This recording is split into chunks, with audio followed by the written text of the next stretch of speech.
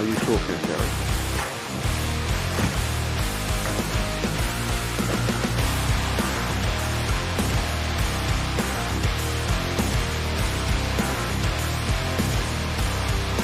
Hello everyone, it's another beautiful day here at Sydney Motorsport Park for day 2 of this great meeting that we've had with the ARDC APC Endurance Series, which ran last night, and that was quite an intriguing race. But today we're back with all the other categories on the track. We're going to start with Formula Open, followed by Formula Vee, SuperKarts AU4, then we get into the RX-8 Driver Cup B.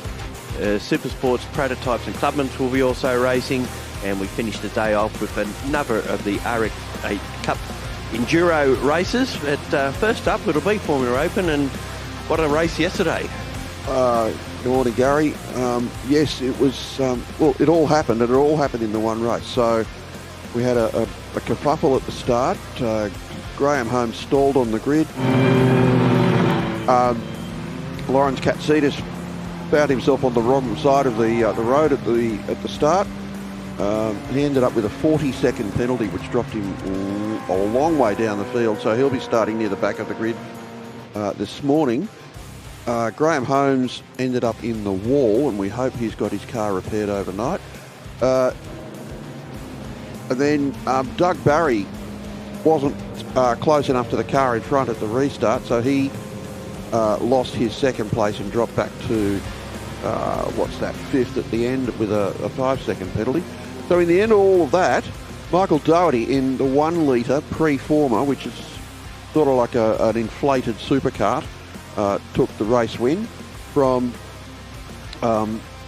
Alex McDonald. Thank you. Who actually won the first race of the first round, which happened at previous meeting. This is round 2 of the series, and Doherty will start this one on pole. Alex McDonald will be alongside of him, and then we've got Rodney Baker out of 3rd, and in 4th on the grid will be the Bennett car. A lot of Formula 3 type cars in this field. There's a couple of exceptions as well. The Nova Proto being, sorry, that's in the wrong category. There's a store I was thinking of. There's a McGall Formula 4, one of the early Formula 4 cars here as well. But as you can see, they're starting to line up, and I see what you're saying about the oversized supercar. Wait till you see it from the side. Like, okay, the theory used to be if it looks right, it might be right. If it looks wrong, it's almost certainly wrong. Well, this just goes and disproves that. It's a very effective little weapon with a motorbike engine and gearbox. And there's Mick Doherty, pride of place, thumbs up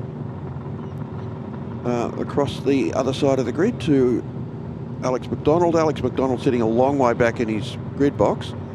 Wouldn't surprise me to see McDonald take the lead into the first corner. Ron Bennett on his own on the second row of the grid. We did see Barry go out, so... Yeah, Doug Barry was behind him somewhere. Oops, someone's having a bit of a creep up there. They're still forming up. Yeah. All right, we look like we're set. Grid marshal. Hang on, no, here comes the recovery car. Maybe Mick Doherty was waving his arms around because he stalled. Well, that'll be a shame if he has. He put up a great show yesterday, a couple of amazing passing moves. No, it's not Doherty, it's someone further back. Yep. Oh, I think it's Doug Barry. It could be. No, it's not Doug. It's the one in front of him. Yeah. No, Rod Baker. We'll look at in the Dallara, Opel Spies powered car. Well, that's rotten luck for him. These cars are temperamental, I think we could say. They're very highly strung. Well, there's a possibility he's broken something in the drivetrain and warm up. Stalling them apparently is the easiest thing in the world. So we apologise for this delay, getting this first race of the day underway. Well, we do get to bring you pictures of a duck. Oblivious to what's going on, naturally. Yeah. Where's that? I was just behind the pits. No, turn 6. Oh yeah, the exit to turn. So anyone comes around a bit wide out of turn 6, we'll have him moving fairly quickly, I would imagine. You'd think he might have to duck for cover. That's okay. When you hear someone say duck, you duck. So I would imagine we'll get another warm-up lap before they get this underway. Okay, that's one for Moxo with the puns.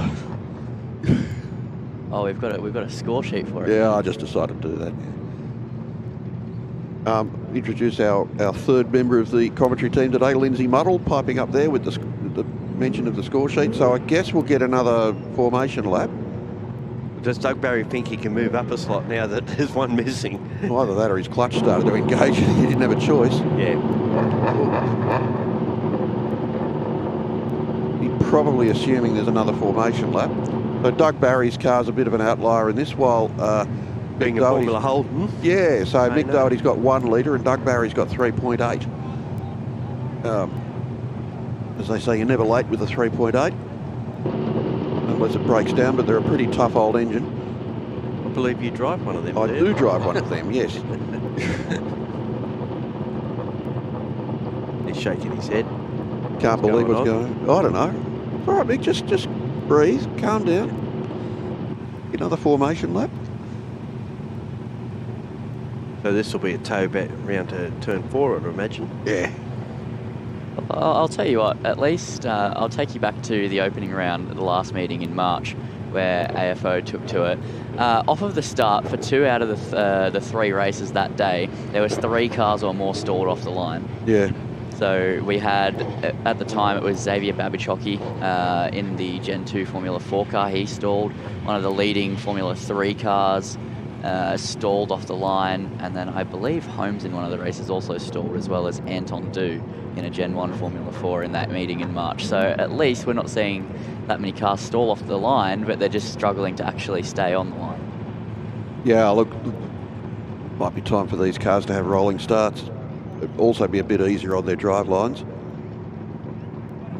They're getting a bit old and a bit temperamental. Anyway, they'll wait till the stricken Rod Baker car comes in the back of the pits, and then they'll set them off for another formation lap.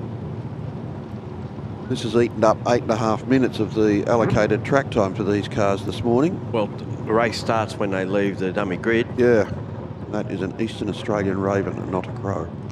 Is that right? Yeah. What we see as crows are almost always ravens. I know they're related to the London ravens around the Tower of London. Well, they're corvids, so it's a general family, and they're also quite closely related to magpies. They're just as smart as magpies, and they can be just as friendly. A lot less swoopy in spring. But they tell me that they do reckon we've got a formation lap now before this one gets underway. So unfortunately, there'll be a fairly short race, the first one of the day. So they'll probably only get 4 or 5 racing laps at best. Or make that 3 or 4. So Mick Doherty's job now is to drive around as fast as possible and hope that the rest of the field keep up with him, so that they don't lose too much time, I guess. But a little bit of dawdling going on back there. So it was Baker, unfortunately, Yeah. not able to make the start. So Rodney will be a little bit frustrated, as you could imagine, and he'll have to soak it up. There's another race at Formula Open later today after the break, so they'll be more than happy to get back out there. So that's not the only performer in the field either. There's another one further back, Shane Barley's car 72. Well, it ended up on fire yesterday. I haven't seen whether it's come round yet. Yeah, it has. It's here. There it is. And same with the Graham Holmes F3 car after Utes down. He knocked a corner off that yesterday at turn 7. Yeah, he's got that car going once again. Luckily for Graham, I believe he is out there. I saw his car put together in the garage just before I walked up here to the commentary box, so he should be all good to go. Excellent news. And there's the the Varley pre-former, and Well, Graham Holmes didn't have a very handy first round. A couple of fifths and a DNF. well, not like him. Normally one of the More reliable cars. yeah, and one of the quicker ones. Anyway, we'll see how he goes today. Shortly, I guess.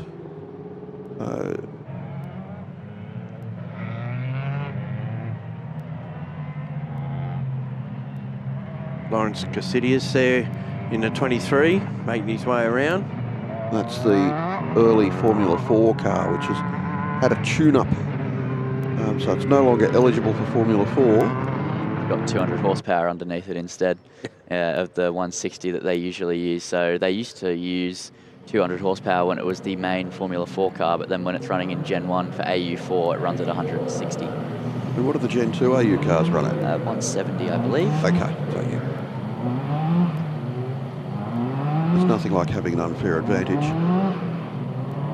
Yeah, so the Tatuses run 170 and normally the Mygals run 160, but Lawrence's car is definitely not running 160 horsepower.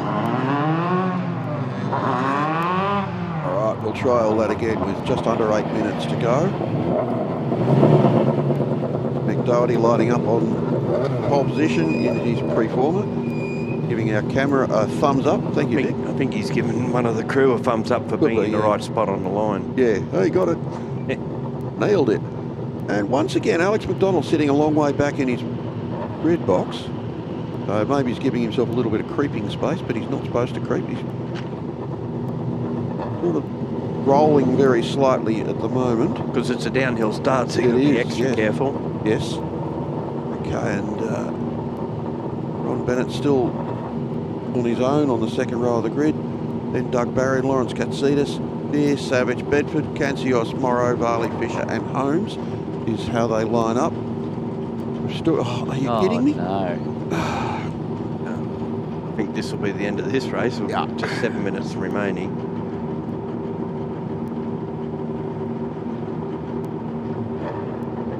That's the 20...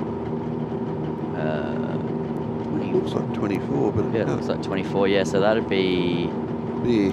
yeah, Nathan Beer in one of the other Dallara F3 cars.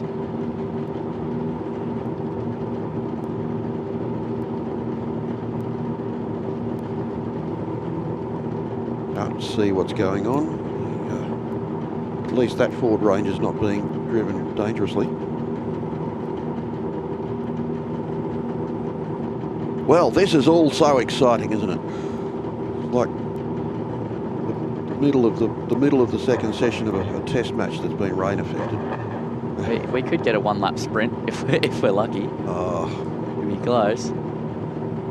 6 minutes left on the clock. there he is again. He's waiting to for the action to start. Yep. I had a friend who was had some chickens and was putting the eggs in a basket on the veranda, and one or two would disappear every night. She put in a security camera to work out what was going on, and it was a raven coming and stealing them.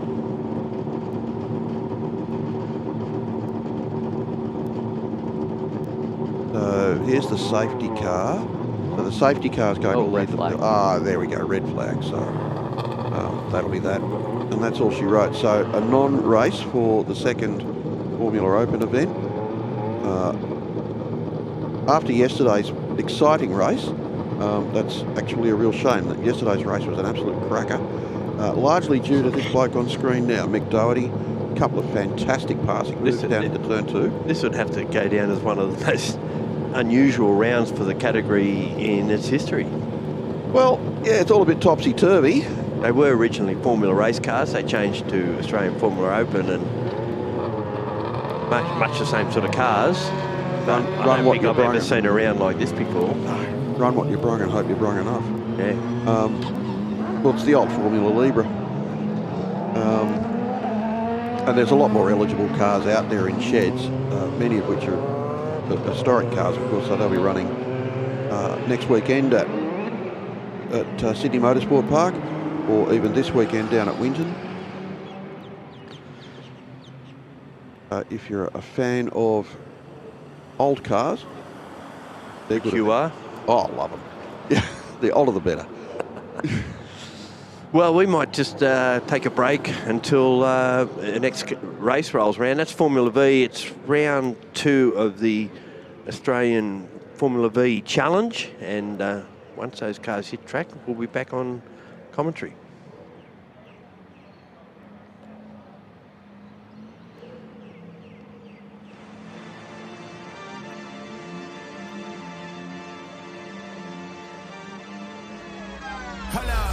Why do they doubt the kid? I'm about to prove them all wrong again. I got a low tolerance, cause they don't even know what the problem is. It's me. You waiting on the boy to fail, then hold your breath and face your death. Cause you play a roulette with each step I progress, no less. Go ahead and place your bets, cause we know where we at, we know we top tier. Cause all the hate that you bring, we know it stops here. I'm taking off like a rocket here, ain't stopping here. It's strange how they cannot see the future, but see profit here. Wait up, we gon' always win. Promise that that's not a promise, yeah, that is a threat. You know that I promise to bring the team commas. When the whole team win, that's when you flex. Win, and I'ma do it again. Watch me win, then watch me do it again. Tell them I can't take no loss. My team hold no L's, no. Aiming for the top, can't make it by myself. I ain't taking no loss. I ain't taking no loss. Look, I'ma always win. I ain't taking no loss. Look, I'ma always win. We already know that we the coldest. Watch me heat it up, let me focus. I'm going toe to toe with foes. I know they notice. Kicking doors, they only hope for closing. Why? Cause they know I go again and go again. And when they get it dry, I'm the one that can make it flow again. Talk to me nice, my team, they ready to go again. Running into us, we'll gladly send you home again. We don't talk, better know the grind, gon' match my walk. I'm a cheat code, I don't take no loss. Making no sense, run up the scope. Cause all I do is win, and I'ma do it again. Watch me win, then watch me do it again. Tell them I can't take no loss. My team hold no L's, no. Aiming for the top, can't make it by myself. I ain't taking no loss. I ain't taking no loss. Look, I'ma always win. I ain't taking no loss. Look, I'ma always win. I'm winning again and again and again, and it's all on repeat. I'ma just sit at the top cause I'm running it, dog. On me, I don't know defeat. Had to get back on the phone. I told them don't play with my name cause I know that it rings. They want my spot at the top with the crown and they ask who's the rocket. I tell them it's me.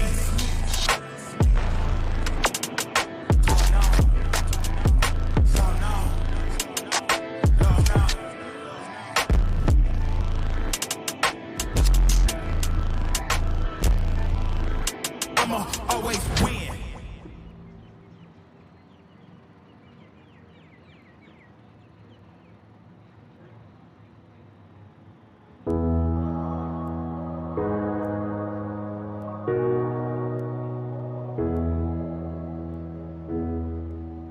I'm sorry that you messed up, but I don't take revenge. I'm leaving with my head up. Yeah, I know I can pretend.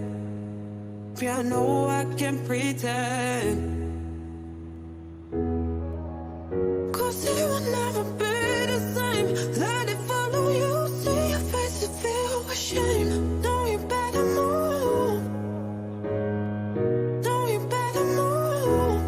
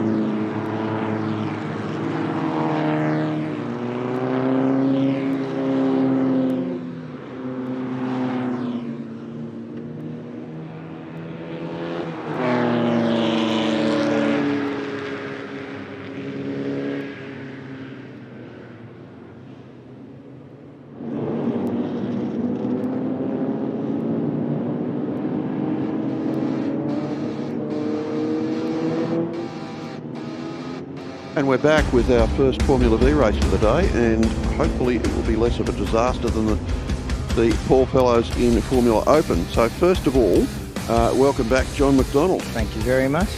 Thank you very much. Obviously, you didn't do too badly. I wasn't locked out of the room this morning. No, So. no, you were just fine. And we are on our formation lap, and on pole position will be Michael Kinsella. Again, after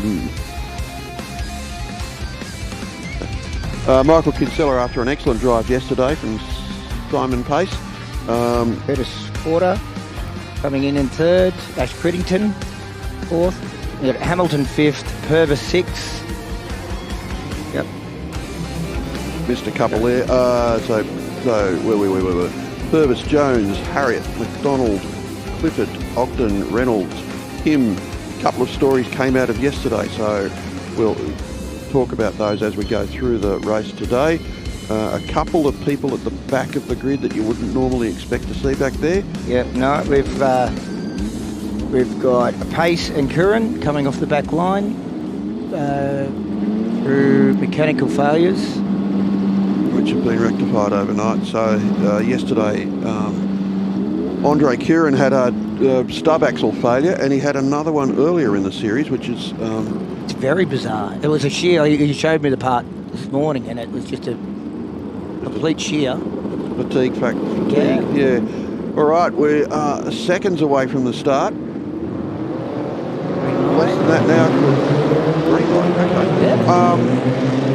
So Michael Kinsella away very well. Simon Pace slots into second, and they're already lining up. We've got a Formula V Crocodile starting, and this time Porter is not going to be left behind. He's slotted right in behind the two leaders. Indeed, the second trio of cars is already towed up behind the leading trio. We're side by side into turn one. A little puff of... Oh, no. We've got two. Oh. So we got Hamilton and... we've got Gary Ogden there. Jones.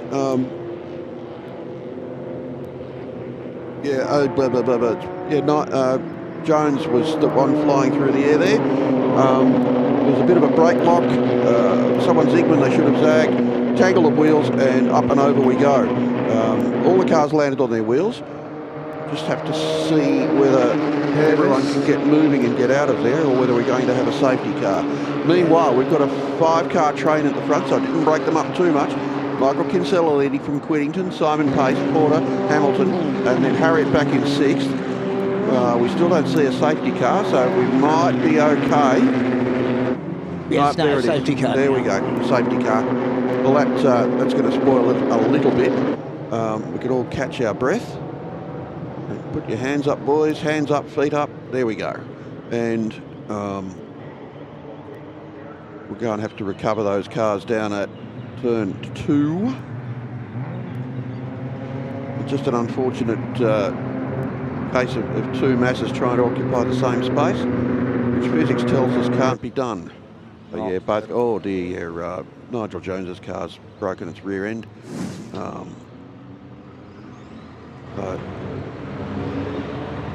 someone's had half a moment here. Yep. Or them steaming in from the back. Yeah, that might have been a little bit ambitious. Yeah. No. So Nathan Jones there, it's coming in a little bit hot, cold tyres, and the gap that was just a little bit too small, and some cars that are a little bit slow in front. Cold tyres, young bloke, went badly. I can see Gary O'Brien to my right here tensing up when I started to say that. Well, all right, so that gives us a bit of a breathing space to talk about. Yeah, so I was keen to see from the back of the grid today, where we had Andre Curtin and Aaron Pace coming through. Aaron has made his way up to 9th. And Andre Curran into 12th, so that's a great recovery. That's an incredible first lap from both of those drivers. Probably helped a bit by this carnivalage down here at turn 2. I mean, Aaron was going to make his way through. He was very quick. Yeah. He was starting like 3rd yesterday. And it was a very unusual problem for him. He had a brake bolt come out on the rear caliper. which sent the caliper went round with the wheel. And next thing you know, it bent the rear suspension. That's what sat him down on the ground and stopped him being able to be flat-towed away. That is weird. Yeah. So here's a replay of the start. Everyone's away cleanly. Look at they're all slotting line. Everyone's behaving themselves the first little bit. It's funny, even at the relatively low speeds away from the start, the slipstream's already working for this second group of 3 cars.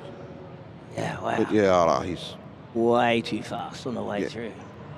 And yeah, I don't know. Yeah, you can't win a race on the first lap. No. But you just lost one. No, and no, that's a shame for. It is. So we'll need a second recovery. Purvis. Hope we've got a second flatbed here somewhere. Probably still in the scrutineering bay unloading the Formula Open cars. Time ticking away here. Yeah, so yes, okay, recap from yesterday, continuing that. Casely and Purvis had overnight repairs after coming together exiting turn 3 on lap 3, so that was a big moment with car doing a big 360 and then rejoining. Brock Hamilton was yesterday's biggest mover. He qualified 14th and finished 5th after a shortened race. It was 6 laps after being scheduled for 8. And this race today might have the same fate.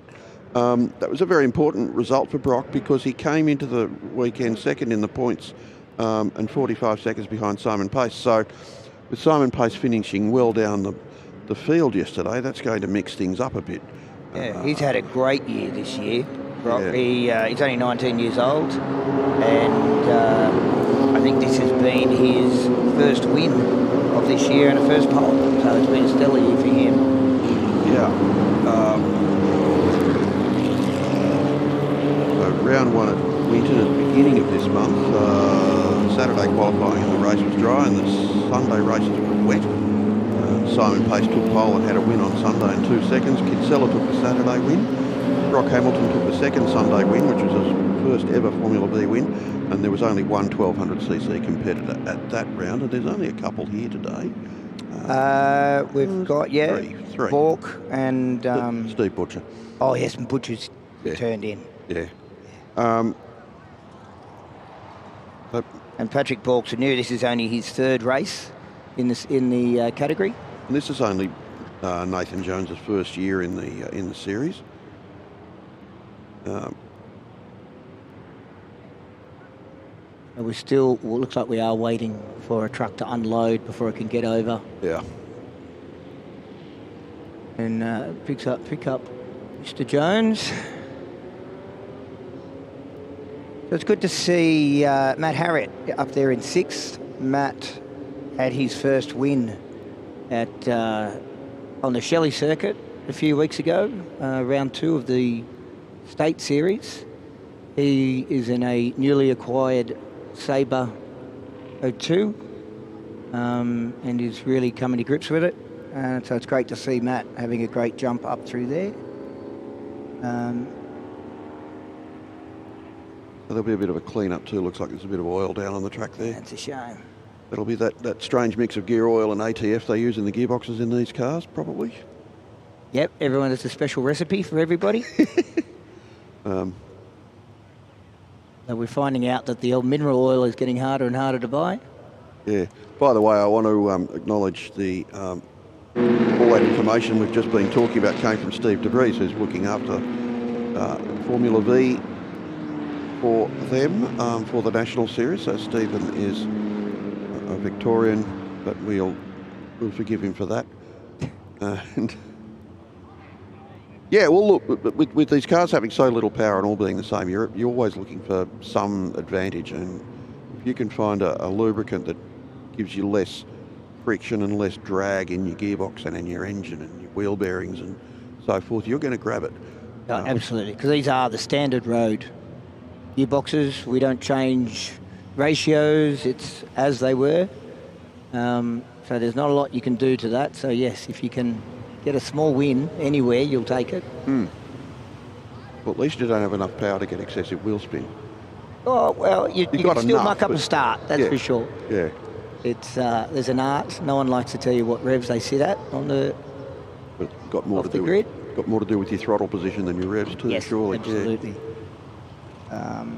And I see, so at the moment we've got Ash Whittington in second position.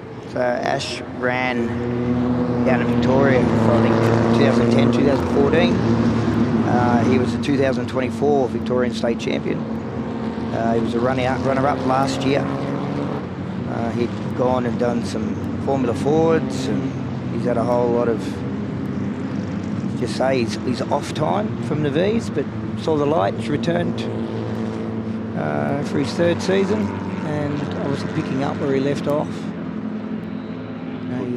Looking there at William Pym, who's a long, he was very badly held up in that first lap drama. No, we're there's a few cars out there that probably don't have as newer tyres as they'd like to have on. Bit of a supply drama at the moment. What are we using this year? So the Dunlops now are being rebranded as Goodyears. Right. But they're going to come out, I believe they're coming from a different factory. And I think getting all that up and running and getting them to Australia has proven to be a little bit too hard. Our January date has well and truly passed us by. I think we're hoping for next month, but yeah, tyres are getting very, very thin. So I was at Damon Beck's funeral a couple of years ago, and one of his children mentioned that the garage was still full of old Formula V tyres. Oh. Perhaps they're worth something again. I reckon you'd get sparks coming off those things. They're just looking at the ARDC logo there, and that reminds us that memberships are open for the Australian Racing Drivers Club. It's got a lot of benefit in being a member, including some reciprocal rights with the National Rugby League. So if you're a league fan as well, like I am and like Gary here is, you can use your ARDC membership to get into selected National Rugby League games. There's also benefits with access to events at this racetrack and other things. So have a look at the Australian Racing Drivers Club webpage and give serious consideration to joining. So we're just spreading out the cement dust here at turn 2, and another acknowledgement to our trackside officials, to the flag and sector marshals, fireys, recovery crews, clean-up crews in this case, do an amazing job, and there's always opportunities to come along and be a volunteer marshal at these great race meetings, and there is no way of getting closer to the cars than actually spending up tens of thousands of dollars and buying one. Yeah, that's exactly right. Yeah, well, hopefully, if we come around, turn 2, this, when we do get going, is going to be a very narrow racing line, unfortunately. But they'll all get a good look at it this time past. I always think that while they're still under the safety car, they should be told to drive through the dust and spread it out a bit. Get rid of it a bit. Otherwise, yeah, you're exactly right, John. The first half of the corner will be a one-lane racetrack. Everyone's having a weave around, keeping some temperature in those tyres. Those tyres are very hard compound, and they take a fair bit of work to get warm. Yeah, and they will drop off significantly. Oh yeah. Well, I guess a big part of the reason it's hard to get temperature is the cars weigh nothing. No. So we have our mandatory weights, 1200s up to be 185 as they go over the scales at the end of a race. The 1600s are 500 kilos. So there's quite a few of the junior boys out there with a significant amount of lead who's bolted in the cars just to get them to that. So is that with driver? That's with driver. Yeah. That's so I'd be over. fine. Sorry? I'd be fine. No, I remember go-karting and a guy used to just go, no need to weigh the cart, and would step on the scales on his own. What, just the driver made the minimum weight? Just the driver made the minimum weight, so... Okay, I feel a little bit better. Although to blow my own trumpet, I have lost 13 kilos since Christmas, so... I don't think there'd be much left of me if I lost 13 kilos. No. Do you actually have to run around in the shower to get wet? Yeah. I've been told. All right, looks like we'll get a restart this time around. A couple of people drove through the cement dust there. I guess getting a feel for how much grip's out there. The answer will be not much. Oh, it looks like lights are out on the safety car. Right, so Michael Kinsella will lead away, and he's going to work out when and where he wants to be first and second. So Yeah, it is actually going to be interesting. Will Michael hold first position? well, will he be bothered if he doesn't? No, true. He had amazing pace yesterday. Yeah. And I was talking to Simon, who we didn't catch, but he made two mistakes. One coming onto the straight, I think on the second last lap, and one into turn 2. He said he was very lucky he didn't run off. Okay, Michael Kinsella's pulled the trigger and gone. So no, he's not worried about. We've got a green flag, and yeah, he's taken off. The safety car's back in pit lane. Thanks to Hyundai for the car.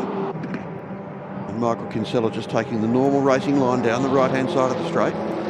Still the fastest way through turn 1. But the fastest way isn't always the best way. And Simon Pace now moving up into second place. Or trying to. He had his nose in front. He's just got underneath Queddington as they go through turn 1. And as they head down into the second corner to Bond Bend, Michael Kinsella very conservative down there, braking nice and early, keeping the car straight. No, we've got some clipping there, deciding he's going to try his luck in the kitty litter. Okay, Simon Pace now right under the gearbox of Michael Kinsella. Yeah. I think Simon is very definite to make amends for yesterday, having led the entire race up until the last metres. Well, yeah, there was nothing in it. It was maybe a metre before the light. It was 0.02 of a second or something. It's astonishingly smooth gap. We got one out in the mulga there. David Paisley, and gathered up, no harm, no foul. Probably gave himself a good scare. Kinsella continues to lead. Nice pace across the face of the corner there. Yeah. Mid-corner speed was excellent. Actually made about a car length on Simon Pace. Simon Pace closes now under brakes. Drops back a little bit in the second part of the last corners, and we'll have about. He's about the perfect distance back for a tow. So yeah, Kinsella now going defensive. So Kinsella does not want to give this away.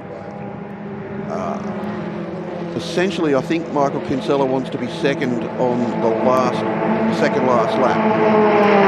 Simon Pace is right around the outside. I keep saying it's fast around the outside. Even that 1 or 2 kilometres an hour, you carry that all the way down to the braking area for turn 2. And Simon Pace manages to get in front. Yeah, he very didn't clever. Really want to be outside coming into 2 with the not with all that rubbish out there, no. But I think Kinsella might have braked a little bit early there to let him go. Kinsella's one of these people who can see to the end of the race and work backwards from it. Yep. Queddington and Porter in 3rd and 4th, a little gap then back to Aaron Pace has made his way through from the rear of the grid. Terrific recovery from Aaron, the son of Simon. He's now past Hamilton in that last couple of corners. Harriet next, then Clifford, and your boy Angus. Yeah. Started 9. Oh, 9. Simon Pace has a 5-second penalty. Oh, this throws a cat amongst the pigeons. So he must have overstepped the mark at probably turn 5. Yeah, he won't be happy with that. Well, he won't know about it until after the race either. No. Well, Simon has fallen foul of that in our last round here, which was unfortunate. There's a quick look in the mirror to see where Michael Kinsella is. And Kinsella made a very good entry to the last pair of corners and closed up a little bit on Simon Pace. We're on the straight now, and so Curtis Porter has pulled right up behind Ash Queddington. Yep. So I wouldn't be surprised if we get a change of position there as they come across the line. Second pair of cars should be able to tow up to the leaders if they behave themselves. And yeah, Kinsella quite comfortably in front of Pace by the finish line. also, Michael Kinsella doesn't know that Simon Pace has a 5-second penalty. Aaron Pace now up to 5th, and Put in a 46.6. That's an extraordinary lap. We must be getting close to... yeah, 3/10 off Darren Williams' lap record. Lap record. Oh, Yeah. There we go. Yeah. I don't know that. It was on the screen here, guys. It's fine. I'm not that good. And Kinsella, small lead over Simon Pace, then Porter, then Quittington, then Aaron Pace. Aaron Pace could probably tow up to these cars. There's only one lap left, though. So we're on the last lap. Michael Kinsella leads. Yeah, he's very wide. Yeah, will he let Simon take him here at turn 8? Quite possibly, yeah, he Pulls does. over. Well, geez, he made it easy. Yeah, I think Simon made Pace it, is hoping to tow up past Kinsella and do as was done to him yesterday. Yeah. Not that it will do him any good. And we've got a slow car in front of him. Butcher in the 1200. So he must have a drama, or must have had a drama. So hopefully he's far enough in front that it won't be an issue. And Michael Kinsella leads onto the straight, but what will Simon Pace do? Let's ignore the penalty for now. in this as well, though. He's Yeah, we're turning left, or we're turning right, we're weaving, we're dodging, we're ducking, and it looks like Simon Pace is going to have his nose in front by the finish line, and he does. No, he doesn't. No, he doesn't. Yep, Kinsella's across the line first from Pace, then Porter, then Quittington, then Aaron Pace, but Simon Pace's 5-second penalty is going to drop him down. Fourth? Was it? No. More than that. Oh, no, I was with yes. Yeah. We're Yeah, 8th. that's the intermediates. Yeah. Well, that's sad for Simon Pace. Although he has, that is his mistake. Daniel Reynolds has set the fastest lap of the race, and he's only a few hundredths away from the lap record. So Yes. 146.39 as against Darren Williams is 146.32, so 0.07 seconds away from the lap record. So Daniel can hang his hat on that. We're coming into the back of the pits. Michael Kinsella's so far 2 from 2. 2 from 2. I'm going to run off and do some scrutineering. So All right, I'll make sure those seals are all in place. that's right. Thank you very much for joining us, John. All right.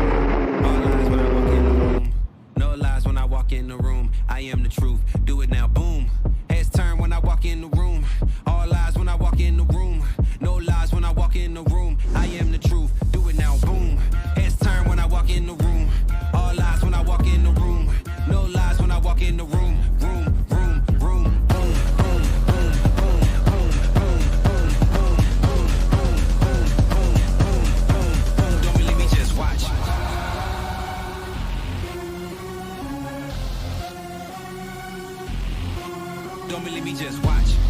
Watch, watch, watch, watch, watch, watch. Don't believe me, just watch, watch, watch, watch, watch, watch, watch, watch, watch, watch, watch, watch, watch, watch. Don't believe me, just watch, watch, watch, watch, watch, watch, watch, watch, watch, watch, watch,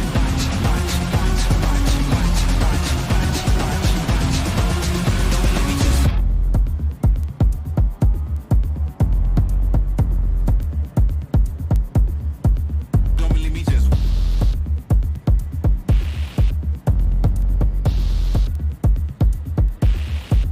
Don't believe me, just. Don't believe me, just watch.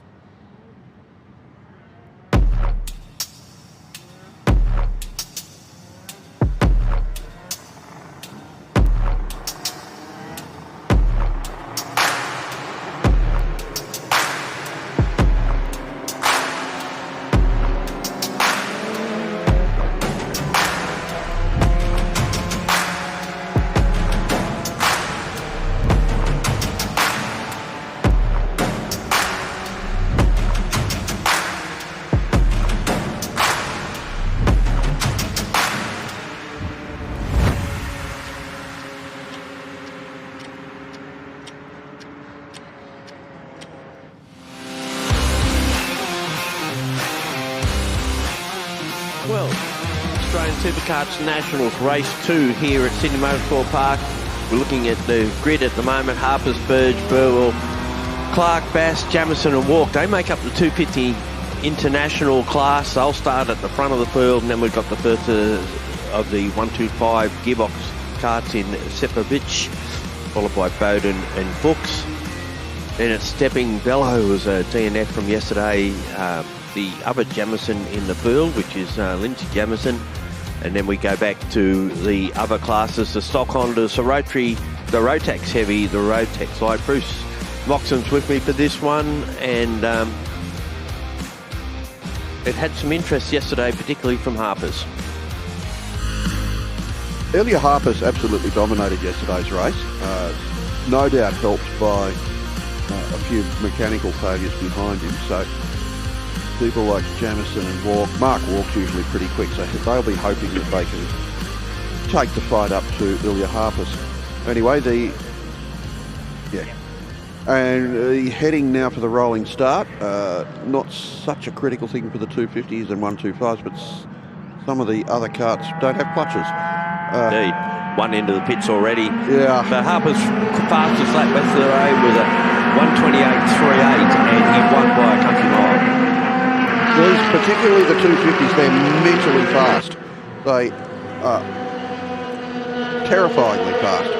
Not so much down the straight, they're quick enough, but around the lap, they're as quick as a sports sedan, with a fairly similar weight to power ratio. We're looking back at the easiest way to tell the difference in the karts is what is the numbers, the colours. If they're an international, they're black numbers on the yellow background. 125 gearbox of white on red. 125 stock Honda, yellow on red. 125 non-gearbox, Rotax Heavy, yellow on blue, and the Rotax Light, red on white. So predominantly at the front of the field, you will see the 250 nationals and already some slowing. But while they are fast, they are fairly fickle. And it's Harper's who leads the way from Burwell in second. Bass holds down third spot. Then it's Spurge, and versus the 125, Sepovic is up to fifth spot already. Vella, who started at the back of the 125s, is up to sixth position, so he's making a good charge as well. Well, Bass seems to be taking the fight somewhat up to Ilya Harper's, a bit under 3 seconds away. As we said yesterday, Harper's was a minute in front by the end. I'll let Bowden into the back of the pits. Russell Jamieson again slowing to a stop. Had dramas yesterday to 250 National. One of the stock Hondas there pulled up as well. These little things, they're quick, but they're so brittle. There's so many things that can go wrong with them. So keeping them on the track is always an exercise. And I guess it's important to have a high level of mechanical sympathy to be able to feel when this is a stock Honda coming to a stop out of turn 5, beg your pardon. And immediately gets out of it and probably can carry the cart out of danger. Can't quite carry it, but yeah. They're an easy push. They're not heavy. You know, 2 or 3 people can lift one up onto a stand to work on it. It's a terrific way of going motor racing on a budget. If you don't mind a bit of bark being knocked off yourself when you come adrift. Well, they wear levers rather than race suits, don't they? So you skid along the ground rather than, Yeah. Seen Cars 3 go through there. Brett Bourville in his Bully 250 International. Right now in 3rd position. The Anderson chassis is the thing to have in the 250s, I'm told. Well, most of them are Andersons. Yeah, there might be a clue in that. Harper's now extending that lead out to about 5.2 seconds. About 220 kilometres an hour down the straight. That's enough. And can experience like at turn 1 of up to 3.5 Gs. Cars produce about 90 horsepower and weigh just 215 kilos. All right, maybe 3 people to lift it up. There's Lee Bella in the 125 gearbox kart, currently 2nd in class and running 6th outright. And been a very strong New South Wales competitor for a long time. Oh, he's very quick, very quick, and because we don't have many 250s running in New South Wales of late, he's been one of the very for the 27. That's Brett Burge. Yeah. He was 2nd across the line yesterday, but having dramas here today. Going by the P plate on the back of his cart. He's a relative newcomer as well. He's just going to roll down into the back pit gate. Yeah, it's puffing more blue smoke than we're comfortable seeing. He's just going to roll into the back gate. Not even going to roll make the gate, yeah. So the fire's gone out there. So that puts Matt Bass up the 2nd spot. He was a DNF out of yesterday. He's ahead of Burville. Sepovic now off the 4th spot. The way these are going, he might end up 2nd. Ilya Harpers continues to lead, and he's just 9.7 seconds in front after just 2 laps. Sounds healthy, doesn't it? Sounds crisp and healthy and runty. Well, he's been around 250 International for a long time. Has won the title, I think, in the past. So this is interesting. The theoretical best lap, if Ilya Harpers has the fastest sector times on all 3 sectors, and if he put them all together, I beg your pardon, he has broken the lap record. Well, 127.7540. So, which has stood for 16 years. By Warren McElveen. Warren McElveen was absolutely amazing in these things. Warren hails from Tamworth, used to travel down here and blow everybody away. So, Ilya Harpers, take a bow, mate. New lap record, and looks like he's still sort of on it. He's only a 10th away on each of the first, about 2nd away on the 2nd sector, but a 2nd away on the 1st sector. You can see how taking it easy, is he? No. You can see how physical these things are to drive. He's being bounced around in that cart, or on that cart. I don't know. A lot of your steering is how you move your weight around in the cart. You can adjust the handling of these things by moving the seat around, raising, lowering, moving it forward, backward. While you're racing. Hey, not while you're racing, no. Glad you clarified that. Yeah. Hard to not lose the 10mm socket when you're racing. He's coming into lap traffic already, and he's only on the 5th lap. Okay, and he's cracking on now. So with 4.5 minutes to go, he's at 14 seconds up the road from Matt Bass. Burville in 3rd, Sepovic in 4th, Bella, then Bowden, Fuchs in position 7, Stebbing in 8th, Clark in 9th, and Dos Santos in the stock Honda rounds out our top 10 at the moment. We were talking a minute ago about Lee Vella. I just wanted to give him a pat on the back for the livery on his car. It looked fantastic. Well, they were always green before, but now he's gone sort of a multicoloured look, and he's only 1.2 seconds behind Sepovic at the moment as well. Yeah, and that's for the class lead in the 125 gearbox class. But he did have a DNF yesterday, so on accumulative points, he was has a bit to pull back. Yeah. This is an extraordinary performance from Ilya Harper, so she comes around to complete the 5th lap. And can he go faster? He's backed off a bit. He's a second or 2 seconds away from his best time on Proto. Only a 1:31.25 on that lap. Yeah. Only. Yeah, only. Here we have this battle for 125 gearbox. Great lock up there somewhere.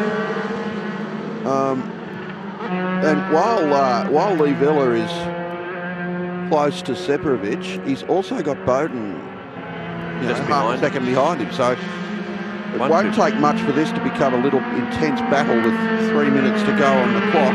I think it's already an intense battle, isn't it? Well, I'm sure they're all driving their backsides off, which in these things is better than rubbing your backside off when it drags on the ground. You're not far off it, eh? No, they're not. No. Sort of your freckle's about half an inch off the ground. And I once got offered a race drive in a 100cc car at Phillip Island by first answer. Change your position going into turn 2. But my answer was 2 words and the second word was no. Bowden got past him, but Vella's got the spot back. Yeah, a terrific move. Both of them. Bowden got past Vella between turns 1 and 2, towed past him, and then Vella said, "No, you don't." Got under him on the way out of turn 2. Did the old over and under. What it does allow is Separovic to just get away from it just a little bit. Yeah, well, these guys don't have mirrors, so you've got to. You almost instinctively feel another cart behind you, or you can sometimes hear them coming. And Vella's really flying up now behind Separovic. Got a run on him going over the back of Corporate Hill and down into the hairpin. You're going to make the move here, not quite, but geez, certainly close enough to put a move on. Have a look at their straight line speeds. Separovic 182. So yeah, Vella's giving away 5 kilometres an hour down the straight to Separovic, and more so to Bowden. Yeah. Yes, indeed. That'll be a bit of toe in that as well. Notice there's no wing on the rear of that cart, but there is on the one in front. That is a wide livery on Lee Vella's cart. Now he's in the toe. Oh, can he pull past? Not yet. I don't think he's got enough to pull out and pass 183, 184. So they're not. Oh wow! Right round the outside. Oh well, Bowden took them both. I'll have that.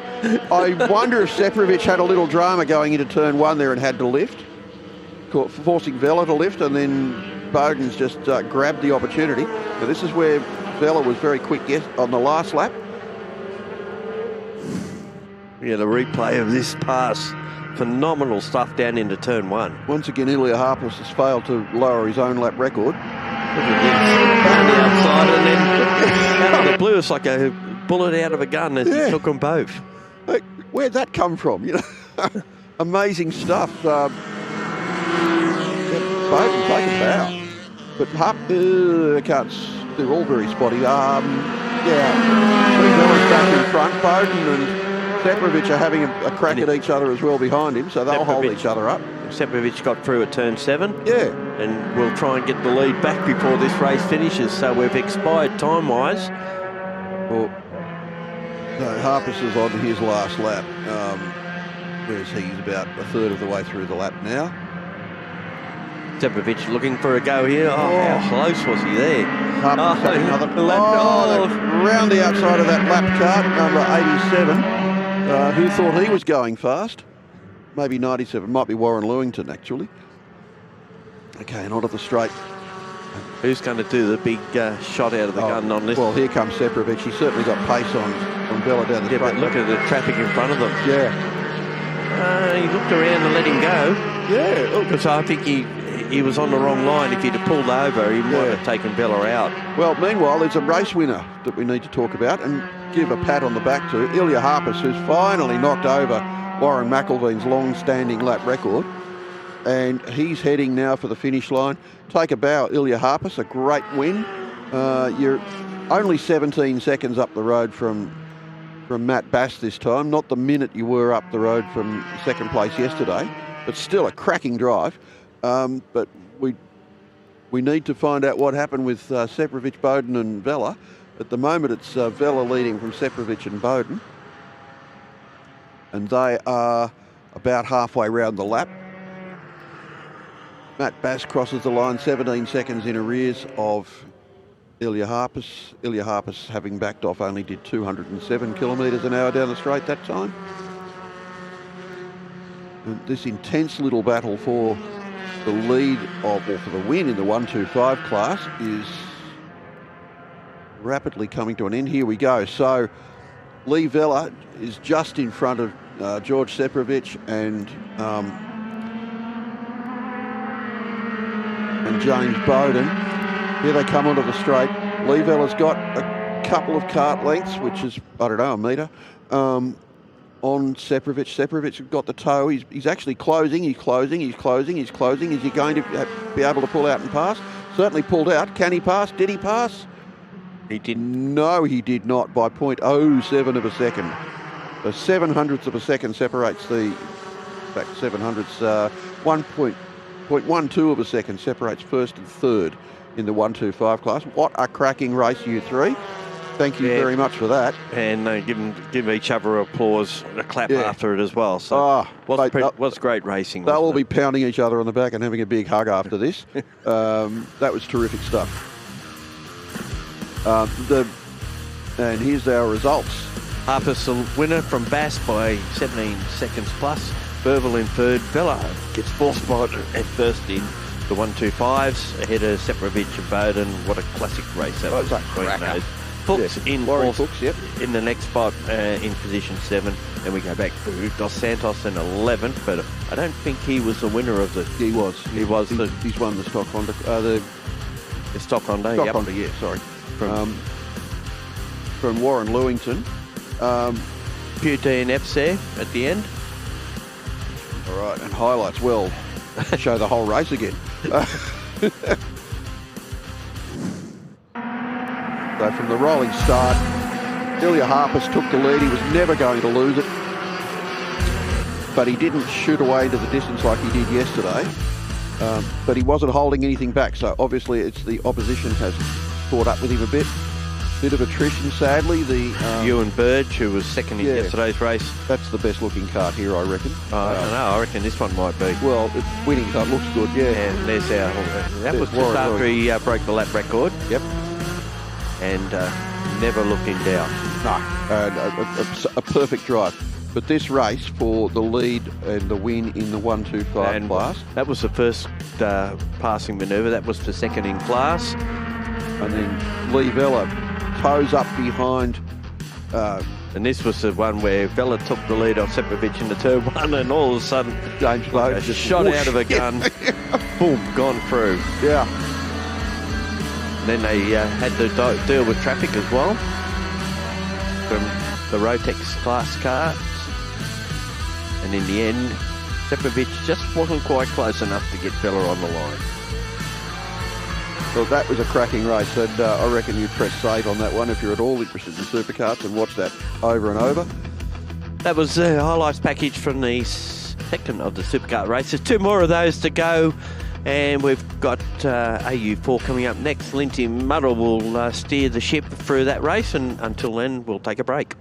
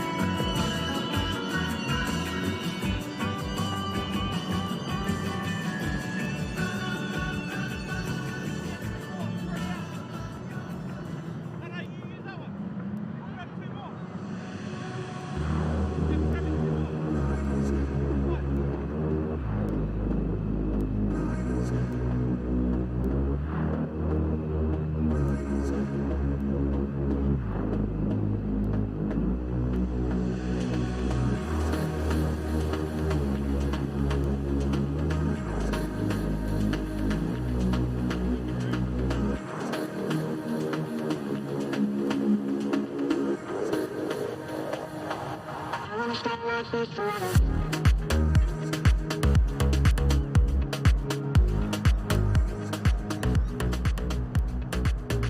this one, he says.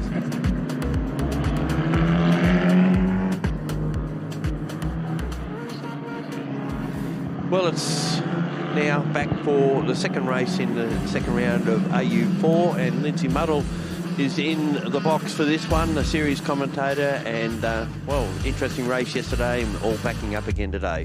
Yeah, race one was absolutely fantastic, but let's take a look at the starting grid for race two. So Jensen Marold lines it up on pole position after setting a new race lap record yesterday. Marco Manson is in second position on the front row. And then you have Brock Burton and Xavier Babichocki starting alongside each other in P3 and P4. Then you have Will Beck, Diago Stewart alongside each other. Then you have Lana Flack, Luca Casolo, and then Angus Bales and Jamie Lee Sue rounds out as we head onto the second page now. Anton Du rounds out the Gen 2 grid here today, and then Kobe Wilson, after knocking out the win by 9 seconds yesterday in Gen 1, will start it off pole position once again from Lewis Gotch. Then you have Jackson Culver, Martin Dudley, and Rugby Mangan, who I caught up to yesterday after his pull over to the side of the road. There was a sensor issue that caused that, so he will have to continue and make a charge through the Gen 1 category today. But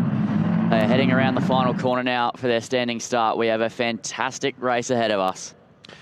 Yeah, one penalty out of yesterday. I did see there car 12, which was the Jackson Culver entry exceeding track limits. Was that one? No, it was actually, I thought it was, but it was for being alongside Lewis Gotch on the safety car restart. Yeah, easy to restart infringement. Yep. So they like to call it. So as the final few cars line up on the grid, Jensen will be looking to get a better start than yesterday. He bogged down quite significantly, and Marco was able to jump him. It would have been a really titanic fight between the two of them had Marco Manson not then run deep at turn 2, allowing Jensen to retake the lead. But all the cars are lined up. The green flag has been flown. So the 5 red lights will get ready to illuminate here in Sydney Motorsport Park for race 2 of the AU4 Championship.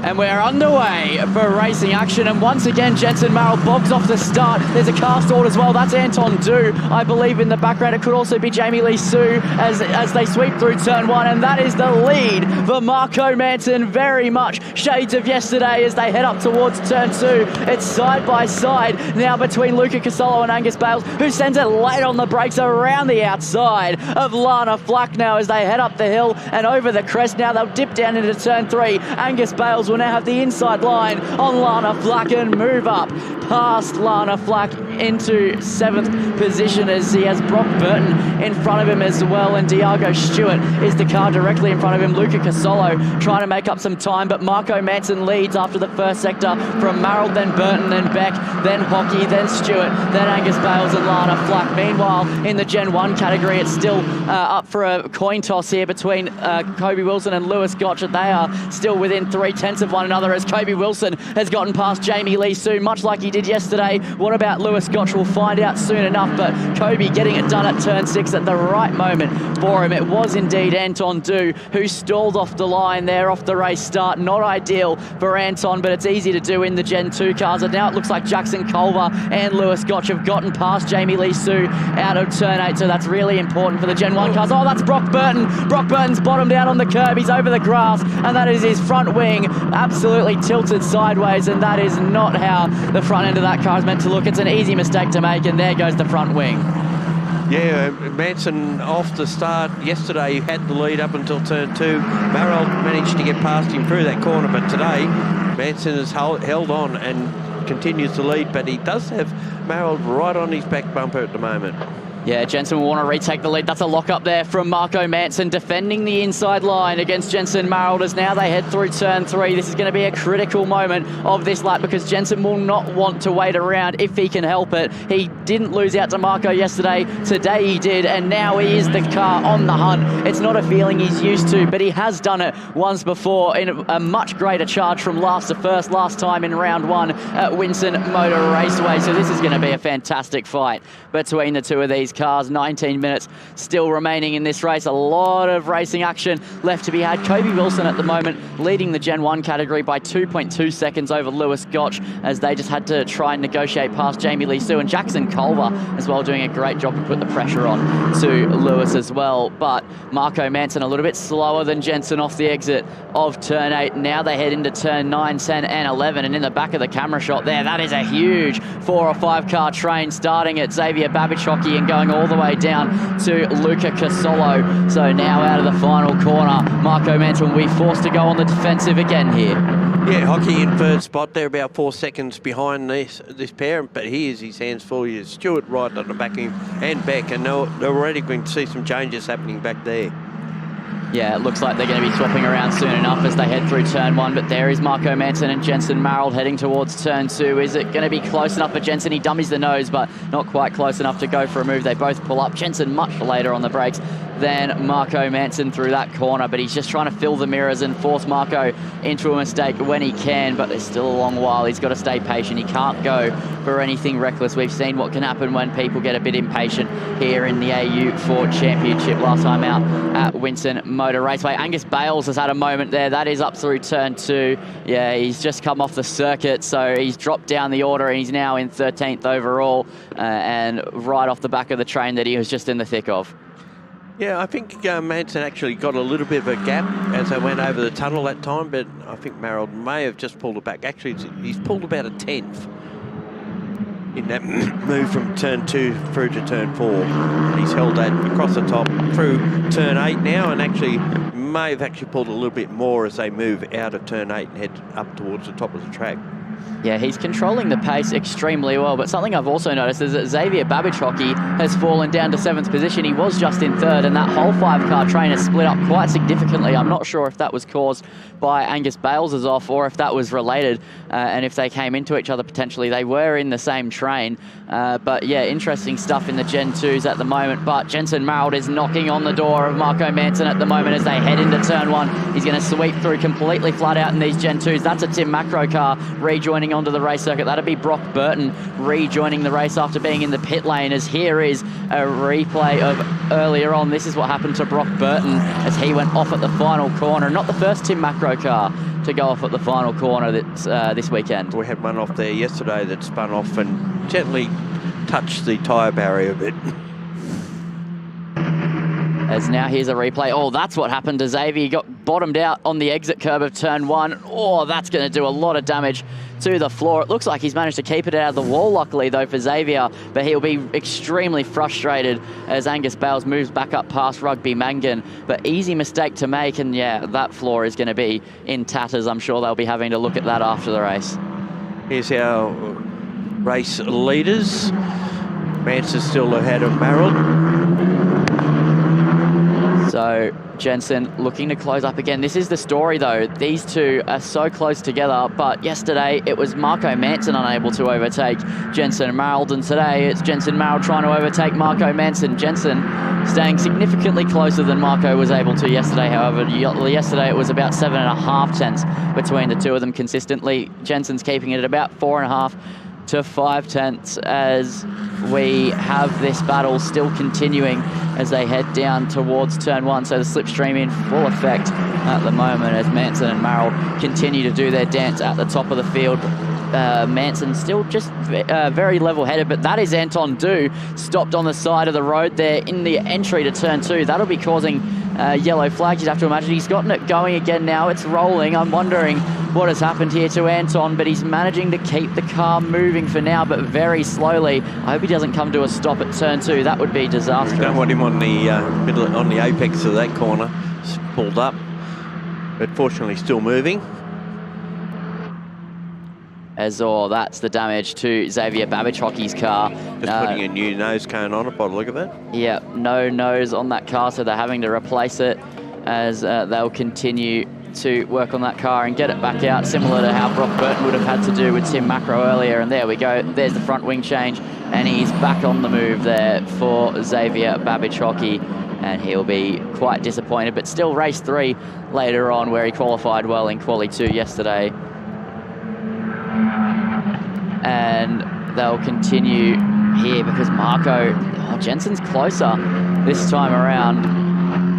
And as they head onto the straight, never mind, Marco Manson got a fantastic run. He's actually 6/10 of a second. That's the biggest gap he's had. Yeah, he got a fantastic run. It looks like Jensen closed the entry, but then on the way out of the corner, Manson got a brilliant exit. Still, we got Stewart in third spot now. We did say there was a battle going on for third spot between three of them, and he leads Beck by almost a second. Casolo in third. Now we've got safety car. That'll probably be for the number 88. Yeah, he was stopped on the outside of turn 2. He wasn't able to get it any further than that. So the second race in a row we've had a safety car caused by Anton Du, unfortunately, as that looks like there's a front wing on the side of the track on the exit of turn 3 there as well. But safety car boards and flags with 13.5 minutes remaining. Luckily, he stopped on the outside concrete. It shouldn't take too long to recover that car. Yeah, fortunate enough to get it off the inside of the corner onto the outside. But Manson's doing the right thing here. Had a race win down at the first round at Winton. Marold got 2 race wins down there. So between them, they've been the ones that have dominated the series so far. And there's a wayward wing just sitting off to driver's right after the crest of the tunnel. Likely Xavier Babichokis, if I had to take a stab at that, because not Angus Bales, Brock Burton's came off at the final corner, and Xavier's the only other car that's lost their front wing. So that is likely his. But this is going to be a great safety car period, because this bunches up the field that was just spaced out due to a plethora of small moments, and now they'll be back together, back in the fight, and that train for third position is going to be all back together again. So now looking at Diago Stewart currently running in third. Will Beck is right behind him. So can Will claim another podium here in the AU4 Championship? He claimed one last time out at Winton Motor Raceway, and now in Sydney Motorsport Park he's trying to do the same thing again. But another implication of this safety car is the fact that the Gen 1 category or class is going to be supremely close together. We're going to have Kobe Wilson, Jackson Culver and Lewis Gotch all knocking on each other's doors. And Jackson Culver's actually split the middle. I didn't realise he'd gotten past Lewis Gotch, but that car has been quite pacey. We saw him knock out 2 wins in Winton Motor Raceway. He didn't get race 1 here yesterday, and he's trying to rectify that. But it's been a supreme job from Kobe Wilson this weekend, supreme pace, and I wonder if he can hold on or if Jackson Culver's just going to have a little bit of a go at him. Yeah, it'll be interesting to see. We'll still get plenty of race laps in once this safety car period's over. That we will, as at the moment this season. So we have Jackson Culver on 2 wins, Kobe Wilson on 2 wins. Jensen Marold holds 3 of the 4 race wins at the moment. However, that could change here, and it could be 2 wins for Marco Manson after this race. And the championship looking quite close as well, but I don't have an update after yesterday's race. I wasn't able to catch up the points, but it is 25 points for a race win, so that'll leave Kobe Wilson on 88 points at the moment, or 89, sorry, because he got 91 because he got the 2 pole positions as well. And Jensen Marold will be on 87 points as well after yesterday, and I think he got fastest lap as well, so 88 points for Jensen Marold up the front of the drivers' standings. So this safety car has actually helped Hockey and Burton, who have had to make pit stops to effect repairs, and have managed to rejoin. Well, actually, Hockey's still on the lead lap, but Burton's lost a lap. Yeah, Burton has lost a lap. I wonder if he's going to be able to get that back, because we actually have had some first warnings for track limits here in this race, and that's for car 6 and car 4. So that's Kobe Wilson. He needs to be careful with his track limits in car 4, as Rugby Mangan and the 28 car of Will Beck all have track limits warnings in this race. It's only a first warning though. I'm of the belief you get 3. Yeah, 3rd strike, you're out. Yeah, 3rd strike, and you'll get a 5-second time penalty. But we're about to go racing once again here in the AU4 Championship. Safety car boards have gone away. The safety car's pulled into the pit lane. So when does Marco Manson take us? Green flag running again here at Sydney Motorsport Park. Jensen went really early yesterday. Marco Manson waiting around a little bit longer. He's going to go all the way to the line by the looks of it. They're sitting in a single file train. It looks like a train on the tracks at the moment between these cars, all reacting to one another as Marco Manson goes now, and we're back underway for racing action here in AU4. So can Jensen Marald do anything about it to try and retake the lead? No, Manson got the restart really well, and in fact it looks like Brock Burton and Diago Stewart, they're going to have to swap around here in the Tim Macro cars, because Brock is a lap down, but it doesn't look like he's going to, as that was a lock-up up the front from Marco Manson. So the two Tim Macro cars potentially running into a bit of strife here. Brock a lap down, Diago trying to fight for third position, has his own teammate in front of him, so he's going to have to get out of the way surely here, as Will Beck is also under pressure from Luca Casolo at the moment as they run up through turn 4, now through turn 5. The aero at full load in these things at the moment, as Marco's got a fantastic restart, 4 tenths clear of Jensen Marald, now 5 tenths between the top two runners at the moment as they head out of turn 6, and it looks like Casolo's got a brilliant run on Will Beck, who's just wrestling the car a little bit, as Angus Bales has now put himself between Kobe Wilson and Jackson Culver, but he'll be trying to look for the overtake on Kobe Wilson anytime now as they head into turn 8. So the implications for the Gen 1 category is going to be quite severe if that move is not done in a patient manner, but it looks like Angus is waiting for the straight. Yeah, Manson with Tim Macro Racing, Marald with AGI Sport, and then in third spot at the moment, Stewart also. Tim, and one off wide there. Oh, he's lost carbon fibre there off of that AU4 car. And again, the final corner, catching out a lot of these Gen 2 cars. It looks like they take too much of that outside curve. The car bottoms out, and then they're just a passenger. Yeah. For sure. Oh, Gen 1 in the background as well. They're not quite in the camera shot, but I saw it in the corner of my eye. Kobe Wilson and Jackson Culver were side by side heading into turn 1, so that could be a change for the lead in the Gen 1s. We'll keep an eye on that one as we continue to watch on this battle with Manson and Marald as they make their way out through the end of the first sector. This has been fantastic, and Marald looking like he's on a bit of a prowl at the moment. Now within 3 tenths of a second, he's even showing the nose here at turn 4. He's got 7 minutes longer, plus 1 lap to try and take the race lead to claim his second race win of the weekend. He currently holds the fastest lap of the race and just did a new fastest first sector here at Sydney Motorsport Park, so he's going to be looking to push it faster and faster, as that was a lock up there from Marco Manson through turn 6. Now they head down towards turn 7, and Jensen Marald is right behind him as they head into a key overtaking zone of the lap here at Eastern Creek as they head into turn 8. Not quite close enough there for Jensen Marald, but it puts him in prime position to slipstream Marco Manson all the way down the straight. Yeah, just less than 2 tenths of a second between them. It looked like he may have just got that little bit of a break after being so close to turn 6. Another little lock up there at turn 10 for our race leader.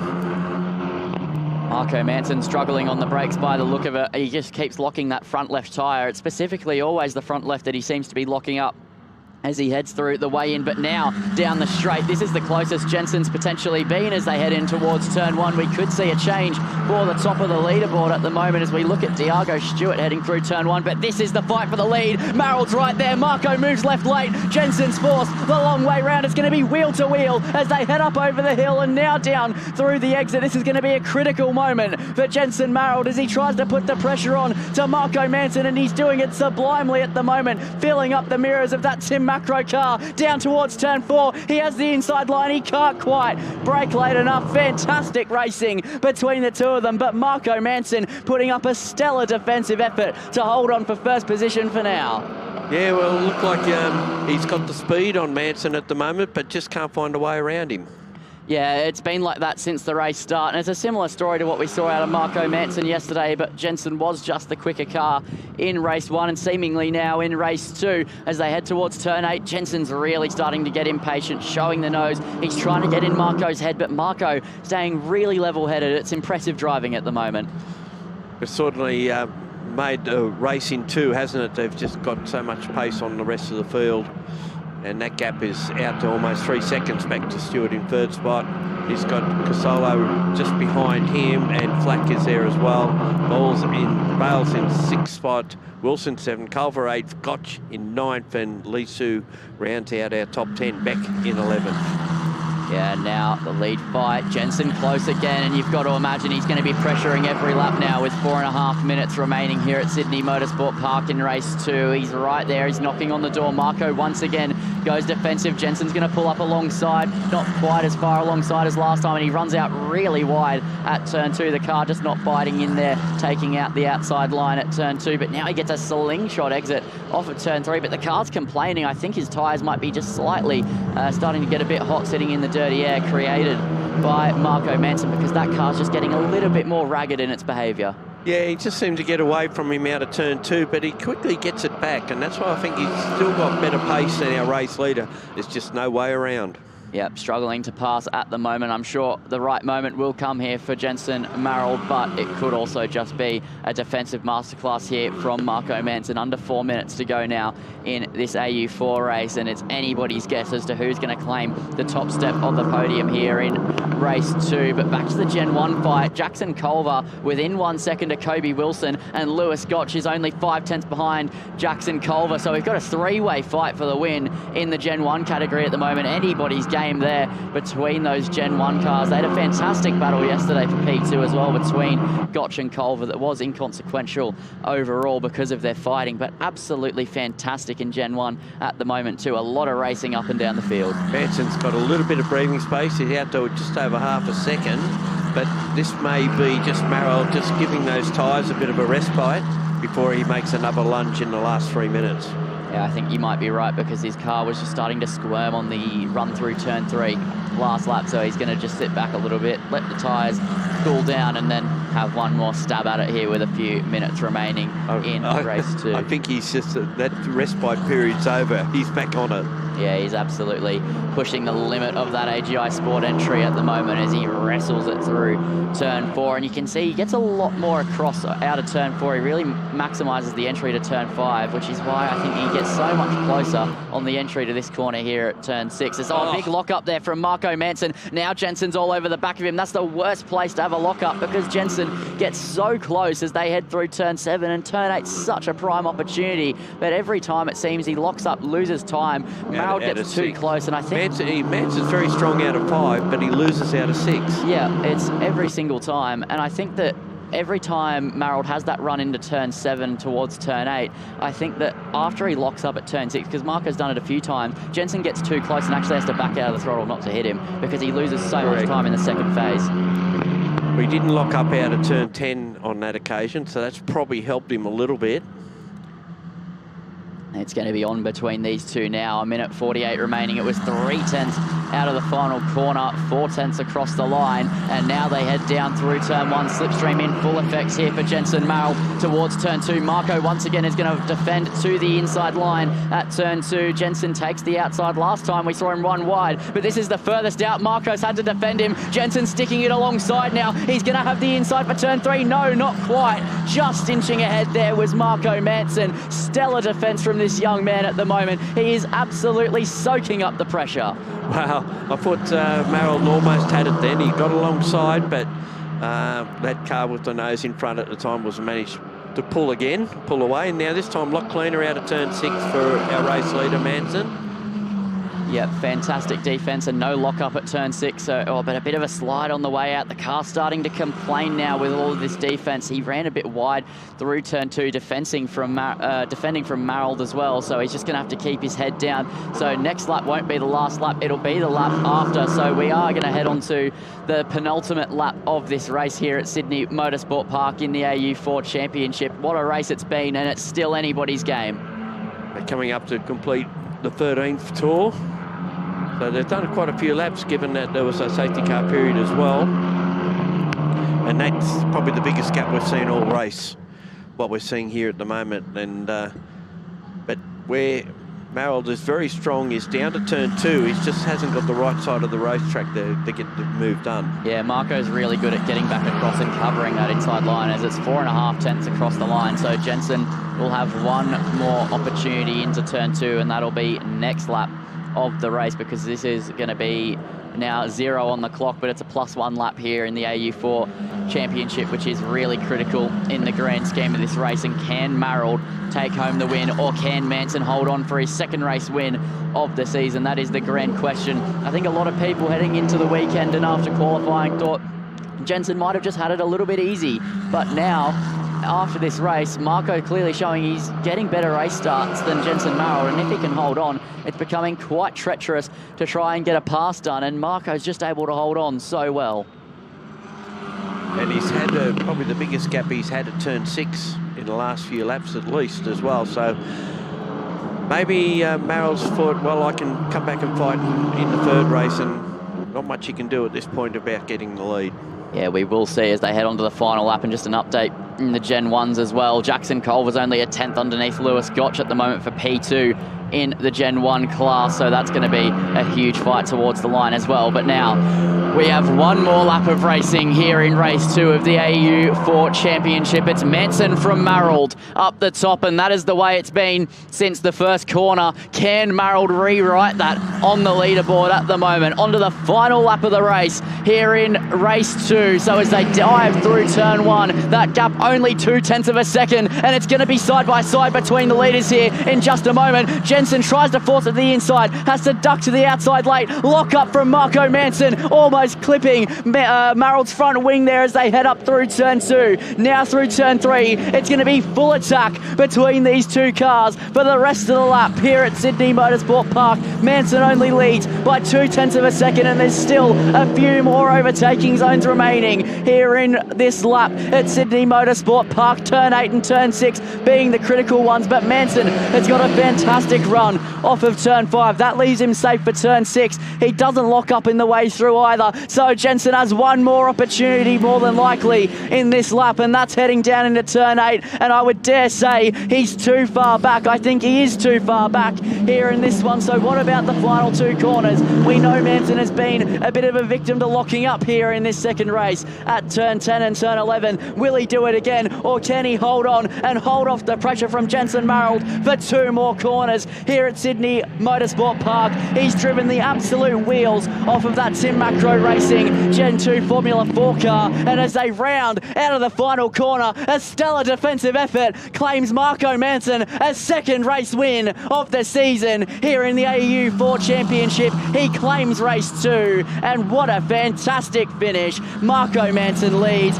takes the win over Jensen Marrold. Diago Stewart comes home, rounding out the podium from then Luca Casolo, then Lana Flack, and Angus Bales will come home in behind him. What a race that was. Certainly had a lot going on, a very intense rivalry between those front 2 drivers, also the 2 teams that they represent as well. Yeah, and Kobe Wilson crosses the line to take 2 for 2 this weekend and up towards the line. It's a drag race, but Lewis Gotch just able to hold on in the Gen 1s over Jackson Culver to make it another AGI 1, 2, 3, because they are the only teams with entries in Gen 1, of course. But Kobe Wilson taking the win again from Lewis Gotch, then Jackson Culver. Fantastic racing in the same order that they finished in yesterday, but Culver's just getting closer and closer every race to claiming that second place or potentially higher in the Gen 1s. Certainly very intense in the Gen 1s, and I think the Gen 2s could have been a bit closer if we didn't have a few cars going off. Here are the results, and you might just run through them quickly. Yep, so Marco Manson knocks out the win here in race 2 from Jensen Marrold. Then you have Diago Stewart, then Luca Casolo. Lana Flack takes home an impressive 5th position for F4 Racing Australia. Angus Bales takes home 6th. Kobe Wilson knocks out the Gen 1 win, then Will Beck 8th overall. Lewis Gotch comes home 2nd in the Gen 1s from Jackson Culver, just about by 0.2 over the line. Then you have Jamie Lee Sue finishing 11th overall. Rugby Mangan able to finish the race here today. Xavier Babshocky will be so disappointed after he's off at turn 1. Then Martin Dudley, Brock Burton and Anton Du, the only non-finisher in this race. We should have a quick highlights package from that race, and certainly had it going on at the front of the field. Yeah, so that's Marco Manson getting the lead off of the line. Jensen Marrold needs to work out his race starts ahead of race 3 because he's just lighting up the rear tyres every time. And then this is when Angus Bales centred around the outside of Lana Flack. That's the off from Brock Burton that caused some damage to his car, and I'm sure the underfloor wasn't a fan of it either, so he'll have to get that repaired in between races, but we've got a few hours until the final race of the weekend of the AU4 Championship. This is what happened to Xavier Babichok. He just wide off of turn one, car bounces over the curb, lucky to keep it out of the wall there for Xavier Babichok, but it just about works out for him. Then we had the safety car because of Anton Zhu, and then Marco Manson led a stellar defense as Will Beck went flying off the road at the final corner too. Carbon fibre coming off of that car as well. He will be slightly disappointed with that. And then this is when it started to really get intense between Marco Manson and Jensen Marald side by side through turn two, several laps in a row, but Jensen just couldn't quite get it done to make it 2 wins on the trot here at Sydney Motorsport Park. Marco Manson once again ruffling the feathers here of what was alleged to be Jensen Marald's season to knock out every race win. It's not gone that way. Certainly now they're 2 and 3 respectively in race wins this season, and he was probably the last chance that Marald had to try and get by, and he got alongside, almost pulled it off, but unfortunately from Marald and fortunately for Manson, he was able to regather that front running, and from that point, even though he had a couple of brake lockups, Manson was able to hold on. Yeah, and what a fantastic bit of racing that was out of AU4. But that has been AU4 race 2. Race 3 will be later today to wrap up the weekend and crown the overall round winner. I'll tell you what, that race is going to be really close. Well, we've got Prototypes, Supersports and Clubmans coming up for their respective rounds. They run together, and we'll be back shortly when they hit the track.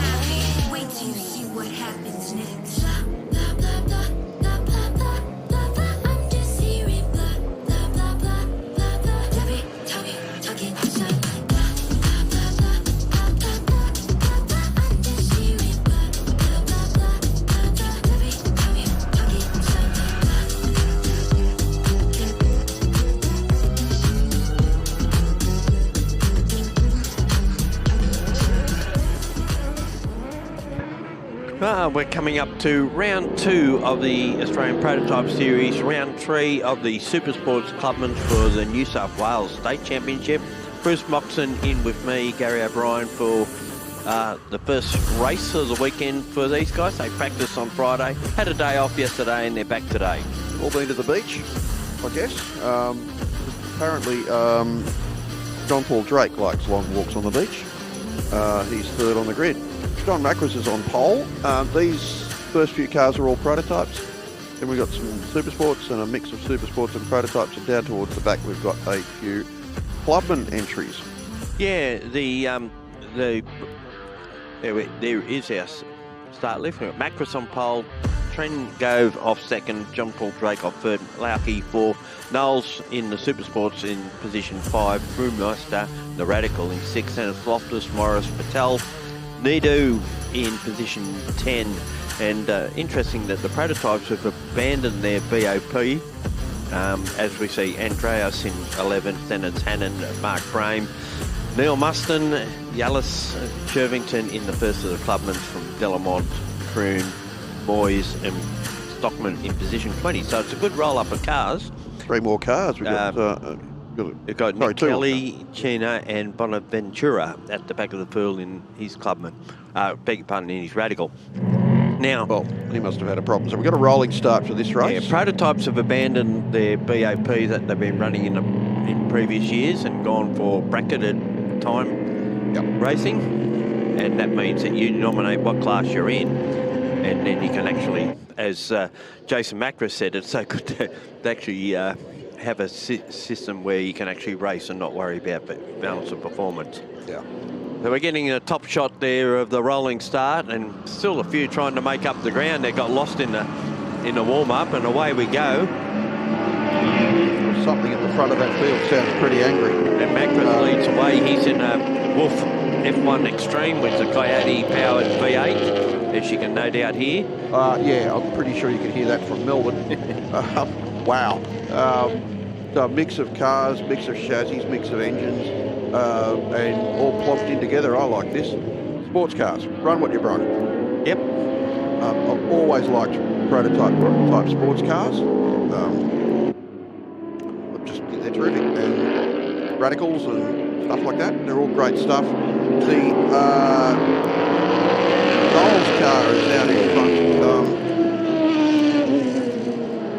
Leaping on Terry Knowles in the Prague PT1, so that's it. Knowles, so just a timing glitch there. Yeah. Oh, okay, it's 2 years. It's still Jason Macris, so where's Knowles? Well, he'd have probably taken that. He was leading very briefly. No, he wasn't in front at all. No, yeah. So we've got in the field at the moment, we've got the leading car, which is a Wolf Formula F1 Extreme, as is the second place car. And then we go back to in first spot is Brent Gove in his Aprilia powered car, so that's a he's down on power compared to those front running cars. He's down about 6 cylinders on them too. That's running an Aprilia motorbike engine, and they're a V-twin, I think. That certainly sounds like a V-twin as it goes past our camera. Like then Neil Muston's Radical, and that's the bigger engine Radical. That's the SR8. Yep. Neil has been a regular in these cars for several years now, having run in a GT3 Porsche for a time. Some cars here chain driven, of course, so motorcycle engine cars, and then you've got the more traditional driven cars like the Coyote powered cars out in front. So it's Macris leading the way from Drake in second. Then it's Tengove third, Lauke fourth. He's in a Wolf as well, but he's in a turbo Peugeot powered car. Then we've got Muston in fifth, Brewmeister in sixth, Andreas has moved up a couple of spots to seventh, Patel in eighth. Mark Brame has upgraded his car from just a SR3 to the SR3 XS, I think they call them, the latest configuration. Nick Kelly in 10th, and he's in the Nova Proto, the turbo Renault powered car. Basically, the rear of that car is all Formula Renault, and they just put a chassis around it, and away they go. There's a bodywork. Pretty darn sophisticated cars. I'm loving Jason Macris's Wolf F1 Extreme. That looks like a complete weapon. He had a bad run here last year. this car when the engine swallowed a valve. I had to wait for another engine in a box to come from America.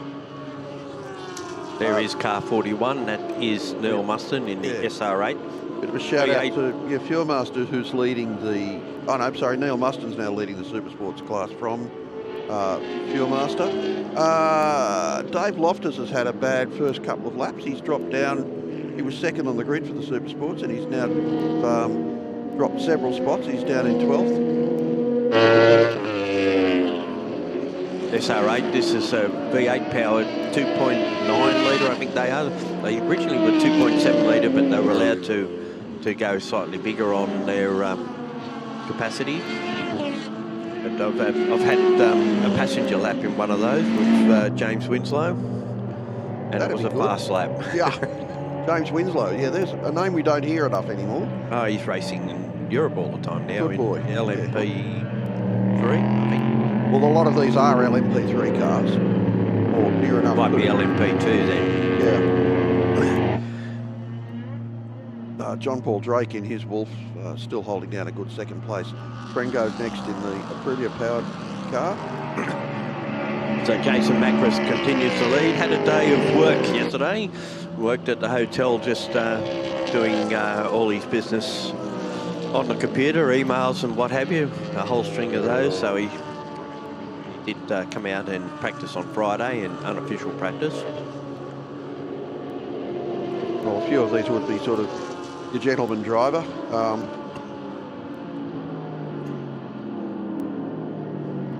Paul Trengrove reckons his car's underpowered. Well, maybe, but it's also Lighter. Very light, yeah.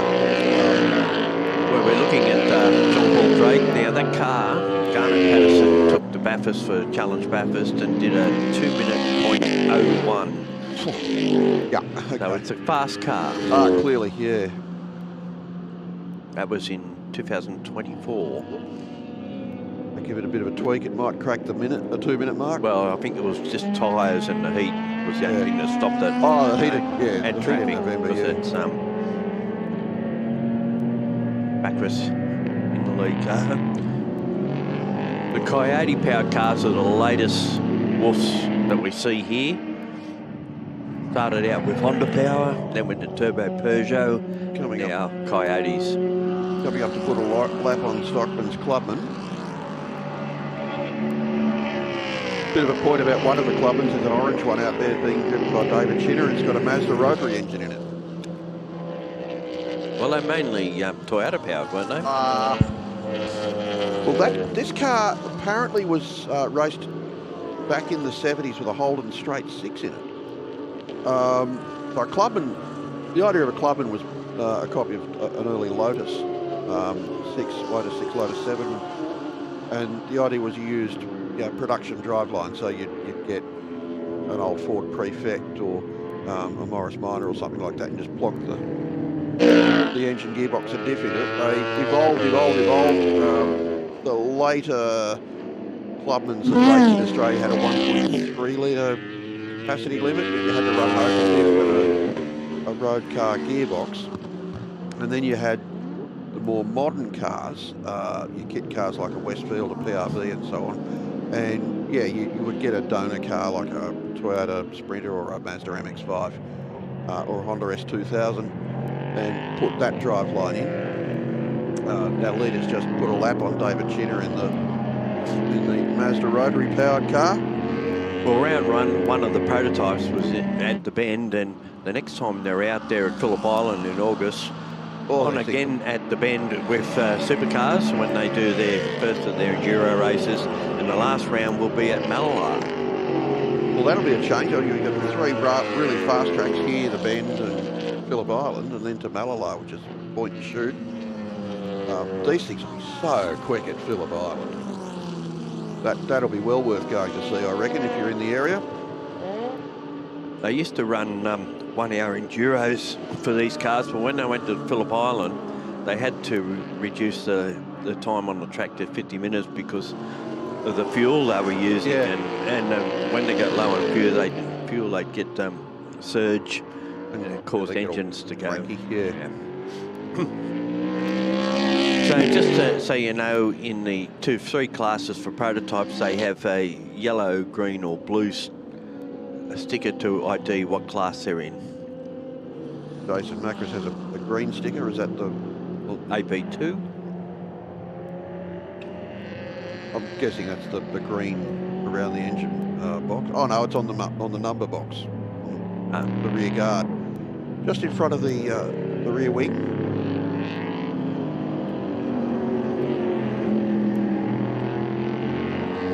So yellow would be AP1, Yep. which is the open. I'm rapidly becoming a fan of these Wolf F1s. Well, Macris has done a 26.21. Yeah. And the lap record is a 25.87 by Alex Kenny. In his Nova Proto. I think he's overseas at the moment, so he's... Okay. I know he's had a shocking run with that car. It's powered by a Honda VTEC Turbo. Had a few breakages, hasn't it? Oh, Suspension-wise. And silly things like he couldn't get tyres for so long. He did his first 2 or 3 race meetings on the second-hand tyres. The car was tipped over here.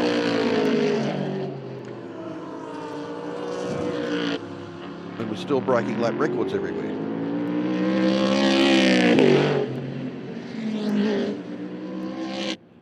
So a very fun way of going motor racing is one of these PRB Clubmans or a Westfield or whichever kit you decide to go with.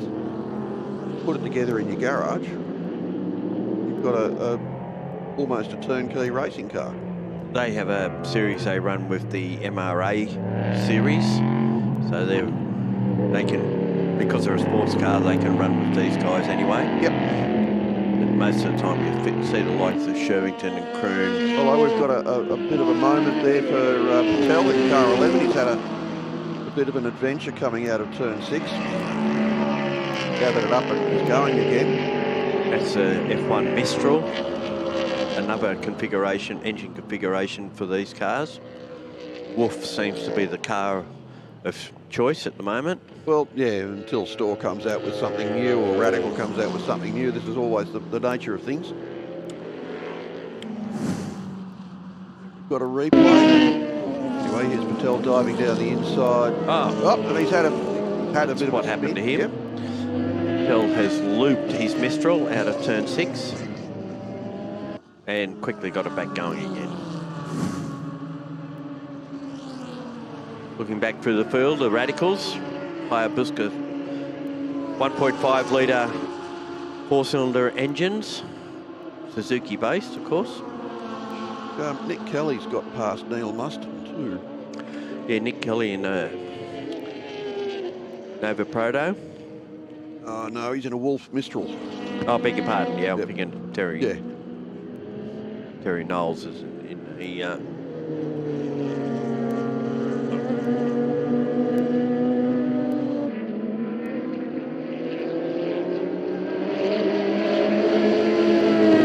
Warwick Morris in car 4, one of the, and looks like someone's trying to make a move on him down at turn 6. Not quite close enough.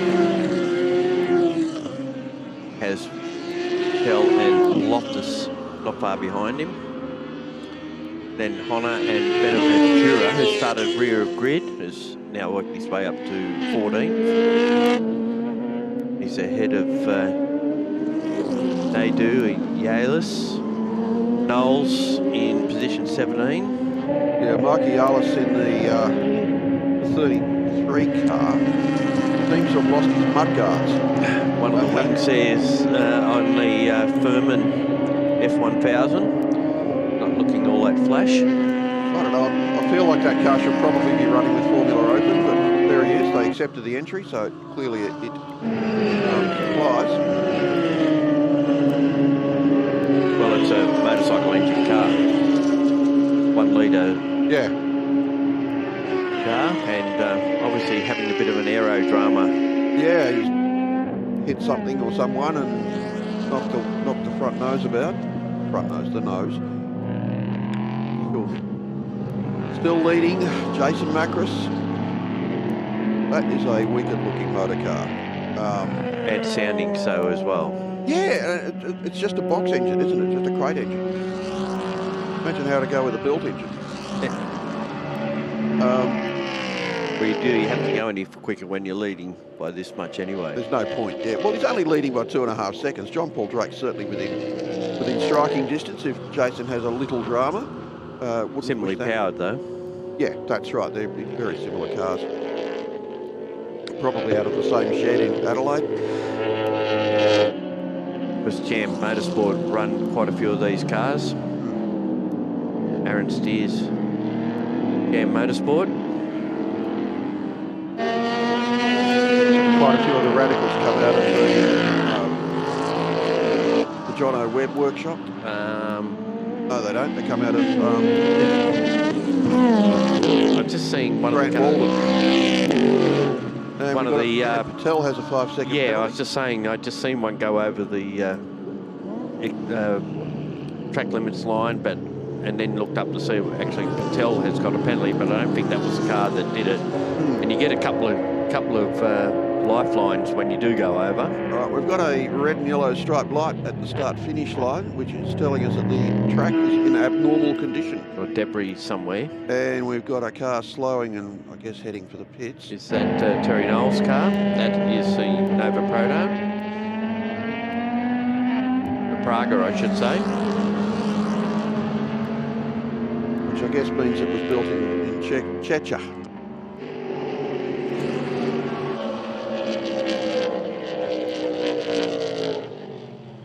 Well, the person who built it's from Checha.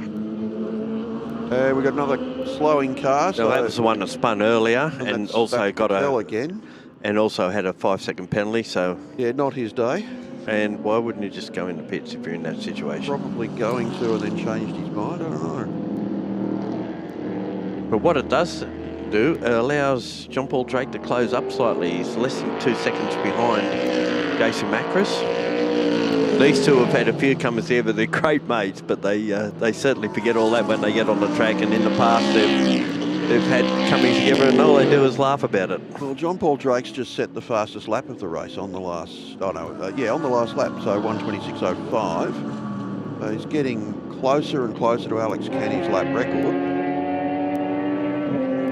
Alex Kenny at tremendous and also just picked up a 5-second penalty, so... Yeah, okay, so you've got to watch your track limits here. Fortunately, he's got a 19-second advantage over Trengove. Well, they probably should delete his fastest lap then too, if it was on that lap. Yeah, that probably will go. Yeah. But then he's still parked there, so he didn't get too far. In fact, Macris has just blotted out the fastest lap. He's 1:25.7. But that's a lap record. That's a quick time. Yeah, so that 1:25.7 takes care of Alex Kenny's lap record. Patel's still trying to get going. I think it fires up and then dies. Yeah, well, yeah. I mean, I'm not going to tell him what to do, and he's not going to be able to hear me anyway. He'll take no notice of you regardless. No, ignorant fella. Jason Macris 3 seconds up the road now from John Paul Drake, who seems to have backed off, or has Macris put the foot down? Macris is on. Well, I think Drake probably knows about the penalty and knows it won't make any difference now. Yeah. But consolidate your second spot, which you will do. Phil's penalties, by the way, are up to 10 seconds now. DNF plus 10 seconds. Well, he's stopped at the moment, so it's not mattering much at all.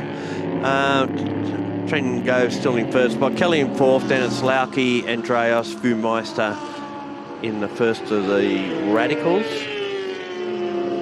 Brame, Mustin and Morris round out our top 10. Bonaventura, who has moved his way from the back of the grid to 11th. And that is the finish. That is a race win to Jason Macris. Lights to flag. Very, very good drive. Fastest lap, by my reckoning, a new lap record of 1:25.7220. John Paul Drake will cross the line second, or did cross the line second, 3.2 seconds in arrears, plus 5 seconds for overstepping the mark at probably turn 5. And Next will be Trengove in the third of these Wolf cars, but Trengove's is powered by an Aprilia V twin. Still got a race going on though, and that's Warwick Morris just going, trying to fend off. Well, no, Warwick Morris just Bonaventura. Bonaventura. No, he just passed the red car. Okay. Oh, yeah, okay. And Bonaventura pulling out to try and pick up another spot that'll get him into the top 10, and he does so. Goes to 9th, ahead of Morris. Mustin in 11th. Yeah, one of those cars was a little bit smoky coming down the straight, so hopefully that's nothing too serious. Here are the results. Macris the winner from Drake with Trengove in 3rd spot. Kelly, Lauke and Dreos in position 6. Fumeister in 7th. Brame in 8th. He's the first of the Fumeister the first of the Radicals. Then Brame. Bonaventura, great drive from the rear of the grid to 9th. Morris in 10th position. Next will be Neil Mustin over the page. Thanks to Apollo Patios for bringing it. And Mustin in 11th. Loftus 12th. Yalis in 13th. And it's Hannah Naidu Shervington, I think, was the first of the Clubmans from Kroon, Chinna, Patel. Well, we've seen he had some dramas with timing and a DNF in the end. I think we called Patel's race a shocker. Knowles was the one that pulled into the pits. Moyes and Delamont were 2 others that were non-finishers. All right, and that is our Clubman race. We'll see the highlights in a moment. There were quite a few of those gum trees. Lovely, though. Never seen this place look so green. And away we go at the start, and whoosh goes. The 2 V8 powered cars just blasted away. Thanks for coming, and away we go. John Paul Drake in 2nd spot there, getting the word by the look of it from the crew. Oh, a bit of a moment there for 99, which is Nick Kelly getting past one of his rivals. There's our race leader, Jason Macris, who did end up with a new lap record, a 125.7222 spin for Patel, which is just one of his dramas this week in this race. Macris threading his way through the Clubmans at the rear of the grid. And unfortunately for Terry Knowles, DNF, he pulled the hamstring. Pulled the car into the pits. Yeah. The Praga. Gary Patel's miserable race continued, or ceased to continue at that point. So the spin, 10th. Macris across the line, takes the win, and comfortable in the end, as he then now is ready for that. So we'll take a quick break. We'll be back shortly. RX-8 Cup, and they're on the dummy grid, ready to roll for what is driver B in the lead up to their Enduro later in the day.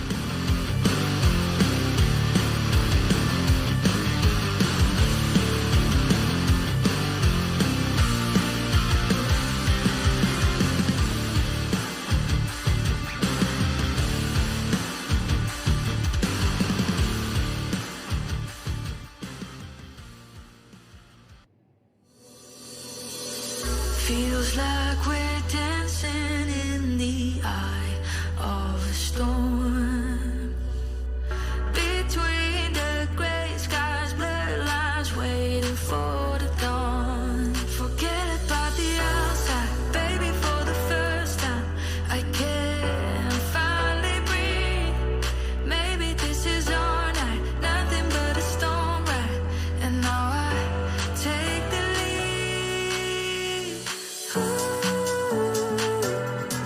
lose control and be alive again. Lose control and stop the worrying.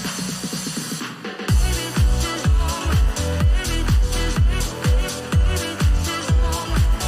Baby, this is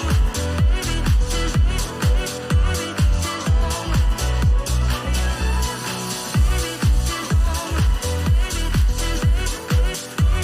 is moment.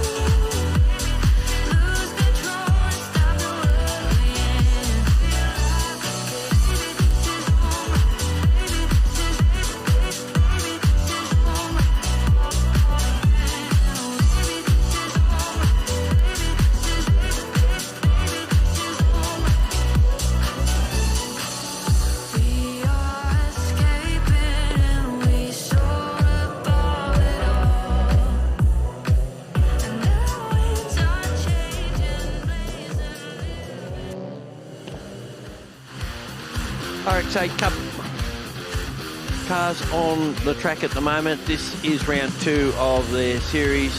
This is the Enduro round where they have 2 drivers, and we had driver A qualify yesterday, and we had the combined first Enduro race yesterday afternoon. Today we've got driver B qualifying out of the way, and the grid forming up for what will be their sprint race, and then we'll have the second Enduro at the end of the day. So Alice Buckley was fastest, and she's on pole position ahead of Rob Bowden, Michael Hazelton in third, Mitch McGarry in fourth, and Tyler Collins, Jeff Connell, Jared Pike, the Kiwi, is out of position 7. He'll be sharing with John Bauer. And then we've got Tom Shaw out of 8, Rob Scott 9, and out of 10, car 83, which is one of the Suttons. Over the page, we've got Bray, Formosa, Kadich, Donahue, Grice, Silvers, Resto, Lyle, Spiteri, Burgess, and Calhui in position 20, and 21 is Dury, Howard, Flaxman, Lynch, and Baird round out our competitors. Lindsay Muddles joining me for this one, and you've seen a few RX-8 Cup races last year, I believe. I have. I saw a few, however, it wasn't quite this grid size, to say the least. It is a reasonable grid here, and it is going to be some good racing. I was sitting in during the 50-minute Enduro for the end of it, and I saw some of the racing out of that. Plus, I saw the opening race on Saturday morning as well. So that was some fantastic racing out of these cars. I'm excited to see more of it here for the Driver B Sprint. It's going to be a great race. Yeah, Alice Buckley, we know, been doing some pretty good things in TA2. Has won the last two driver Enduros with Team Slade over the last 2 years. So she knows how to do these co-driver races really well. And she's been an individual winner as well. So she'll start off pole. Rob Bowden, who does a lot of BMW E30 type races, and steps up and joins for these. On this occasion, it'll be he'll starting on the front row in car 99. That's with Jack Giles, and Jack Giles qualified well in the driver A part of it. Now Alice will be joining with Robin Steele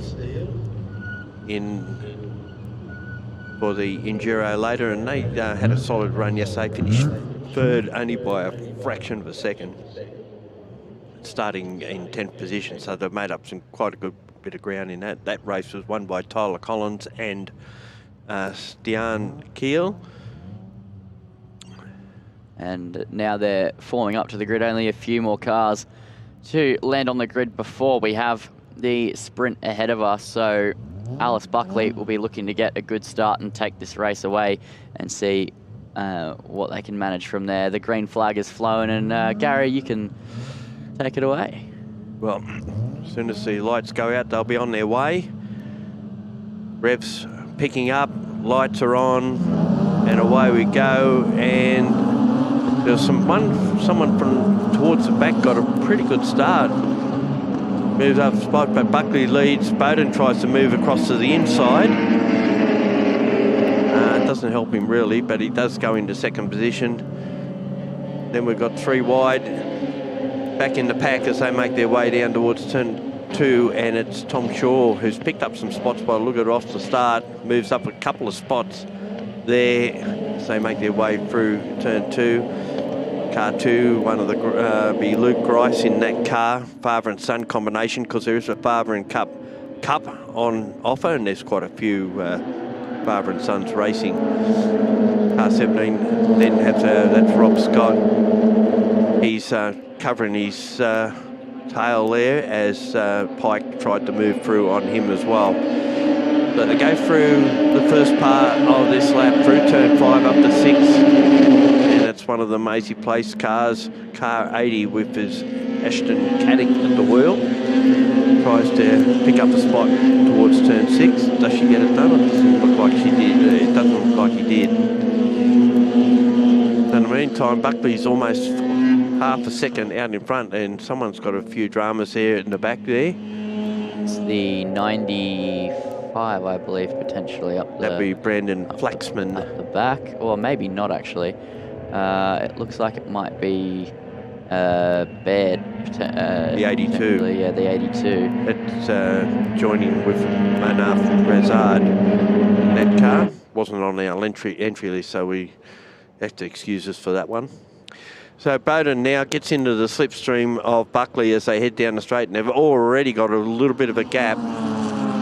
Actually, it's is it Collins that's moved up to second. That was a good start from him, if it is. Yeah, it is Collins in second position. So well, we didn't see that happen. Yeah, he didn't start anywhere. He was well back on the field. Yeah. Bowden's the one that's lost out, so it was Collins who obviously got the best start. And they finished third and first respectively in the first Enduro, and they're running first and second in this one. Yeah, and now they are only 5/10 separated at the moment as Alice Buckley continues to lead the way. Tyler Collins, though, closing in quite rapidly at the moment, actually. That gap only about 0.6 of a second as they head into this middle sector. So quite impressive driving from where Tyler Collins started on the grid. That is no easy feat in one opening lap, as now we look at the 53 and the 81 car, I believe, close together here as we cut back up to the front. Oh, Tyler's really wringing the neck out of that thing. Yeah, he was fifth. He qualified fifth, so he's picked up quite a few spots off the start. We've got Bowden in third, about almost 2 seconds back with Hazelton behind. Shaw, as I said, picked up spots off the start, made up some good ground by turn 2 to head McGarry. Scott in 7th, Pike in 8th, Connell and Kadich round out our 10. So Kadich actually did pick up a couple of spots after start. Bray, Sutton, Formosa are the next 3 through, with Lyle right behind the Super Ute driver generally, Formosa, and he's done a bit of TA2 and stuff over the period as well. And then it's Spiteri, Donahue, Burgess, Grice. We've seen had that drama, Howard and Calhoui. So the gap between first and second is just gone out just a tad. As we see Hazelton trying to make a move on Bowden into turn 1. Then we slip back to McGarry and Shaw. And Shaw's trying to line him up there as well. So we've got a couple of pass moves happening, and this is Hazelton trying to go down the inside of Bowden. And was there a touch, or did he just get a bit loose? Bowden on the exit of turn 2 might have been just a bit loose on the exit. I think there was a small nudge there. Gary just you say there's a nudge, I say there wasn't. Yeah, but I think it was just tiny. They pride themselves on their clean racing, that's why I said it. Yeah, as they'll continue to scrap at it. It's been good racing between the two of them. I'll tell you what, the flames shooting out the back of Bowden's car, that is awesome. Yeah, just on the overrun. Go back to gears as well. And Shaw couldn't do anything about McGarry at that time either, so he was right behind them in a battle for 5th position. In the meantime, that gap between first and second remains pretty static, about 0.7 of a second. And here's this Dice in the background. Oh, really? Wow, that was the 80, almost losing it on the exit of turn 7, going over the right-hand side on the exit. Kadich, who's teamed up with Maisie Place, who runs that team. And they actually made up some good ground in the first Enduro. I think they come home about 10th from starting well outside the top 10. And here's Hazelton finally gets that move done on Bowden. Bowden looked like he slipped a bit wide at turn 10, and that allowed Hazelton to slip down the inside of him. So Hazelton moves into 3rd spot. Then we go back to McGarry and Shaw. I think Tom Shaw was really close the previous lap, but has dropped back a bit on that lap and actually has Scott and Pike charging in, and Pike's the one at the back in the number 8. Yeah, so this is a 3-way fight between those 3 cars as well, really close between them as up the front there. Still 0.6 the gap between Alice Buckley and Tyler Collins as they continue to dive down towards turn 4. This is Bowden just falling away a little bit from Hazelton since the overtake. Hazelton showing some impressive pace in the 66 car at the moment as they continue to circulate. 9 more minutes remaining. That battle, though, out of turn 5, starting to get pretty close there. Scott and Pike quite close together at the moment as they head up towards turn 6. Pike really starting to apply that pressure, but on the slide big time, and in the gravel there briefly on the exit as they head down towards turn 7. That was Pike going up, heading out of turn 6 up the hill. The result of this race determines the grid for the second Enduro. So it's important that you get a good result here, even if you can't win it. If you get a good result, it gives you a bit of a leg up for the start of the 50-minute race later. So sure, it's actually under a bit of pressure here from Rob Scott and Jared Pike. And Pike recovering from that almost a drama at turn 6.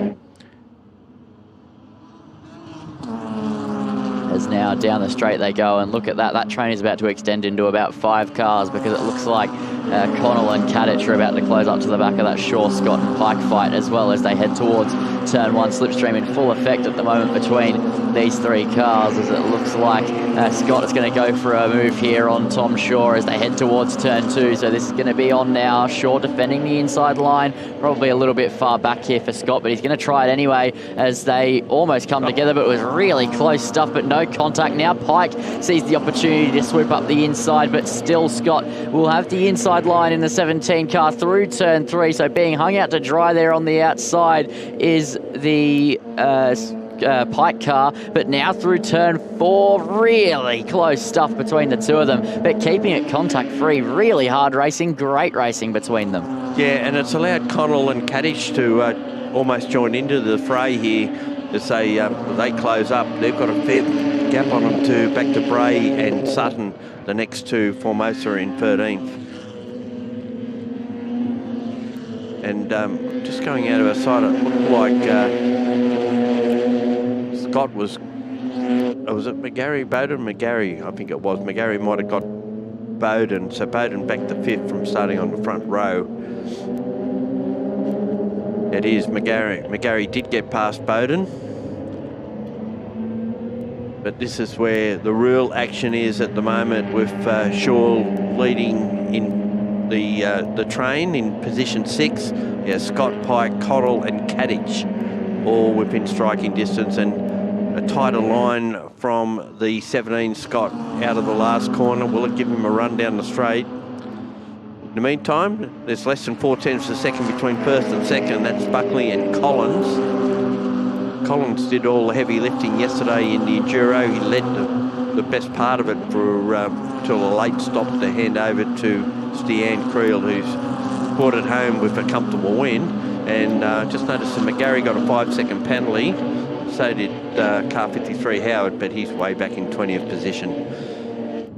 Yeah, so a couple of penalties creeping in. One can only guess, but I would have to guess track limits more than likely. That'll be what it'll be for. Yeah, 5 seconds for track limits, and they'll have to cop it on the chin, but McGarry won't be very happy when he finds that out. Presumably well, at the moment, it's going to drop him back to about 11th on the road, by the look of it. Yeah, and that's not ideal. With 5.5 minutes remaining, it's not like he has too much time to try and stretch an advantage either to do some damage limitation. So he's just going to have to give it a go and see what he can muster up here as through turn 6 we link back onto this battle, and it is now a 5-car fight between Shaw, Scott, Pike, Connell and Kadich, because that is an under 1 second gap between Pike and Connell in the number 9 car as they head down the hill towards turn 8. It looks like Pike showing the nose on the outer line there on Scott, but just not able to get the nose alongside. But this is now going to be really tight between these 5 cars. It's a great initiative from RX-8 Cup to allow the winner of the series to go over and race around in New Zealand, and Pike, obviously being a Kiwi's, come over to racing around here, so gives a bit of trans-Tasman rivalry, I guess, going. As now the final corner, and down the start finish straight they go, and it's going to be side by side here between Shaw and Scott as they head in towards turn 1. Tom Shaw might lose out 2 there because Pike trying to show the nose, but move done there from Scott. Now Tom Shaw's not giving it up just yet though as they head up the hill towards turn 2, but he can't quite get it alongside. Now here comes Pike showing the nose side by side between the two of them as they head towards turn 3. Pike tried to make this move earlier, couldn't make it stick, but this time he's inching forward, he's inching ahead, and he's in front of Tom Shaw around the outside of turn 3, being the elite opportunist there, taking advantage of the fact that Shaw was out wide, and a great move there.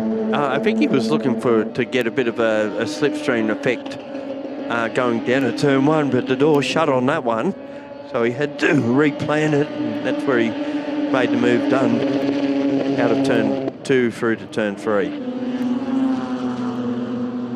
As we continue, as these drivers, I mean, they're spacing out now just a little bit, but this has been fantastic racing between these drivers, and one little wheel rub up at turn 2 in the opening few laps, and that's all that they've had. This has been great racing. Yeah, they seem to stay away from each other a fair bit, don't they? Which is pretty good. Buckley's still leading. That gap is half a second, so it just ebbs and flows just a little bit. It might go down to 3/10 and out to 7th, but generally speaking, average is about 5. Hazelton 7.3 seconds back and clear of McGarry, who has Bowden right behind him, and then we go back to this great race. Now, can Pike get to Scott? That's the next thing, and he's right behind him on this occasion. Not close enough to make a slipstream pass. I wouldn't have thought in turn 1, but maybe pull up under brakes. And I did see in the background Catich has got past Connell as well, so Catich has moved up another spot. And it's quite close up the front as well between Alice Buckley and Tyler Collins at the moment. They're about 5 tenths separated. It was 2 tenths as they headed down through turn 1, as it looks like Pike really trying to get that shuffle on towards Scott, but not anything doing this lap around, but they are right there, so they'll be sizing up a move any time. Now here is the 2 leaders at the moment getting ready to scrap away. It's under 4 tenths now, 2 minutes remaining. It's going to make for a Carell front row for the Enduro going on the results of this, with Robin Creel probably on pole and her husband Stian on the outside of the front row. So that's at this stage, unless Collins can do anything about getting past Buckley before this race ends. So far in this series, they had a round at an access meeting at Phillip Island where Stian Creel pardon me, won 3 of the 4 races and Robin Steele won the other. So for Stian Creel Motorsport, it's been a pretty good season so far, and they had a win and a 3rd yesterday in the Enduro, and they're likely to start the front row side by side for this one. Yeah, so it's a pretty cool story to see, actually. As I've been hearing more about it over the weekend, it's cool to see that Stian Creel and Robin Creel match so closely here with their teammates as well. Now they're likely looking at a front row bar disaster, under a minute to go, so this should be the last lap of the race unless they get +1 here in the RX-8 Cup. So the battle is on between these 2 cars. 4 tenths now between Alice Buckley and Tyler Collins as they head up through turn 2, then towards turn 3. So this is the battle for the win, and it's now under 3 tenths of a second. Tyler Collins really knocking on the door there of Alice Buckley as they head towards turn 4. He's certainly putting the pressure on, knowing that the laps are running out, and they're well clear of Hazelton in 3rd, over 8 seconds back. And there is no +1. I've just taken a look at our little timing sheet here, so this should be the last lap of the race, and there's only a couple of more corners to go here in the Driver B sprint, and it's so close between the 2 leaders at the moment, under 2 tenths of a second as the timer hits 0. So down through turn 7 they go. Is Tyler Collins close enough as they head down towards the braking zone? I don't think he is quite, but it's defensive there from Alice Buckley as they make their way out through the other side of the hairpin, and now power up towards turns 9, 10 and 11, but I think Alice Buckley just has enough to hold on, but it's going to be really close here towards the line. Yeah, Alice Buckley, a winner in Toyota 86, is a winner in TA2, and now likely a winner in RX-8 Cup. winner in XLs too. I should have mentioned that. A winner in XLs before the Toyotas. So coming down to what we think will be the checkered flag. It's Alice Buckley who'll take the win. Tyler Collins in second, tries to pull alongside and misses out by 0.3 of a second. Third spot will go to Mitch Hazelton, and Mitch McGarry will be fourth across the line, but will drop 5 seconds as a result. Bowden was next. Then it should be Scott, Pike, Shaw, Kadich and Connell. They're our top 10 in what was a pretty entertaining race. Bit going on, a few dices in the field, but Alice Buckley from the start to the end has been leading throughout and has managed to ward off the challenge from Tyler Collins. Results up now, it's Buckley from Collins, Hazelton in third, McGarry in fourth on that, but he'll drop down the order. Bowden, Scott, Pike, Shaw, Connell, Kadich and Connell will be our top 9, because McGarry will be back about, we figure about 14th or thereabouts. Bray, Sutton, Formosa, Donahue, Spiteri, Lyle, Grice, Burgess, Kaului and Howard are the top 20, and we skip over to the final page. Flaxman, Lynch and Baird. Silvestro, I don't think took a start, nor did Dury. Should have a quick highlights package for this coming up. And here it is off the start. Easy to see that Buckley got to the lead. Bowden was in second, and we did see Tyler Collins got through to third almost immediately, and then there was a bit of a scrap going back here with behind the 66 with Shaw trying to go around the outside. Up the inside, of course, was Rob Scott, and he got ahead of Pike and Connell. And then we've seen this scrap between the 99 and the 66. Interesting that they flip over the numbers there. There's Connell and Haddock, and Kadich did win that dice in the end. Bit of a moment there for the Kiwi, Pike. Managed to get it back as they laid down claims to get past Tom Shaw there, the two of them, Scott and Pike, going side by side behind Tom Shaw. And ultimately Scott was able to get through. Pike tried it, but the door was shut for him until they got down to turn 2. On this particular occasion, he did manage to get past, and it was on the exit of turn 2 through to turn 3. But here's Alice Buckley and Tyler Collins, the two that diced for the lead throughout, never more than about half a second apart, and even closer at the finish. And fastest lap to Alice Buckley, lap records of 47.02, and she did a 47.3. And the gap between the two fastest laps of the top two was separated by only 0.04 of a second. Yeah, very close. All right, yeah, we're going to a bit of a little break here. I think the officials need feeding, and we'll be back with Formula Open after that.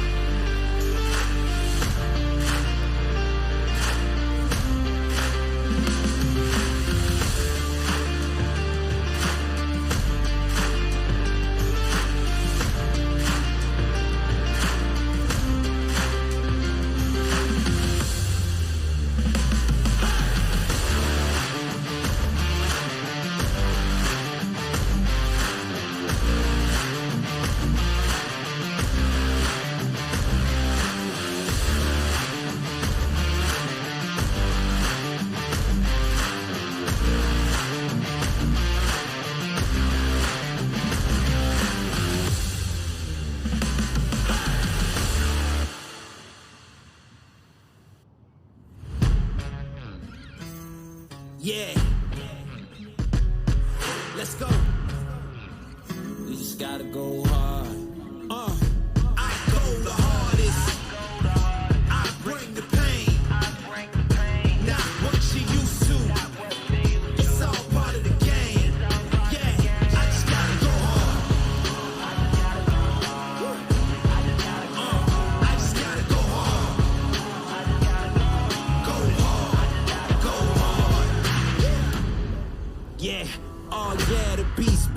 Adrenaline pumping through my veins, can't relax. Original, I am not the same as these cats. I sting them if they never ever mind and they beeswax. I don't ever cap, but I'm wearing like 3 hats. Never been a rat, but I know where the cheese at. You'll never get a trophy cause they all here where we at. You better believe that. When it's all said and done, I'll still be here standing. Never took a loss and it ain't something that I'm planning. I dare you to say something, my focus is A1. Every dog has its day, it's been mine since day one. This is real grind and I'm still climbing. While you still trying, I'm still shining, it's real blinding. And I'm getting hotter too, talking top 2, I'm not a 2. You let the pressure bother you and I do what I gotta do, let's go hard.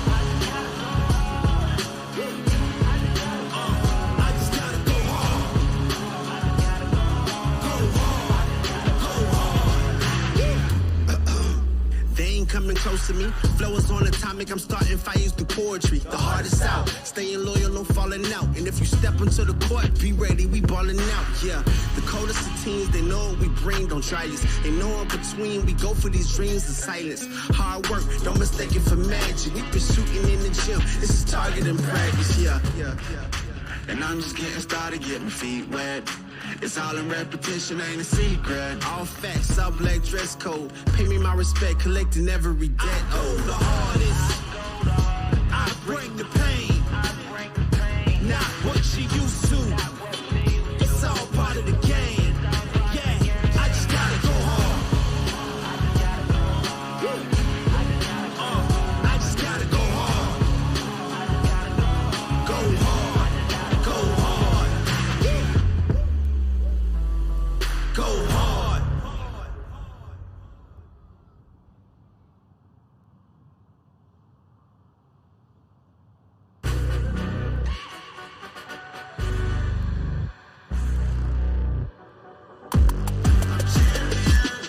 This ain't no regular thing. I came for the ring, you know what I mean. I shoot my shot and it's clean. This for my city, yeah, this for my team. If you talking, it's how to be nice. I play with all of my life. See my name in the lights, better get right, I'm champion. The game is in trouble, I've been in my depth for the piece of the puzzle, I got it for real. Still keep me going, I wake up and hustle, you won't see me buckle, I've been in the field. Man of the town, you been in your fields, I'm adjusting this crown. Call me your majesty, either that or your tragedy. We shutting everything down. I'm being hot like somebody put a candle on them. Off top, I don't really stand opponents, this mine. The moment is run out and start a bunch of pandemonium. More game, I got some. The skill is by one, y'all done. The game in the coffin. Referee scream, rest in peace, and think twice if you next to me. It's West. This ain't no regular thing. I came for the ring, you know what I mean. I shoot my shot and it's clean. This for my city, yeah, this for my team. If you talking, it's hard to be nice. I play with all of my life. You see my name in the lights. Better get right, I'm champion. It's our repetition, I'm stacking these trophies. I'm good with addition, I spit like a pastor, I give you the vision. Up early morning, enough for the sleeping. My life is a dream, but you wishing you lived it. Haters get livid, my pocket's Pacific, that's deep if you get it. So Tempur-Pedic, I sleep on the critics. Don't feel like competing, I'm hearing these stickers. Whoa, let me switch the flow, a new bounce. Coming to the den with a lion, I'm gon' pounce. Know I've been a king for a while, got a ring and a crown. That's the bling with the blow, what the team is about. Champions, you can tell by the ambience of this sound. Referee scream, rest in peace, and think twice if you never see me, just no doubt. This ain't no regular thing, I came for the ring, you know what I mean. If you talking, it's hard to be nice. I play with all of my life. You see my name in the lights, better get right.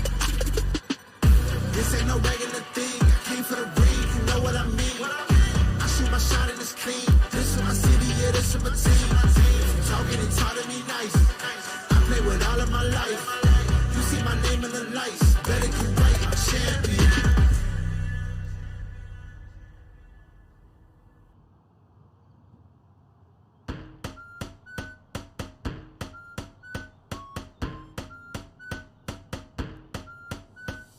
You know we don't play, stay out the way.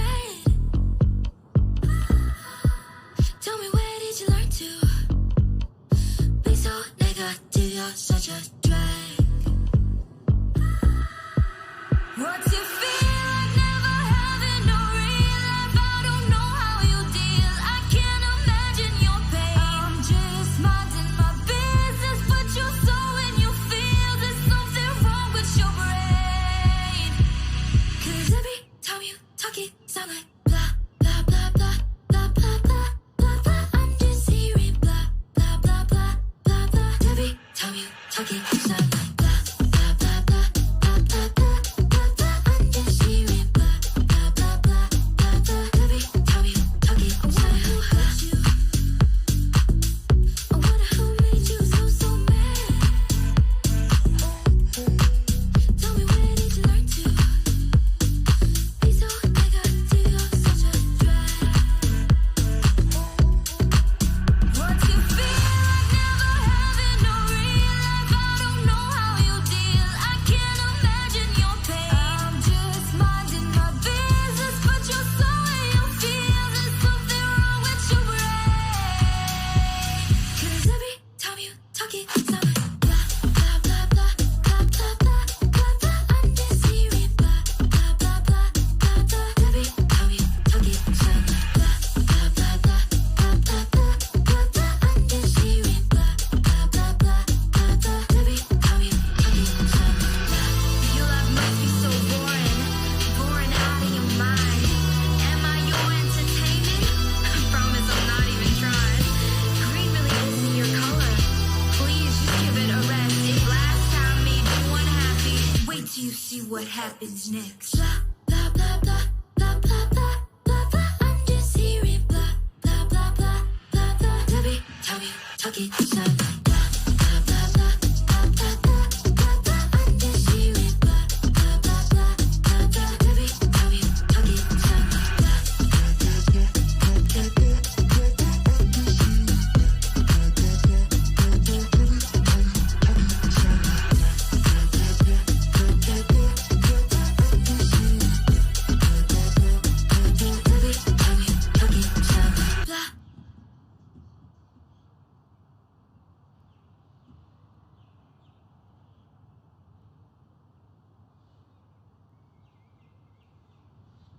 I'ma kick back when you fake like that. Head out of the game, I don't play that fact. Would you let me go? No, you never come back. I'ma be the best that you never had. I'ma kick back when you fake like that. Head out of the game, I don't play that fact. Would you let me go? No, you never come back. I'ma be the best that you never had.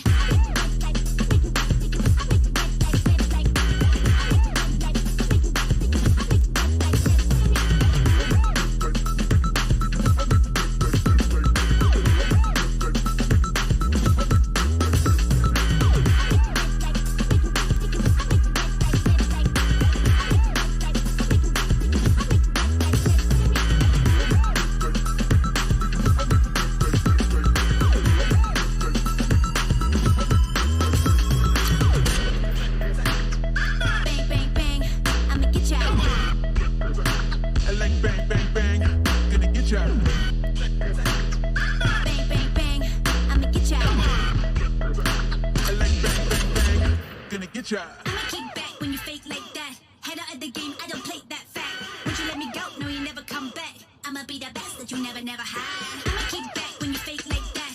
Head out of the game, I don't play that fact. Would you let me go? No, you never come back. I'ma be the best that you never had.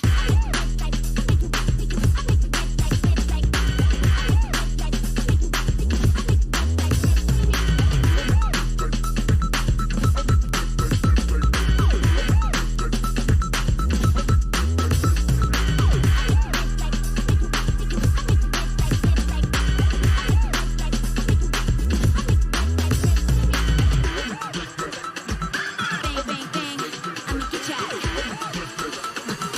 Bang, bang, bang, I'ma get ya. I'ma kick back when you fake like that, that, that, that, that, that, that, that, that. I'ma be the best that you never had. I'ma kick back when you fake like that, that, that, that, that, that, that, that, that. I'ma be the best that you never had.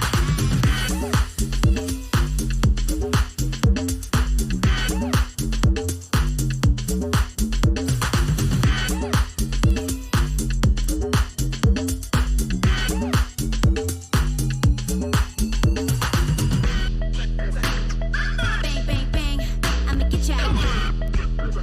I like bang, bang, bang, gonna get ya. Bang, bang, bang, I'ma get ya. I like bang, bang, bang, gonna get ya.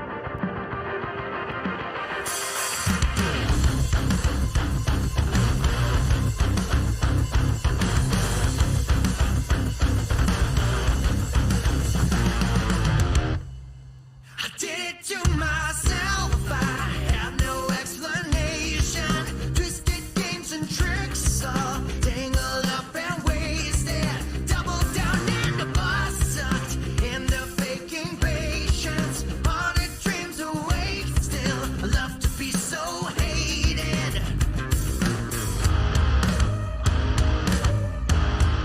I did it to myself.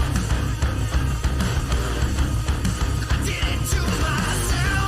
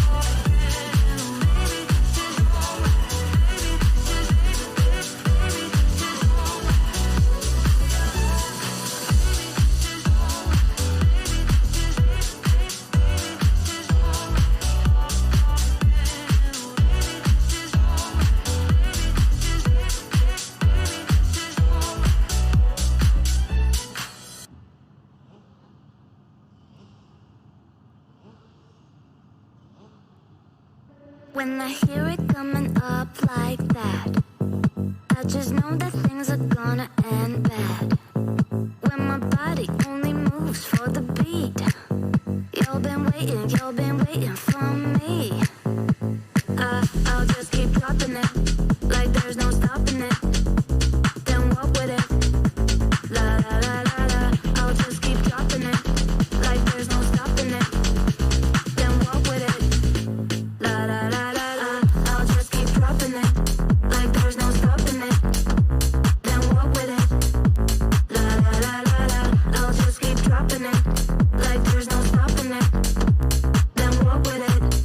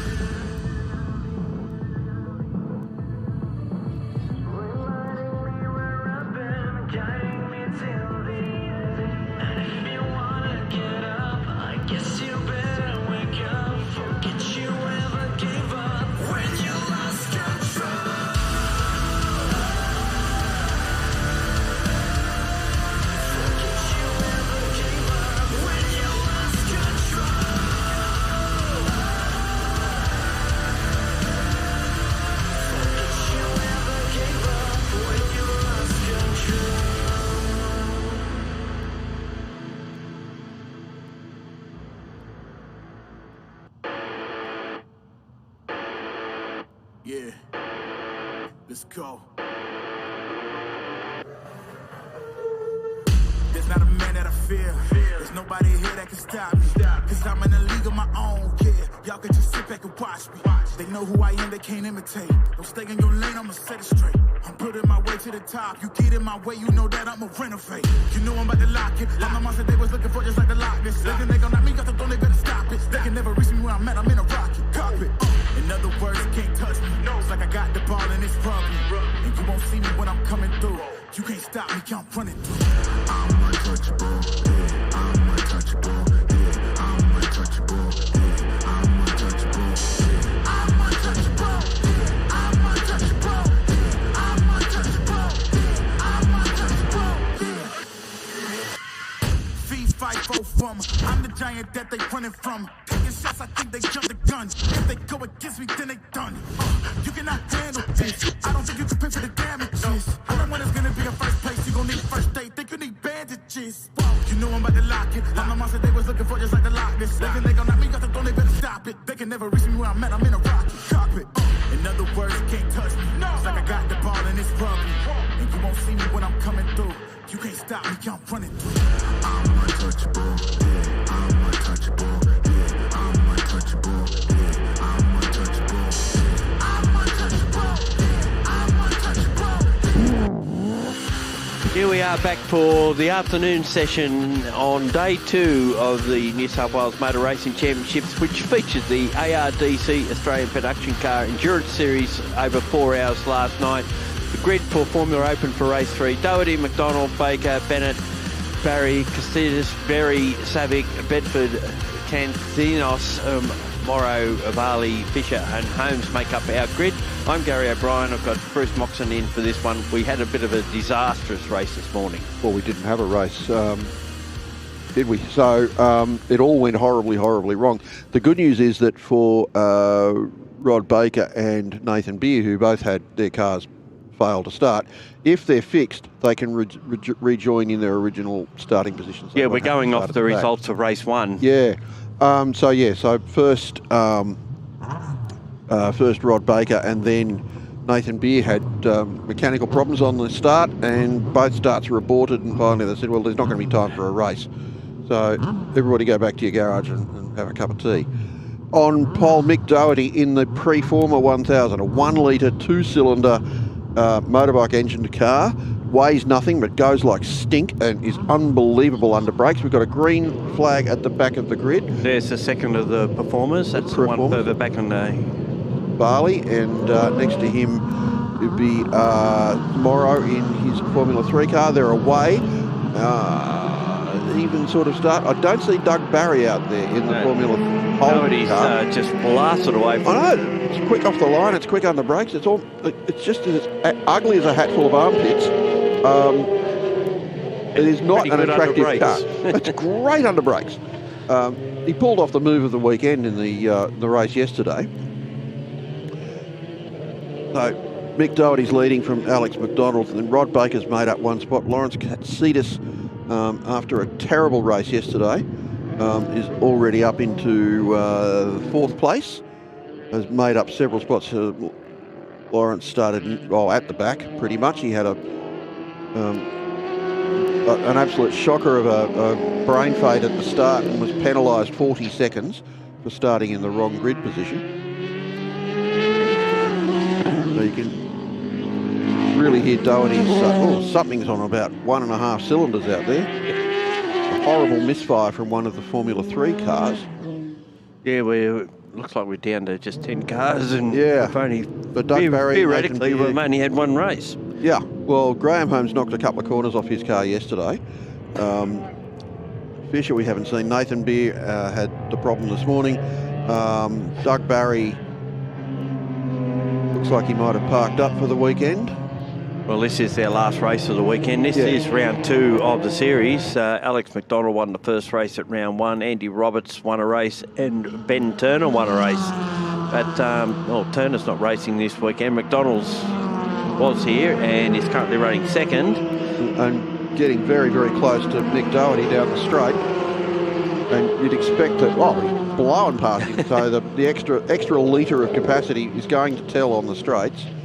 Alex McDonald moves to the lead with Mick Doherty about just under a second behind him.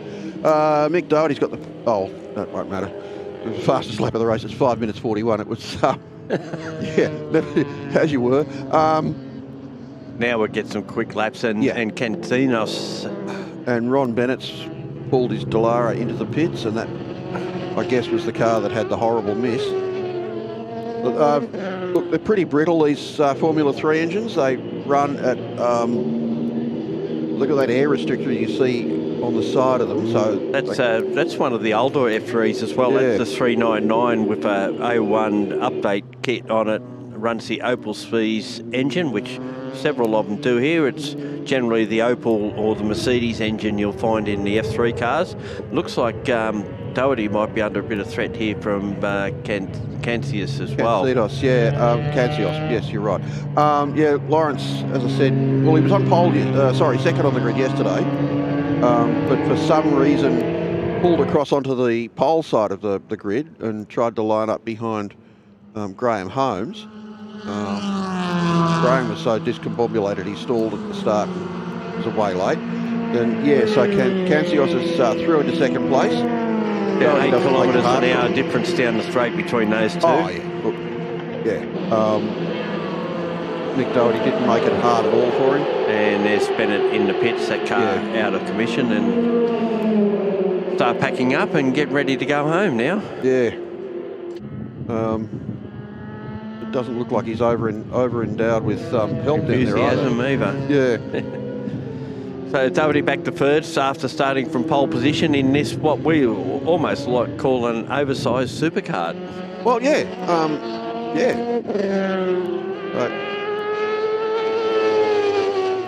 I'm trying to, it doesn't actually, it might not, it's not a V-twin, it's a 4-cylinder, but it's, yeah, a very small bore 4. Little bike engine. We don't know what sort of bike it's come from. Yeah. It'd be interesting to know. I did some reading on them a while ago, but I've forgotten everything I learned. That comes with age. Yeah. And with ADHD probably, but yeah.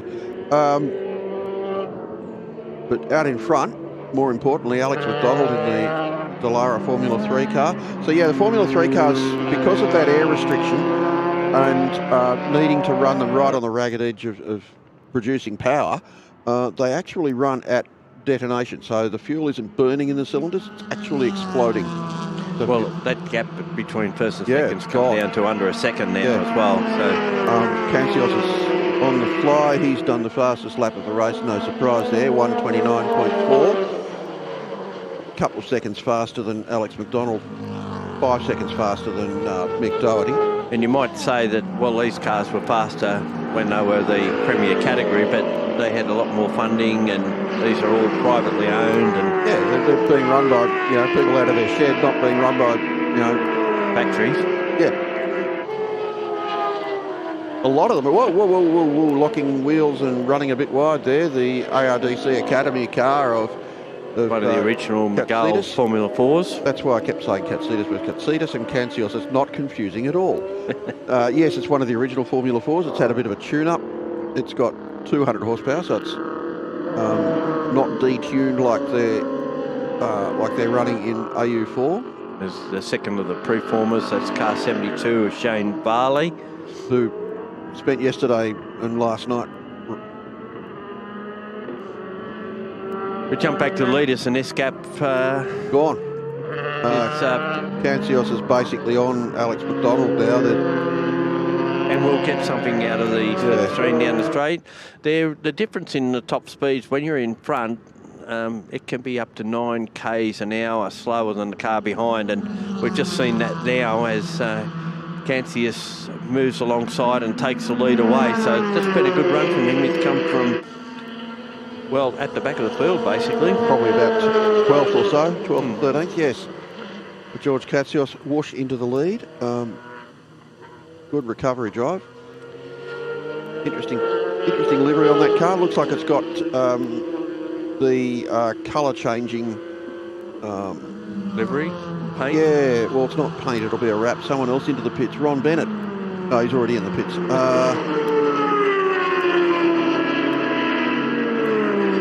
Todd Baker. So that's the second row of the grid in the pits now. Yeah, can hear him going past us where we are in the OB van. The unadorned white van.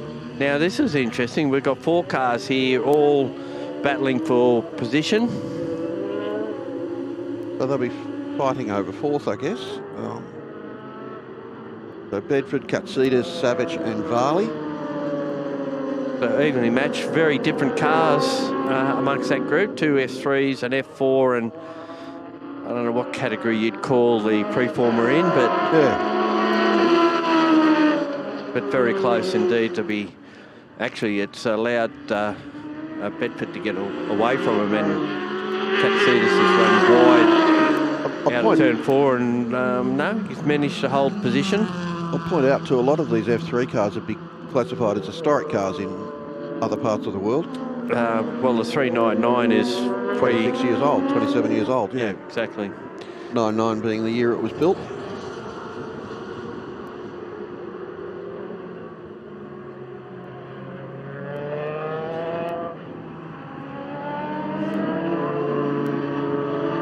So this battle continues. 2 F3 cars showing the way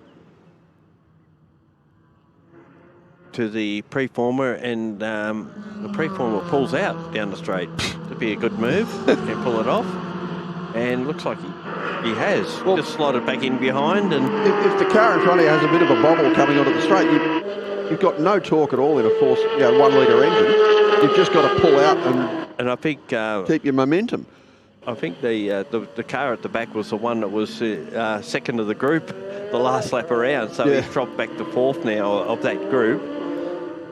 And Katsitas now under challenge from Varley, which shows a fair bit of pace, and looks like he's going to go through and go. Boom, got him. Well, at turn 4, takes up that position, so that moves him to 5th in the race.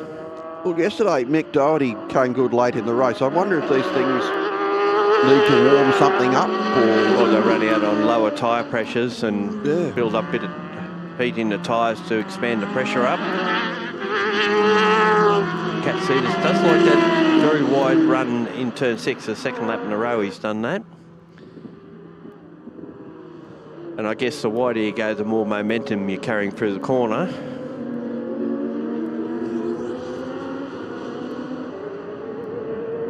And now, is it possible that he can get to Bedford in position 4? The gap between Katsitas and McDonald is out to just over 5 seconds. Doherty in 3rd. He's a further 15 seconds back. And then we go back to this group, and certainly Varley is making inroads into that gap. And about the same speed down the straight, around the 215 kilometre an hour at the radar point.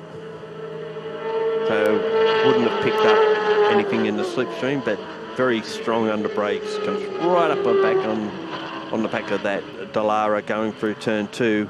Dallara should have a bit more poke out of the corner. It's a F302 car that would have come to Australia probably about 2004 if it came here straight away, because we were always running a year behind in the latest generation of cars in that era. And now he's having a real good look down at turn 6, but Bedford's managed to hold that spot. And one would think that they have a bit more poke going up the hill. Does pull a little bit, but certainly a bit ragged coming out of turn 7 was the preformer. And is not as close as he was at turn 2, but he's got another lap to try and pull it in. We're under 5 minutes of this race left. Hasn't been a good day considering they've had a night off after their first race, come back for basically no race this morning. But now Varley's on the back of Bedford as to come down the straight, right in the slipstream. Has he got enough to pull out? They go past, and the speed difference wasn't anything at all, and he's got him down into turn 1, so Varley moves to 4th position on the road, leaving Bedford 5th.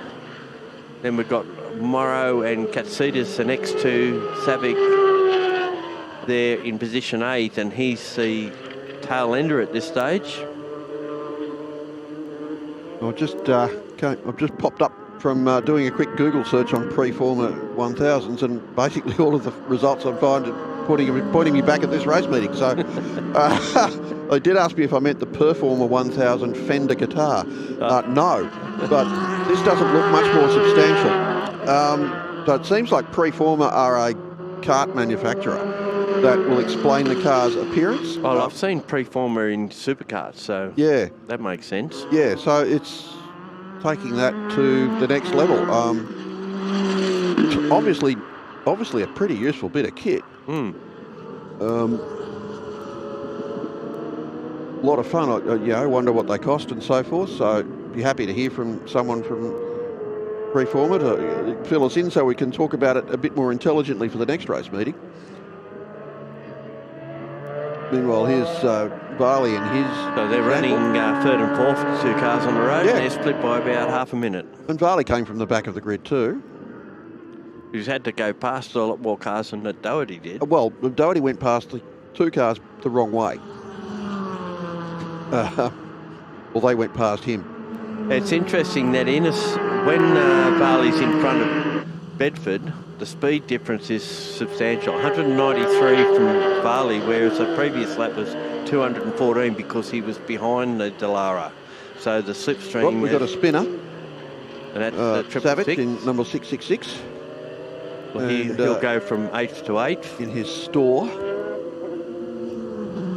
Well, he was a lap down. Baker and Bennett are both in the pits, so yeah, that's not going to hurt him too much. There's a couple of minutes left. Doesn't look like it wants to start. And that would entice an early finish or a safety car, I would imagine. Oh, you couldn't get the safety car out then back in again, so either you cover it with a local yellow and hope everyone's a bit intelligent about things.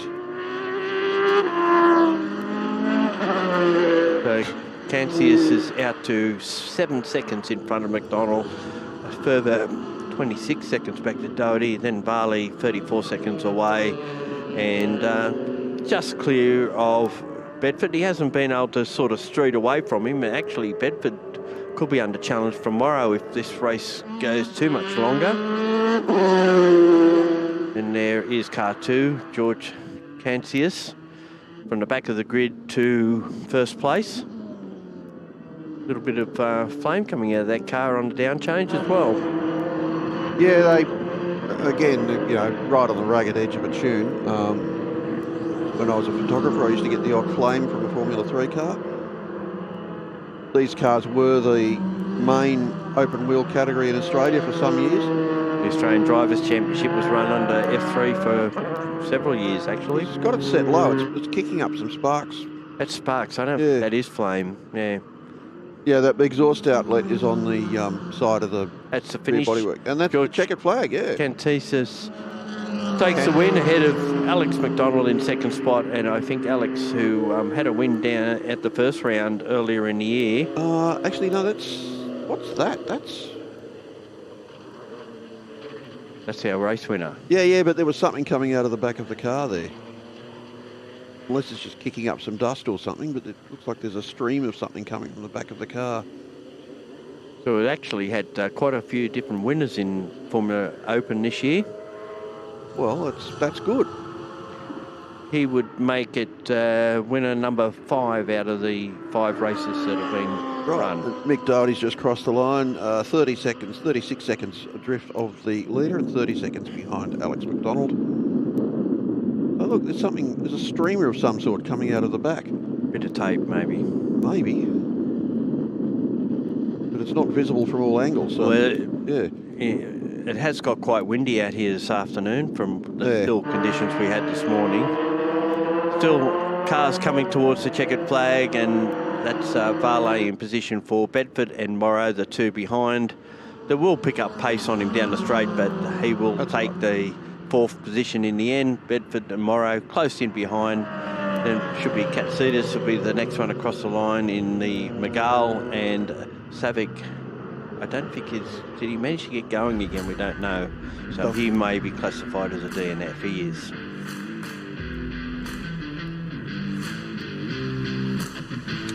Results of that one: George Cancius, the winner from Alec McDonald, with Doherty in third, Barley in fourth. Two pre-former Australia cars coming across the line ahead of Bedford, Morrow, Katsitas. Savick and DNF unfortunately spinning at turn 2 on the last lap, and Baker and Bennett both pit retirees.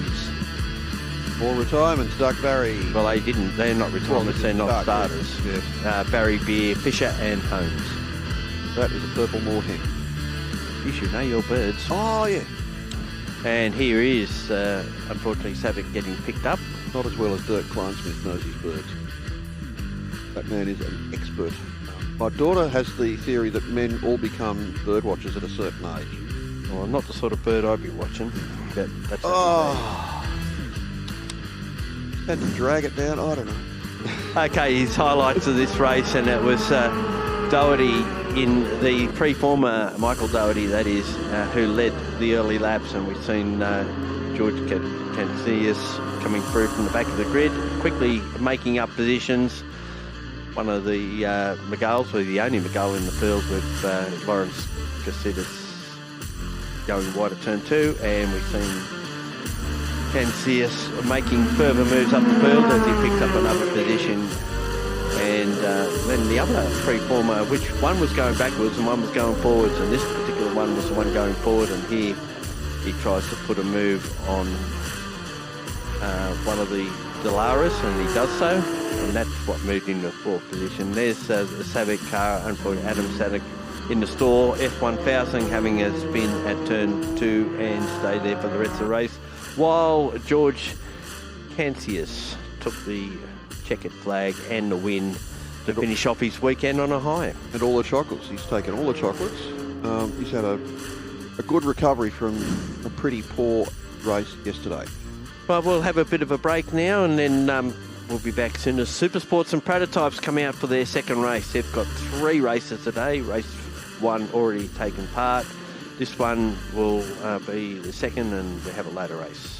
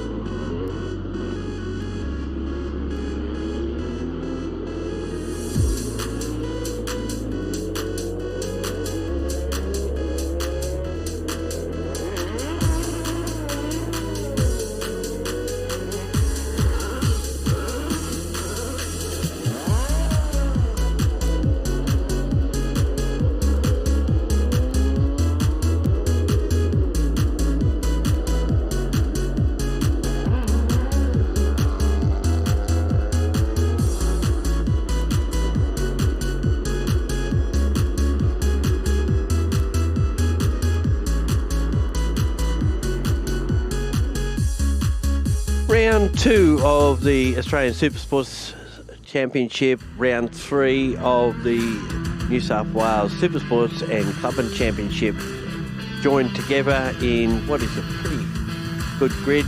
I've got both co-commentators with me for this one, in Bruce Moxon and Lindsay Muddle.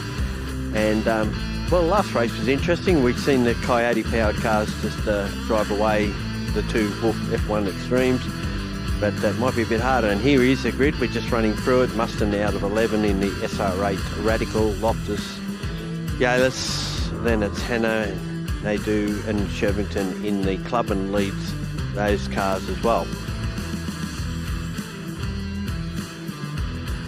And at the back we've had a few that DNF'd out of the last race, and that included Terry Knowles, who will take up position 21. So look for the Parada to come through the field.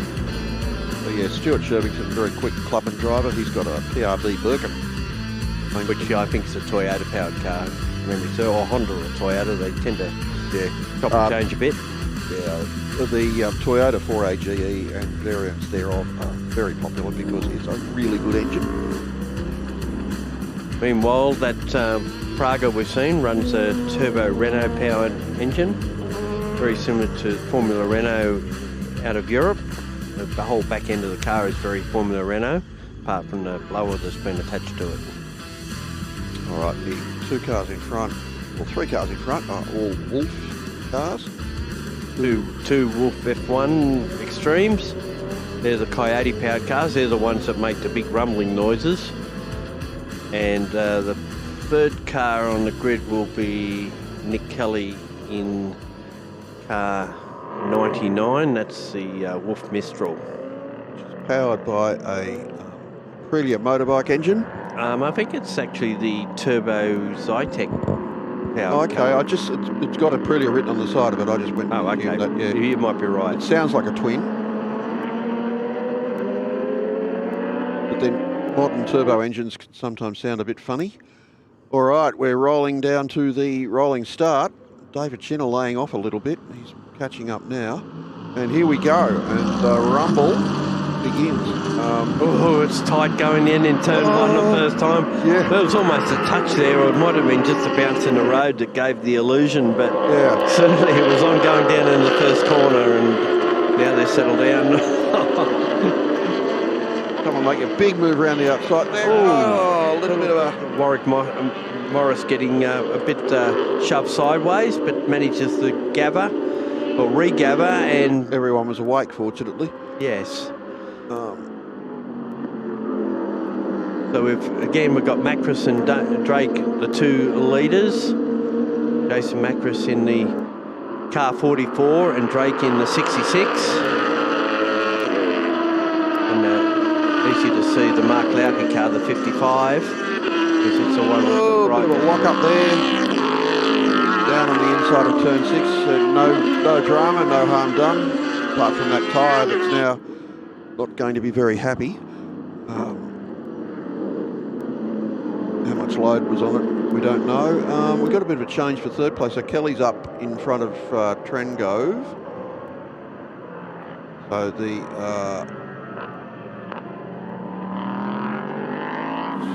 Kelly running. Kelly isn't on our entry list. That's always good. That doesn't say what sort of car he's in, sadly. I'm sorry. But out in front, Jason Macris and John Paul Drake resuming normal transmission. Bit of toing and froing between Trengove and Lark back there in 4th and 5th. We might have a bit of a tussle between a few of the radicals here as they head up through turn 2, all very evenly matched on pace, and this is the 14 and the 23 close together at the moment. I want to say that's Bonaventura.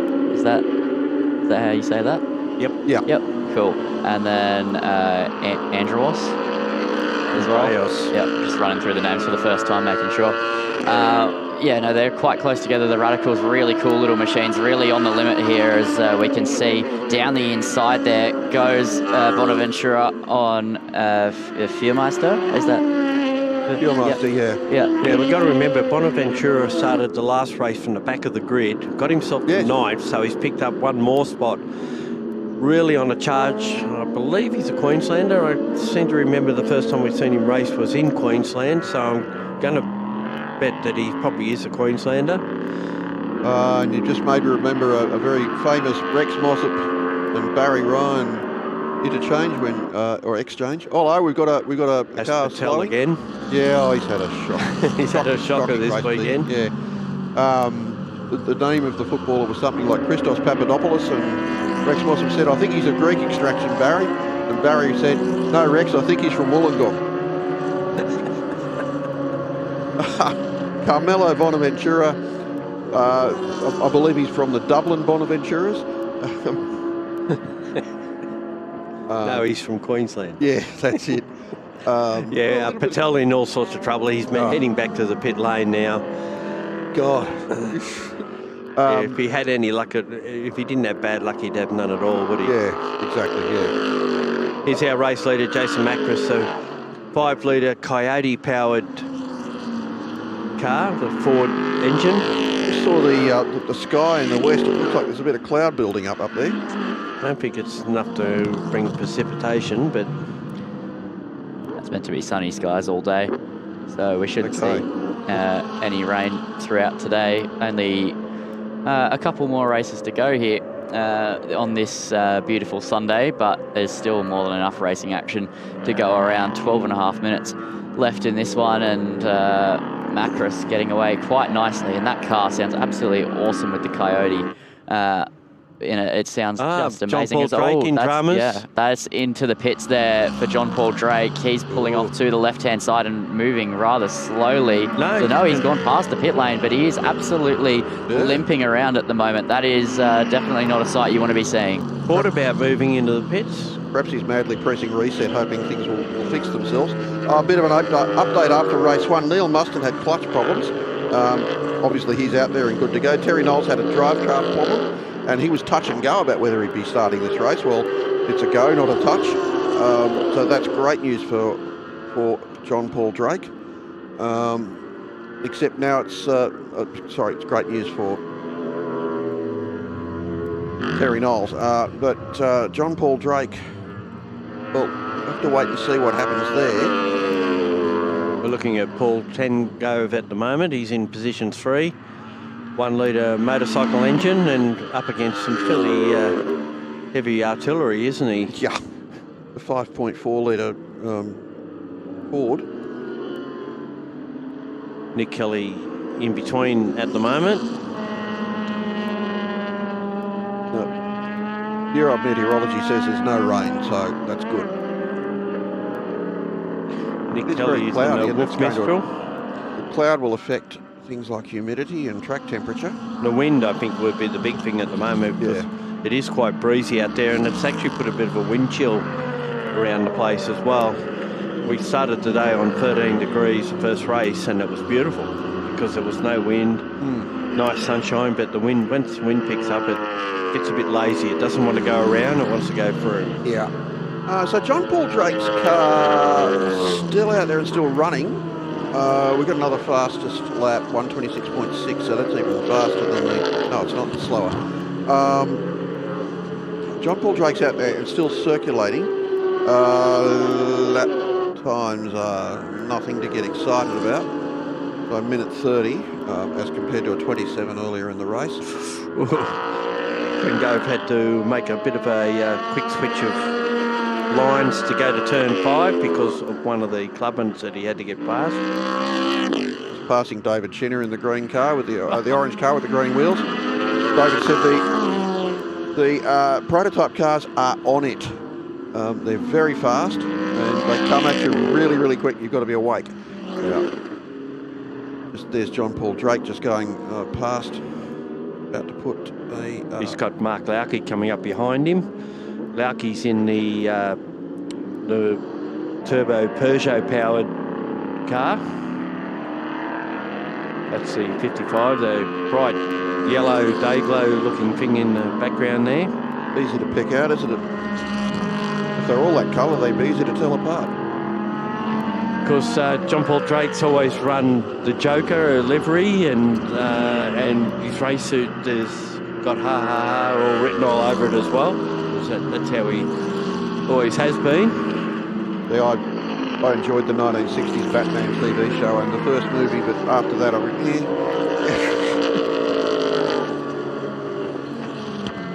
It looks like that car's not moving too slowly at the moment. I mean, it's not on the same pace it was before, but it's back into the 1:29. So whatever problem is it had is definitely manageable, and staying out was probably the right decision. One of the several of the Jam Motorsport entries this weekend to run a fleet of wolves. was it Wolves? Probably.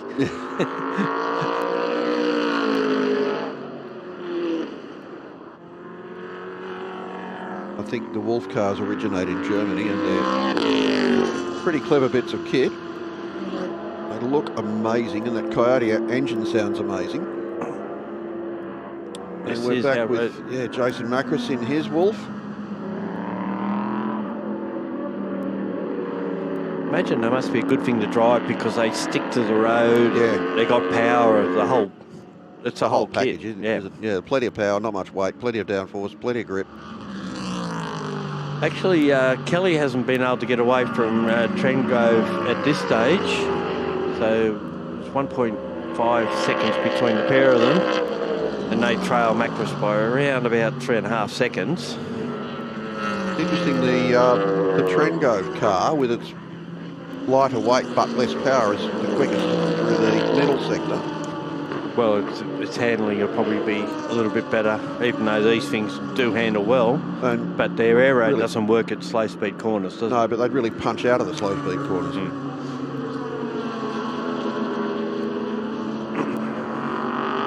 I mean, it looks just suction cup to the road. All of these prototypes look like absolute rails, and it's awesome to look at. And I imagine, as you said earlier, you've got to imagine there'd be such a joy to drive, just so much grip. Basically, you just point it and it just sticks wherever you want to go, and that'd be an awesome feeling behind the wheel. As it looks like the 99 car is getting caught quite significantly by Trengove at the moment. 1.4 seconds now, so that's 5/10 in that last section, but then it'll open up again, presumably down the straight. Yes.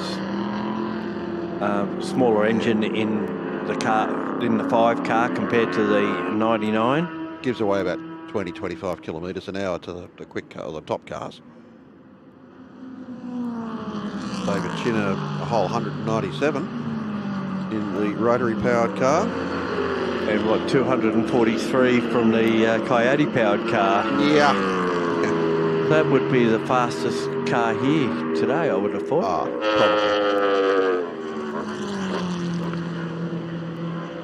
Andreas, 233. Where's John Paul Drake in at 229? So, no, 236. 236 from Kelly, 216 from Trengove. So that gives you an idea of if he has a handicap at straight line speed. Yeah, and it's substantial out. Yeah, 24 Ks this lap. You got 1 kilometre closer to the. But the overall laps are fairly similar. Yeah. Yes, and that's what's great about multi-class racing. And actually, that gap between first and second has really come down. It was over 3 seconds earlier. Now it's down to 1 second. So has Macris got a problem here? Yeah, Macris might be fighting a problem, and yeah, now the gap is 1 second, so we could see a change for the lead here soon as Kelly is closing up rapidly behind that 44 car at the moment as they head on to the start-finish straight. So let's see if it's engine as they head down the start-finish. We'll look at the top speed. So we know it hit 243 last lap, 239 this lap, around a 234 out of Kelly's car. So that's only a 5 km/h difference as the gap extends back out to 1.2 seconds, but it's closing up here at the front very quickly. yeah, Jason Macris's times have blown out by a couple of seconds, a little over. So I wonder if he's running out of rubber. Or just giving it a little bit of a respite, knowing there's 2 more races to go. One more. One more race, Yeah. my bad. Thinking Superkarts have got 2 more races. They're much shorter. Because they've got tiny, tiny fuel tanks. So that's a swap for the lead there. That's Kelly so on the inside of Macros through turn 6, and Macros has just lost the lead of the race. No, he's got it back now. He's got it back. Yeah, I wonder if he got balked behind the slower car. No, he's sidestepped and... Now this is interesting. Perhaps he's got a gear selection issue. He's not giving away anything there. And he was as quick as most... Well, he was faster than everybody down the straight the last time. See what he does this time. Now he's pulling out to have a run. If it's stuck in top gear or something stupid.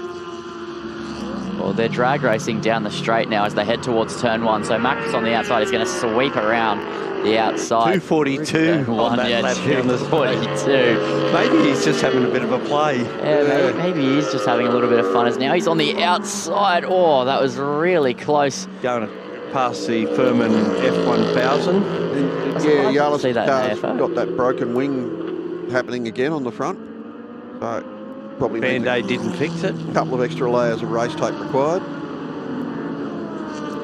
And look at the gap he's pulled on 10 Gove now, so he's had a bit of a break, and let's get back into racing. Come on, boys.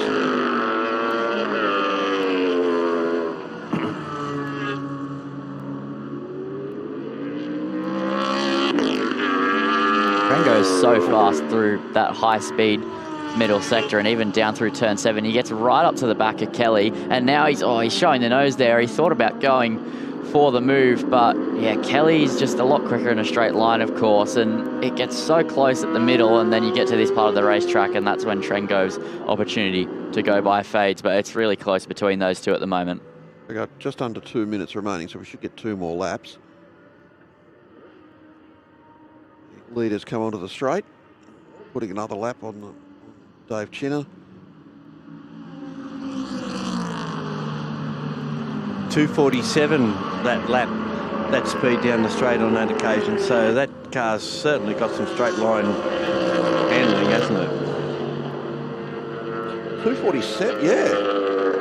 Just getting quicker and quicker. I think he was just having a bit of a rest there for a little while. Now that gap is out to 2.7 seconds. His last lap was a 1 minute 26.9, only 3/10 slower than his fastest lap. Not like you're not thinking. And now he's on a hot lap. I think he's going for a new fastest. Yeah, he's just backed off for a bit, let the tyres cool down, maybe. I don't know. Or is he doing the Gil Gerard thing and drinking his espresso through his helmet? I'm coming for you, Ricky Bobby. That'll mean nothing to anyone that hasn't seen it. Oh, well, that's their problem, you know. The great movie. One of the great movies about the motor racing lifestyle is the, Talladega Nights. Whatever. Probably the most accurate movie ever made about NASCAR. Really close now between Trengove and Kelly, almost making contact on the exit to turn 8. And they're Wolf teammates. Oh no! Yeah, John Paul Drake's had a whoopsie-doo down here at turn 6, is that? That's turn 6, yep. But he's managed to get it going. So with other dramas now, what's this lap going to be for Jason Macros? Comes down past the start-finish line, and it's a 1:26.19. Still outside the lap record, but he's got another lap to go. Just traffic might beat him. Yeah. To do that sort of lap time on, the 11th lap of the race, when your tyres are worn, I guess they're using something pretty resilient. His first sector wasn't anywhere near what he... No, he's rolled 4 tenths off.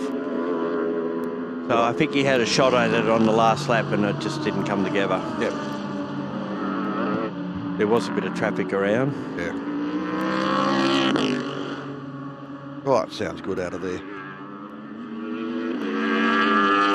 There's Trengove not as close by this lap around. He won't be having a go around the outside of turn 8 this lap unless he really goes for it. No, well, knowing if he goes around the outside, he'll get the same treatment he got the last lap. Yeah, so that should be that little fight done, but Macros coming around the final few corners now. This has been the final lap of the race. It's a great drive. He made us think that he might have had a problem for a second, and then laughed in our faces and went and set a new fastest lap of the race. So as he comes down the start-finish straight, he's weaving away as he's going to claim the win here in race 2. And what a drive it was to win by 6.1 seconds. Fastest lap of the race as well. Great driving from Macros. Second across the line was Kelly. Gove in 3rd position. So it's a Wolf shutout at the front. How long before the people with Mistrals and Radicals start crying for a balance of performance adjustment? Well, there isn't one anymore. No, they just run you in. You run in a class, you nominate the class you want to run in, and that's where you are, and it's all worked out on time brackets. Well done to Jason Macros. A perfect drive there. We'll just let the last few cars cross the line. Lackey claims 4th, and despite that spin down at turn 6, Drake does come across the line in 5th position, which he had when he did spin. In his first couple of laps in the last race this afternoon might be pretty interesting. Camilo Bonaventura continued further forward. He got up to position 6 ahead of Knowles, who came from the back of the field. So we didn't see a lot of that, but unfortunately we were keeping an eye on what's happening in front. Here are our results. Macros the winner from Kelly, Gove in 3rd spot. Then it was Lauke, Drake, Bonaventura in 6th, Knowles from the back of the field to 7th, Mark Brame in 8th, and the leading Radical, second of the Radicals, Fumeister in 9th, and Warwick Morris, despite that little bump at turn 2 on the opening lap, has come home in 10th spot. Over the page, Dave Loftus in 11th, Nadu in 12th, then it's Hannah Phil Andreas dropped some spots, must have had a drama along the way. Yallis in 15th, Shervington in the Clubman in 16th ahead of Kroon, Shinner and Stockman. Patel again, a pretty awful race with ongoing dramas, but at least this time he's got to the finish by the look of it. No, I don't think Neil Muston must have had a drama because he was well up and he DNF'd, and Moyes didn't start. Neither did Delamont. Unfortunately, in the 777. Highlights from that race. Bruce, you might take us through the start. Yeah, well, John Paul Drake got a bit of an up and down moment there at the first corner. The back of the car seemed to skip around a lot under brakes. Getting pushed wide there was Warwick Morris. A bit of a hair heart to the mouth moment. Here is John Paul Drake putting a move on the older clubman of Stockman. And he was second for a fair bit of that race. Yeah, then the fire seemed to go out. And by this stage, though, that we did see a change in the lead, but it was only fairly a quick one, because Macros fell back to second, came out onto the front straight behind Nick Kelly, then pulled up alongside of him, and yeah, thank you, see you later, I've had enough of being second fiddle, went back to the front, and from that point wasn't bothered. Meanwhile, Kelly and Ken Gove decided that they would fight it out for second, and Kelly came out on top in that one.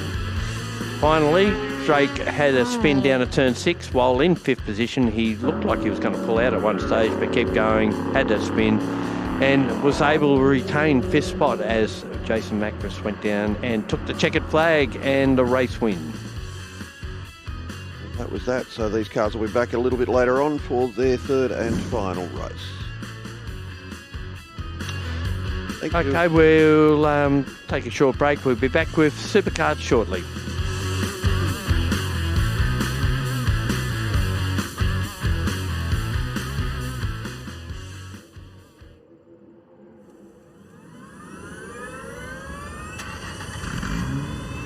Fly dope swaggy, that's how I roll. On another level, on another level, on another one above me. Step into the crowd, yeah, I'm feeling so supreme. Feeling so supreme. On another level, on another one above me. Step into the crowd, yeah, I'm feeling so supreme. Cream. On another level, on another level, on another one above me. Step into the crowd, yeah, I'm feeling so supreme. On another one above me. Step into the crowd, yeah, I'm feeling so supreme.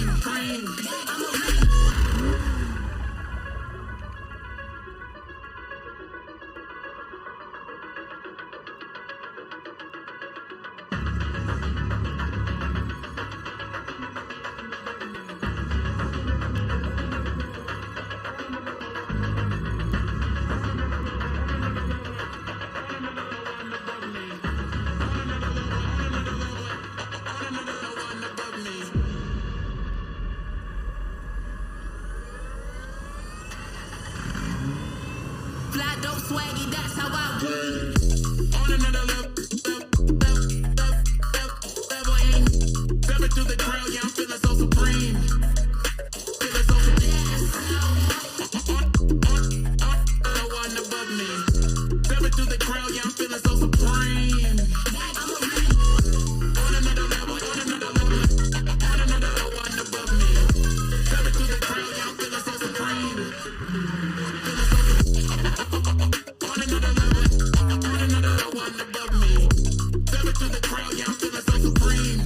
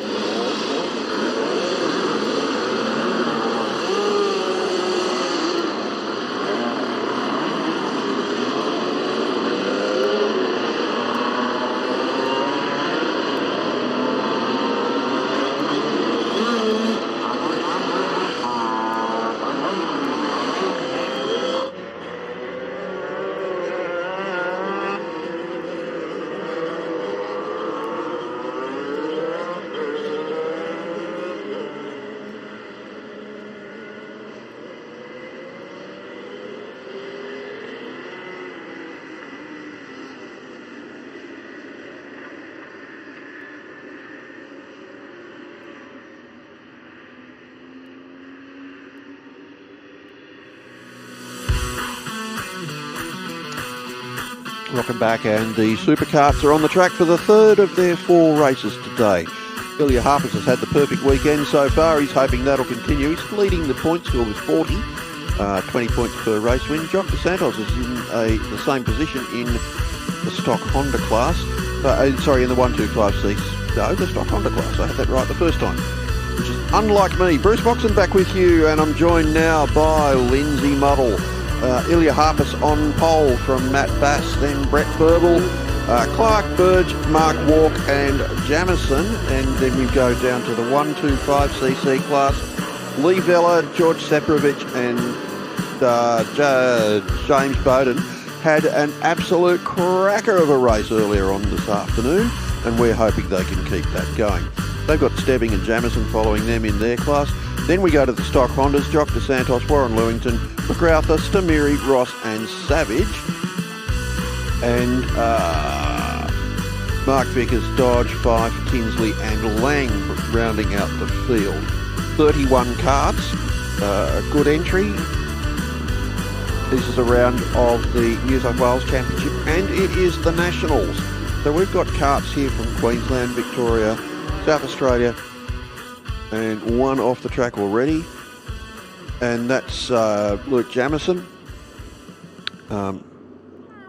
Lindsay Jamison, I beg your pardon, and that doesn't look like it's going anywhere in a hurry. He's just off to the driver's right between turns 5 and 6. That's the starting grid for the short circuit, the Amaroo circuit. He's just pushing it into the long grass to hide it from people who are trying to find it.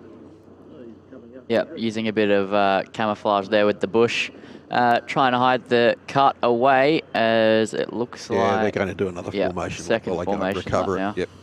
Oh, and we've got another one stop, goodness. and that is the 46 kart, and that is Paul Lang in the Paul Parolan. Lang. He's in the 125 Rotax heavy class.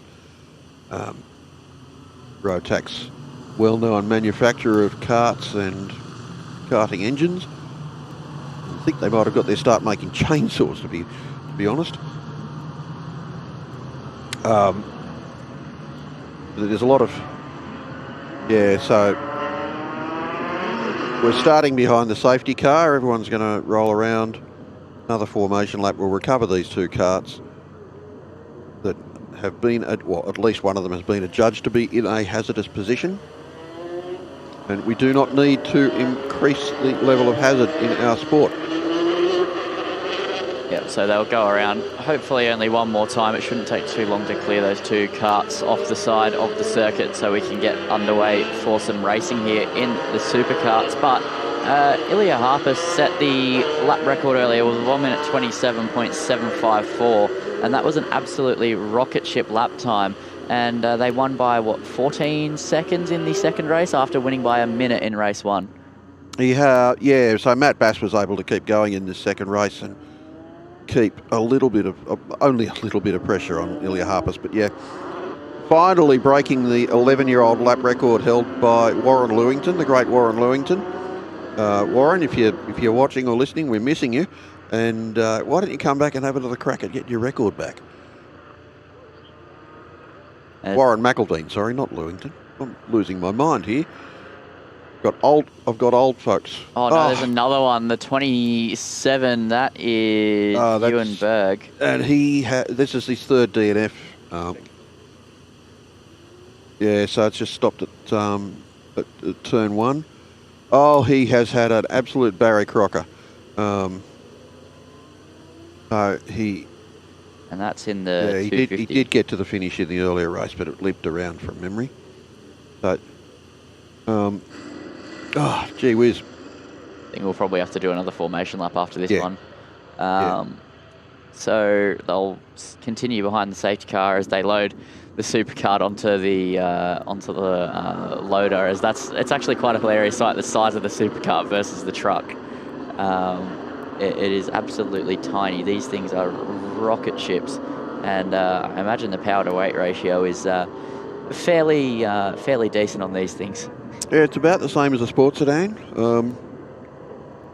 They weigh nothing, a couple of 100 kilos, including the driver.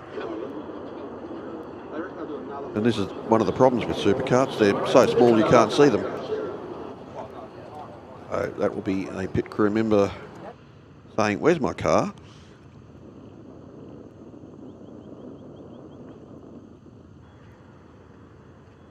We're not going to get a start this time either. Used up 6 minutes of the race so far. But this will give people a little bit more temperature in their tyres and their brakes. Unlike a sprint kart, these have four-wheel brakes. Sprint kart has brakes on the rear axle only. They don't run a diff, there's just a chain drive to the rear axle. Which means they tend to want to understeer, that the rear axle will push the front axle along. Paul Lang sitting there, and it's a picture of misery. I'm sorry, Paul. If you could photograph the concept of dejection, there it is. He can't hear us, I guess, because otherwise he'd be probably waving or something. Sorry, mate. I hope you can get it sorted for the last race. Watching all his mates going past, they're not having fun yet, really. So he doesn't need to feel like he's missing out too much. What about me? When are you going to come and get me?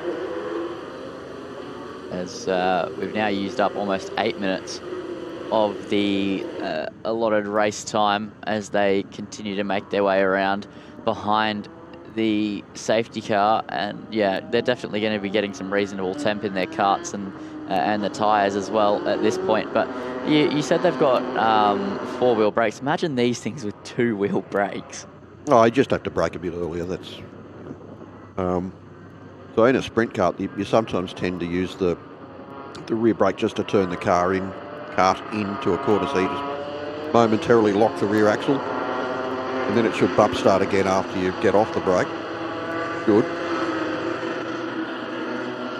One tuning trick that some of these people use, I don't know if it's illegal or not, will be gone now. So you get the air filter element, which is basically a sponge, and you soak it in alcohol before the race. You put it back in, and as the alcohol evaporates, it gives you a bit of an octane boost. for your fuel. And if you're really savvy, after it's evaporated and used up, you can adjust the jetting on your carburetor as you drive and richen it up a bit.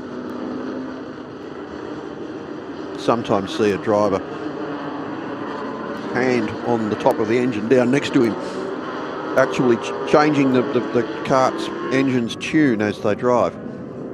Yeah, you see that a lot on formation laps of normal sprint kart racing as well. You see that a lot in the Australian Karting Championship just before they get to go around. But it looks like the safety car has pulled off to the side, and now they'll be ready to go racing here for a 4.5 minute dash in the SuperKarts as Ilya Harpus will take it away off of the start from Bass, and the green lights will go soon and they'll be underway. All right, red light, red light, red light, red light, red light, red light. We're holding the red light for a long time. And there we go. And let's see. So, don't look at the timing screen for a minute. It's gone berserk. Ilya Harpus gets the jump away from Matt Bass. And slotting into third is Brett Burble. There's a tiny glitch on the screen, so there we go, it's fixed. So yeah, Ilya Harpus already half a second out from Bass, then Jamison, then Burble, Clark. Separovic in the first of the 1-2-5s, and Bowden and Vella, and that battle has already resumed. Oh, what a little bit of a touch there between Vella and Bowden as they go through turn 4, and the two of them just go either side of Clark's 44 kart, the 250cc kart. I just wonder if he's not having a problem, because there's no way in the world they should have done that with him. So Vella and Separovic. So Separovic is in front of Vella, and they're both in front of Laurie Fuchs there as well. Give him a minute to sort it. Laurie Fuchs is punching well out of his weight at the start of this race. Yeah, Laurie did something similar in the March meet here at Sydney Motorsport Park. He was punching far above what his kart should be able to do. As that's a 71 pulling over. That's off of turn 8 in the runoff, I believe. Alan Dodge in the 125 Rotax heavy class in the IWT. Yeah, Laurie Fuchs having a burst of speed. He's not slow. He's done very well in karting in the last few years. Looking now at our... who's that? That is Stebbing, I think. No, it's not. It's Jamison running third in his 250cc Anderson Maverick. And once again, Anderson chassis seem to be the ones to have, at least in the 250s. And the Avoid chassis, so a bit of a shout out to the Avoid. They're actually built locally. They're an Australian chassis. And Avoid is Jehovah, backwards. Which is the guy that builds them. Oh, over the curb there, they bounce around so much, these superkarts. I mean, you would expect it, but they are just so far on the limit of what is basically a bathtub on wheels, and they are so fast. They're so awesome to watch lap around as they continue to make their way around. So we'll have a minute left in this race, so I think that Ilya Harpus should be heading on to their last lap of the race, just about, depending on where Harpus is on the track at the moment. It'll be really close as to whether or not this is the final lap of the race or not. They currently lead by about 4.5 seconds. I don't know if I'd call it a bathtub on wheels, more of a folded up ladder, because there's no vertical structure to the chassis, or very little. It's almost just a platform to which you bolt the body, the engine, and the wheels. There's no suspension in them at all. The only springing is in flex that's designed into the chassis and the sidewalls of the tyres. And we've got an absolutely colossal scrap going on here between, once again, Vella and Separovic, and Vella once again takes the lead. and we've got the next pair of karts very close behind them, and that's Bowden and James Bowden and Laurie Fuchs, and maybe, well, they haven't got time now to race up to the front. If we get another lap, they might. Laurie Fuchs again has just enough pace to keep in front of Superkarts, and Bowden running wide out of turn 6 there and giving Laurie Fuchs a bit of a sniff at maybe a class podium. Here comes the checkered flag. Ilya Harpus takes another win, but all of 2 racing laps, and second goes to Matt Bass, third goes to Jamison, fourth to Brett Burville. Has he crossed the line yet? Yeah, Brett Burville has crossed the line. It looks like Bowden has managed to get past Laurie Fuchs as Superkarts. And Superkarts has got in front of the Lee Vella kart. As they all come tumbling towards the line now as well, finishing up their races. So yeah, it is Bowden ahead of Fuchs, and then Stebbing making their way towards the line, and then Clark will round out the top 10. Well, that was short and sweet, and unfortunately nowhere near as engaging as the earlier race because we didn't have time for it to be. Get the results up in a second. Ilya Harpus has come in the back of the pits, and we've still got karts finishing on the front straight. And final results now, and Ilya Harpus, race winner from Matt Bass, from Russell Jamison, Brett Burville, George Superkarts, first of the 125s this time. Lee Vella next, James Bowden, Laurie Fuchs, Stebbing and Clark rounding out the top 10.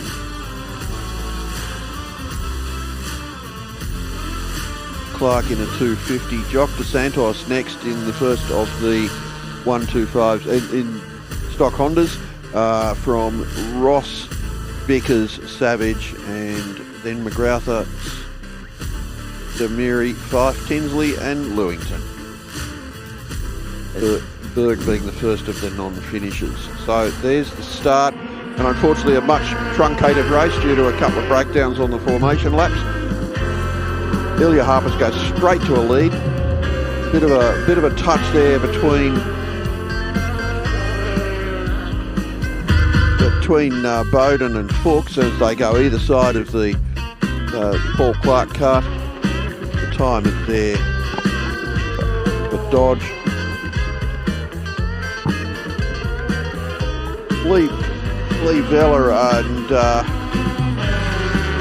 George Superkarts resuming their earlier battle, and Ilya Harpus, untroubled, takes the checkered flag after a shortened race. Second goes to Matt Bass, and third to Russell Jamison. All right, we'll be back in a few minutes with our next race, which is the third and final race for the ever entertaining Formula V's. Trains about to roll into the bay. Such a good time having you by my side. It was such good times, baby, with you by my side. When my work is done, we go back to having fun.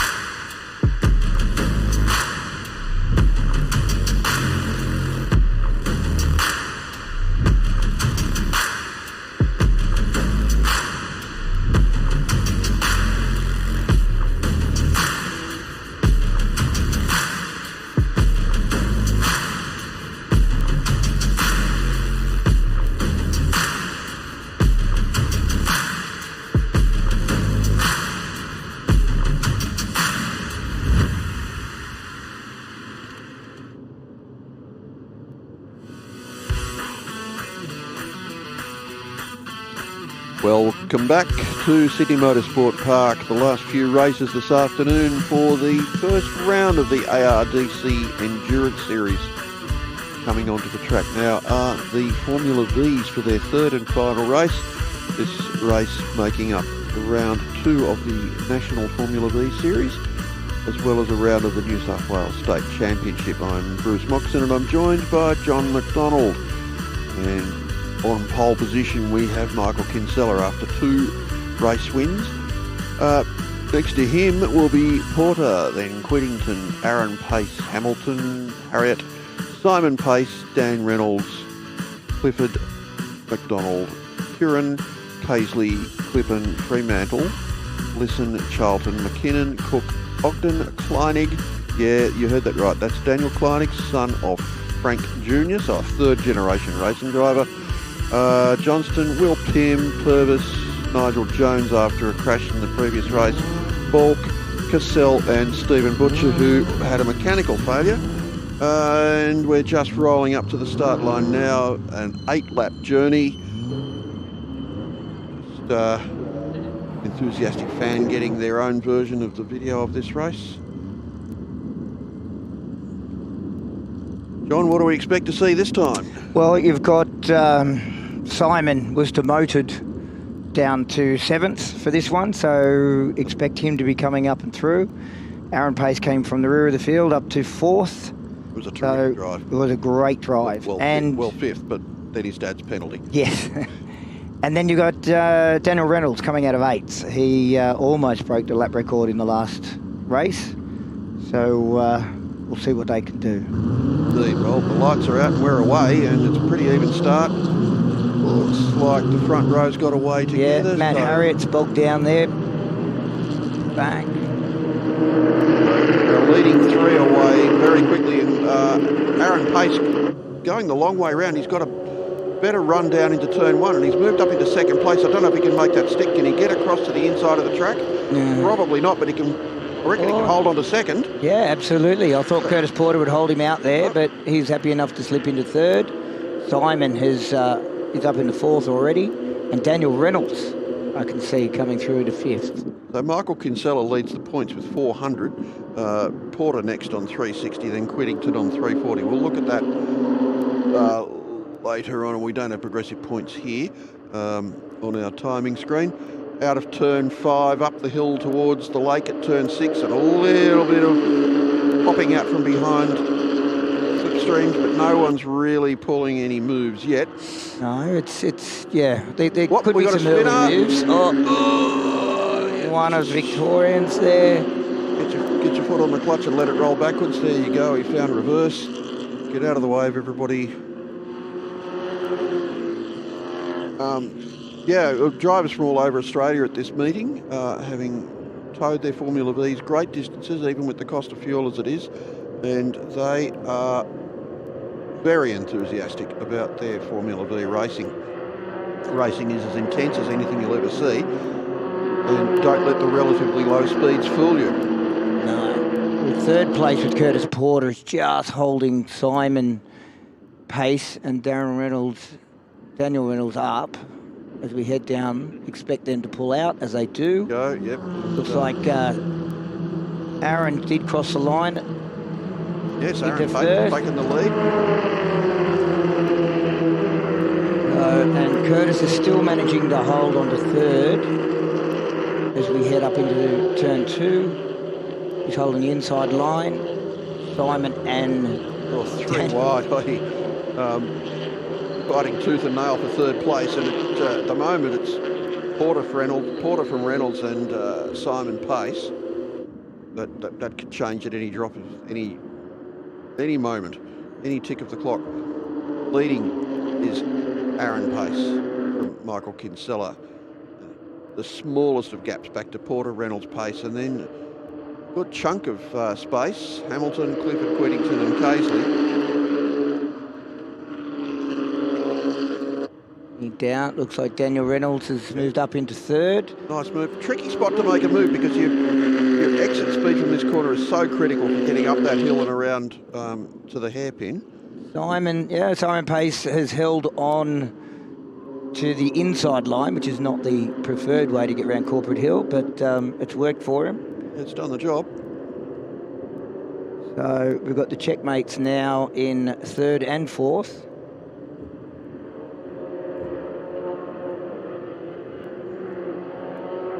I think we have learnt that Kinsella's very happy to sit behind. You'll make a liar of me here, but... Well, you don't need to be behind all the time. You can lead. You can just set the other person up to... What he will want to make sure is that he's got the speed to be able to get past when he needs to. Yeah. And he may do that, still slip in behind. He's done it. He was in front over the finish line, so he knows he can do it now. So Simon Pace is going on the outside of Daniel Reynolds in turn one. And we're all going to go going 2x2s, I think, to turn two here. And Michael Kinsella holds that lead, and Daniel Reynolds is... Greg Johnson has... Where are we there? That's at the back of the pits. That's between the hairpin and the pit. Oh, and yeah, so Greg Johnson's had to pull out at turn 8. Yeah, in the shortcut. Off to the side of the short circuit. Disappointment. I know he had some family in Victoria who were tuning in this afternoon. Sorry, guys. Made you watch for not very much. Anyway, here's Michael Kinsella with a small gap. That won't matter. Then Aaron Pace, Daniel Reynolds, Simon Pace, and Christian Porter. Curtis. Curtis from Queensland. Yeah. Old puffs of smoke on trailing throttle. They've got sucked a bit of oil past the valve guides.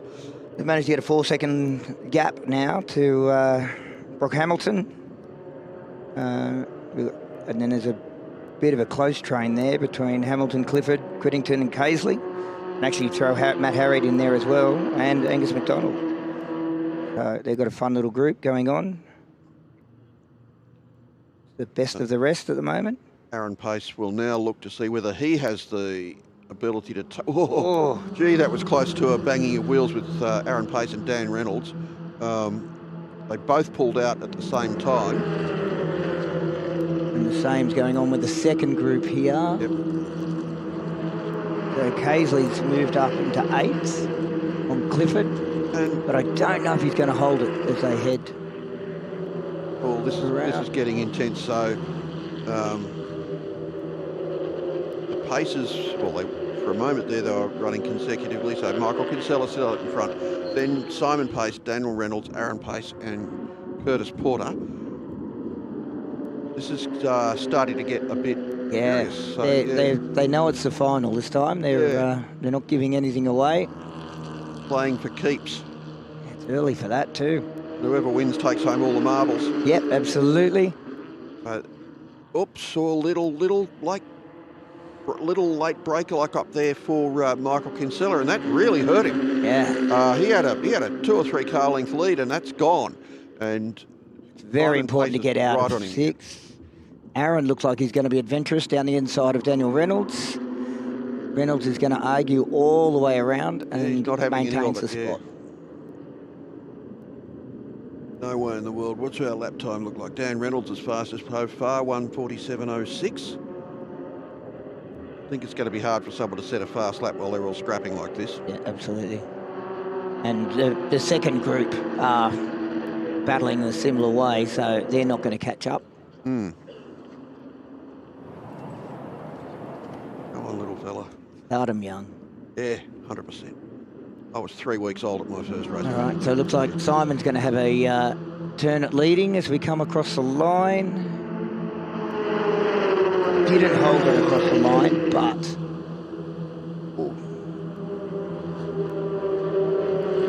No, Kinsella's going to hold coming into turn 2.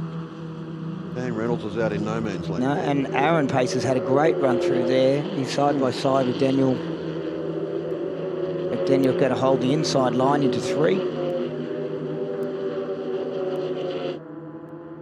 Curtis Porter's sitting back there in 5th and saying, come on, guys, give me a chance. Yeah, I think he's in a right spot there. He's in a good spot. It's a bit spicy up in front, so... Now, as I've said a couple of times this weekend, and I keep saying it because he is, Michael Kinsella is the consummate strategist. He's the modern-day Bernie Hanley. Yes. Knows when to be leading, when not to be leading, knows how much to be behind by, and where on the track to start his passing moves. So this is a very high-speed game of chess. But Kinsella giving away a bit of straight-line speed. What have we got? We had Aaron Pace at 180 on the last lap, and Michael Kinsella a mere 169. I've only just now discovered the speed down the side there. Thank you for pointing that out.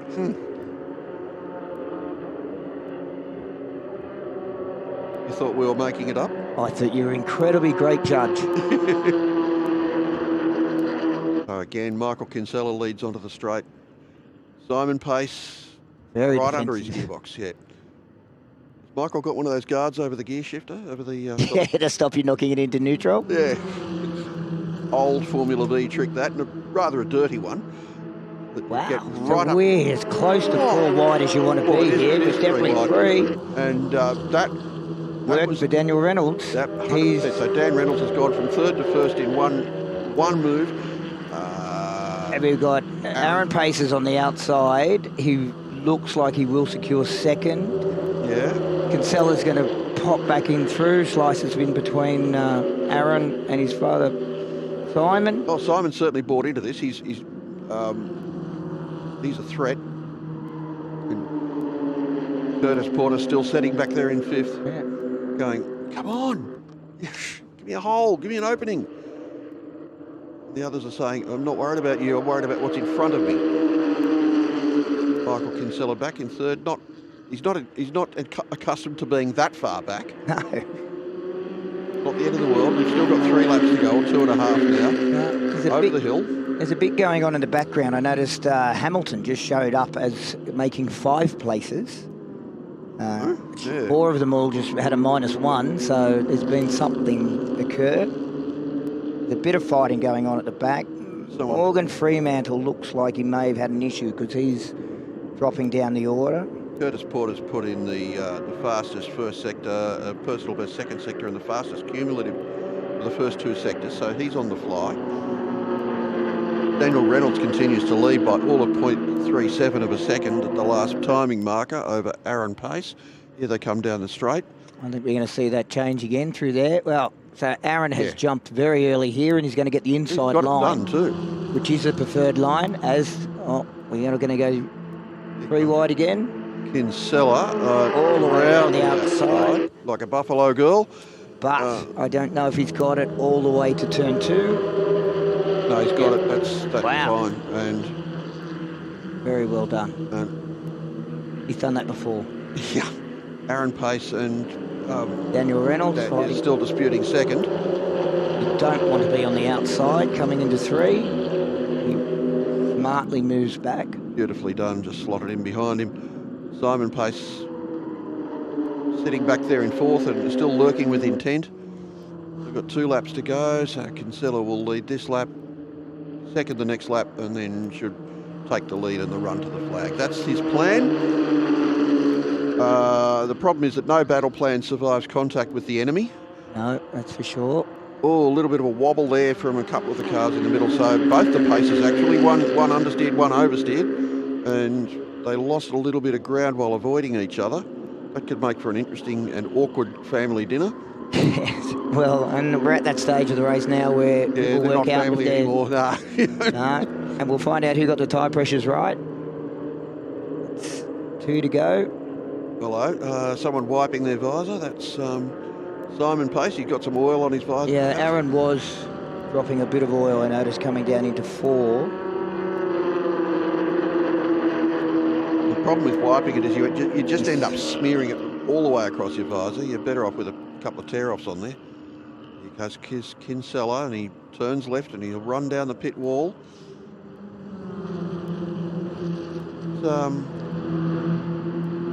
Daniel Reynolds pulling out now, having a look on our final lap.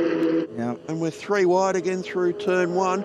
And Aaron Pace round the outside. Can he pull a move down here? They're all, oh my word.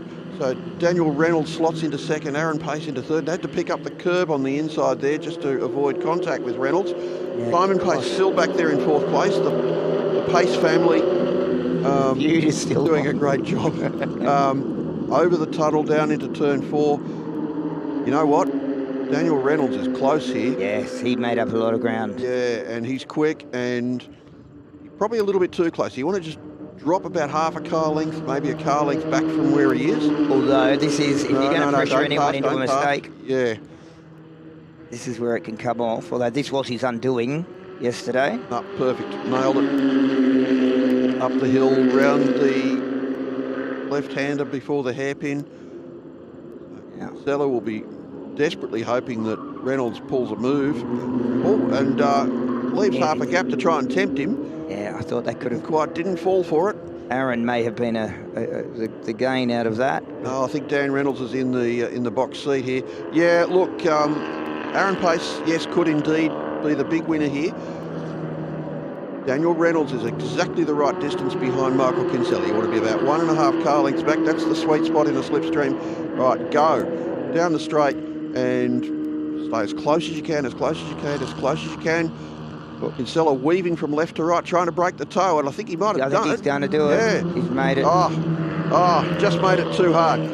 So Michael Kinsella, a little bit wrong-footed there. He wasn't where he wanted to be, but he still made it work. And once again, a superb drive from Michael Kinsella. Dan Reynolds, a terrific race into second place. Simon and Aaron Pace, third and fourth. Then Curtis Porter, and then a great gap of 14 seconds back to we got Ash Bennington, yes. We got David Casely, Angus McDonald, Matt Harriott at Clifford.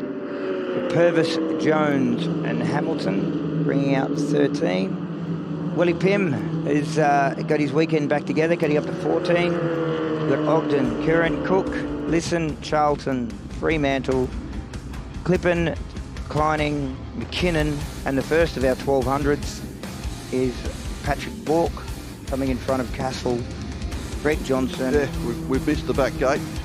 Just quickly before we do the results, the next round of the series is at Wanneroo in Perth on June 27, then Morecambe Park for the final round on November 7 and 8. So the final result, Michael Kinsella wins by 0.1 of a second over Dan Reynolds, then Simon and Aaron Pace, then Curtis Porter. Yeah. Next up is Ash Crimmington. Thank you. David Casely, Angus McDonald, very happy with 8. Matt Harriott, and we got rounding out the 10 is Clifford against Purvis, Jones, Hamilton, Pym, Ogden, Curran, Cook, Lisson, Charlton, Fremantle, Clippen, Kleining, McKinnon, and then Patrick Bork leading home the 1200s to Castle and Butcher. Greg Johnson was a TNN. Very special thanks to John McDonald and to Robert DeVries for bringing us the updates as we go. Okay, here's the highlights and a terrific start there to our front row. Aaron Pace making a big move around the outside and almost pulling it off. Certainly made up place into second. And from there on, we had a typically intense Formula V race. Was very much so. There's battles all the way through. The Victorians have done themselves proud this weekend. Some of them had never been to Sydney Motorsport Park. But once again, the racing brain of Michael Kinsella conquering all, seeing off challenges from Dan Reynolds, from Simon Pace, from Aaron Pace. Curtis Porter not quite being able to, he was able to hang on, but he wasn't able to do anything in terms of... He was also able to put the fastest lap in for the day as well. Well, yeah. Which is impressive. Sometimes you just don't have it that day. He had the pace, he just didn't really get the opportunities. Daniel Reynolds, the Pacers, and Michael Kinsella putting on a great race. And hats off to Michael Kinsella taking a clean sweep of the 3 races this weekend. And a big chunk of points as they head to Perth for the next round. This round in Wanneroo. So, a long tow. If you're thinking about going to Perth, I recommend it. I love that town. The drive across is a well, it's boring, but it's an adventure. Absolutely it is. No. It's a good track. It is a As great well. track. It'll be a great track for these. Good towing track. Yes, it is. There's a lot of towing. All right, we'll have a quick break. We'll come back with the AU4 race. My thanks to John McDonald for bringing us all of the inside gen on Formula V this weekend. You're welcome. Thank you very much, Bruce.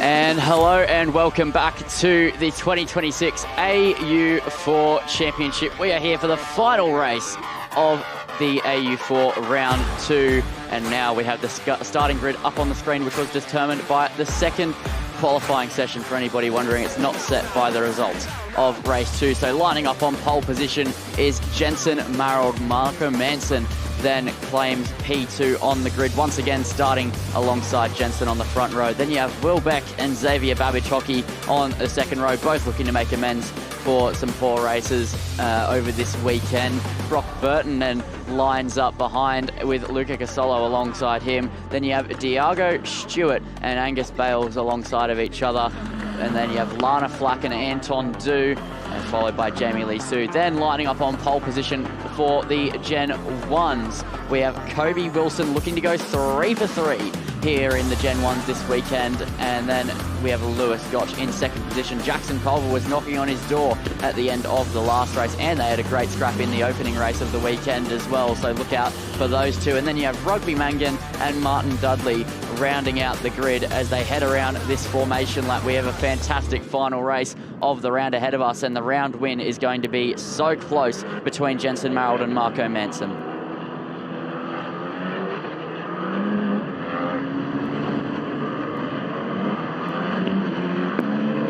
So as they round out to the grid, Jensen Marold will just be looking to get a better start this time. 2 races in a row now in race 1 and race 2. He's been jumped by Marco off the line, and it was inevitably Marco getting ahead of him on lap 1 in race 2 that was his unravelling to stop him going undefeated for the weekend. So Jensen took home race 1. Marco took home race 2. Who's going to take home race 3? It's anybody's guess as we come around to grid up.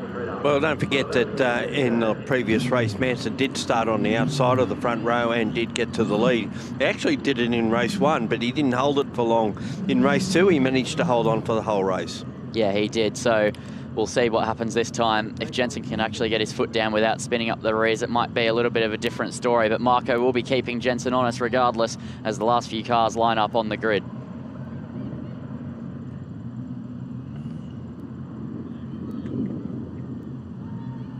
So as the final car is now lined up, the 5-row lights will get ready to illuminate. So one last time in the AU4 Championship Round 2, and we're underway for racing action. Jensen spins up his rear wheels again, not as badly, but Marco Manson is going to go through into the lead once again ahead of Jensen Marold. Now here comes Will Beck around the outside of Jensen, trying to take home second position on the opening lap here as they dive towards turn 2. What about Xavier Babichocki looking to get the nose in the background? He goes up the inside. Oh, there's contact. They've collected each other. Xavier Babichocki collects the rear left tyre of Will Beck, and they will not be happy. That is the second time this season that those two have come to blows. They came to blows in Winton, now at Sydney Motorsport Park, as Marco Manson continues to lead the field away from Marold, then Casolo, then Angus Bales, then Lana Flack, then Diago Stewart and Brock Burton. Meanwhile as well, in Gen 1, Wilson still leads the way from Gotch, then Culver's knocking on his door as they head up out of turn 5.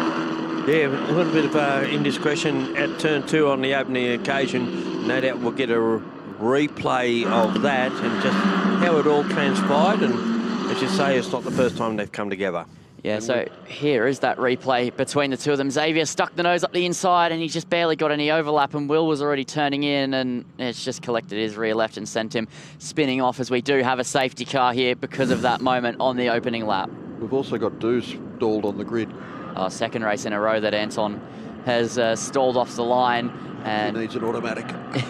Yeah, and he's not the only car to stall off the line this weekend. I believe that Jamie Lee Sue might have in race 1, but don't quote me on that because she's been struggling with getting the car off the line all weekend, so I might be getting it mixed up. And as regards that turn 2 incident, I think we might have some splaining to do.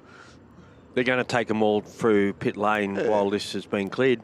It's obvious that the outside of the front row is the grippier side of the track, and that's why Manson's been able to beat Marold off the line both occasions so far. Well, all 3 now. Yeah, all 3. Jensen just can't stop spinning up his rears, but well, I think it's grip. It's grip related. I think there is grip, but also the cars behind Jensen have been getting a much better start from him from the same side of the grid. So maybe the pole position grid slot's just also not optimal for grip.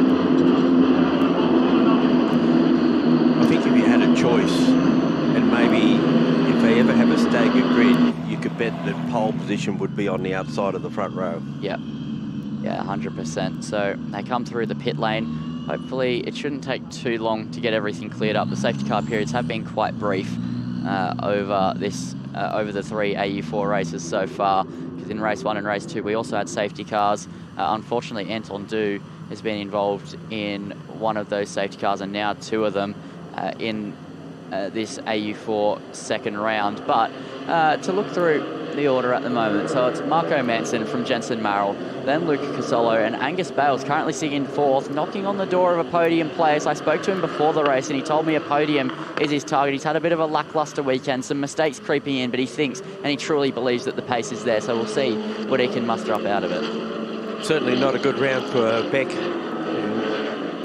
Find yourself well and truly down the order. Yeah, Will Beck only having... Being on the receiving end of a hit like that. Well, he had a run-off in the earlier race as well, up at turn 11. Caused some damage to the car. Yeah, so there is Anton getting pulled along. But let's actually take a look at the round standings. So at the moment, this is for the round win. Jensen Marald and Marco Manson will be decided by who finishes in front, because currently for this second round, Marco Manson sits on 68 points to Jensen Marald 64. So it is going to be whoever wins this race will get the overall round win as well. Right, we're going to have a replay of the start. So let's take a look here on the race start. Probably keep your eyes further back. There's Anton stalling in the background, and then into turn one. Marco just got it done before they even got to the turning point. Then here's Will Beck. Tried to show the nose on the outside. Xavier thought he could poke the nose and just ended up clobbering into the side of Will Beck, just probably not judging that quite correctly. Trying to make amends as well, Xavier, after a poor race too, and it's just not worked out for him as he currently sits in 14th. Yeah, 14th position. So Xavier not doing So they were actually line astern of each other again. This could be interesting. I think Xavier might be making a visit to the pit lane. Yeah, as there is Anton's car getting pulled into the back of the pit so they can get going again.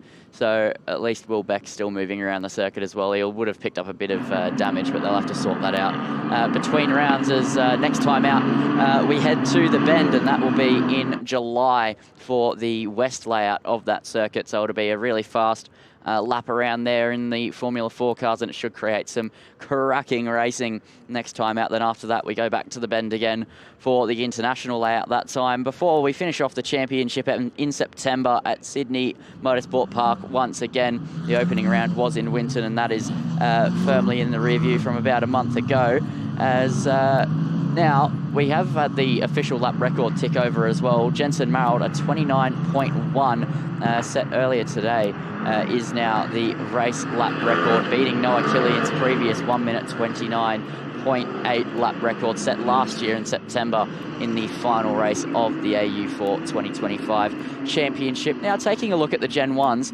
Martin Dudley at the moment sitting, well, he is at the back of the Gen 1s, but he's getting faster over this weekend. He started out, his first time driving a race car was in Winton Motor Raceway, and then over this weekend he's been getting closer and closer and closer to the pace of Rugby Mangan, and he's now potentially about to be on the pace. We'll see once the restart gets underway, but at the moment he's actually looking quite strong. Rugby, though, not having the weekend of his dreams. He was a lot quicker out at Winton, but he's had his fair share of problems. Tim Macro in discussion with his driver, who had unfortunately stalled on the grid. Well, I'd say it's more than a stall if the otherwise you just started. If it was just a stall. Well, he stopped on the grid, all right. Thank you. Words matter.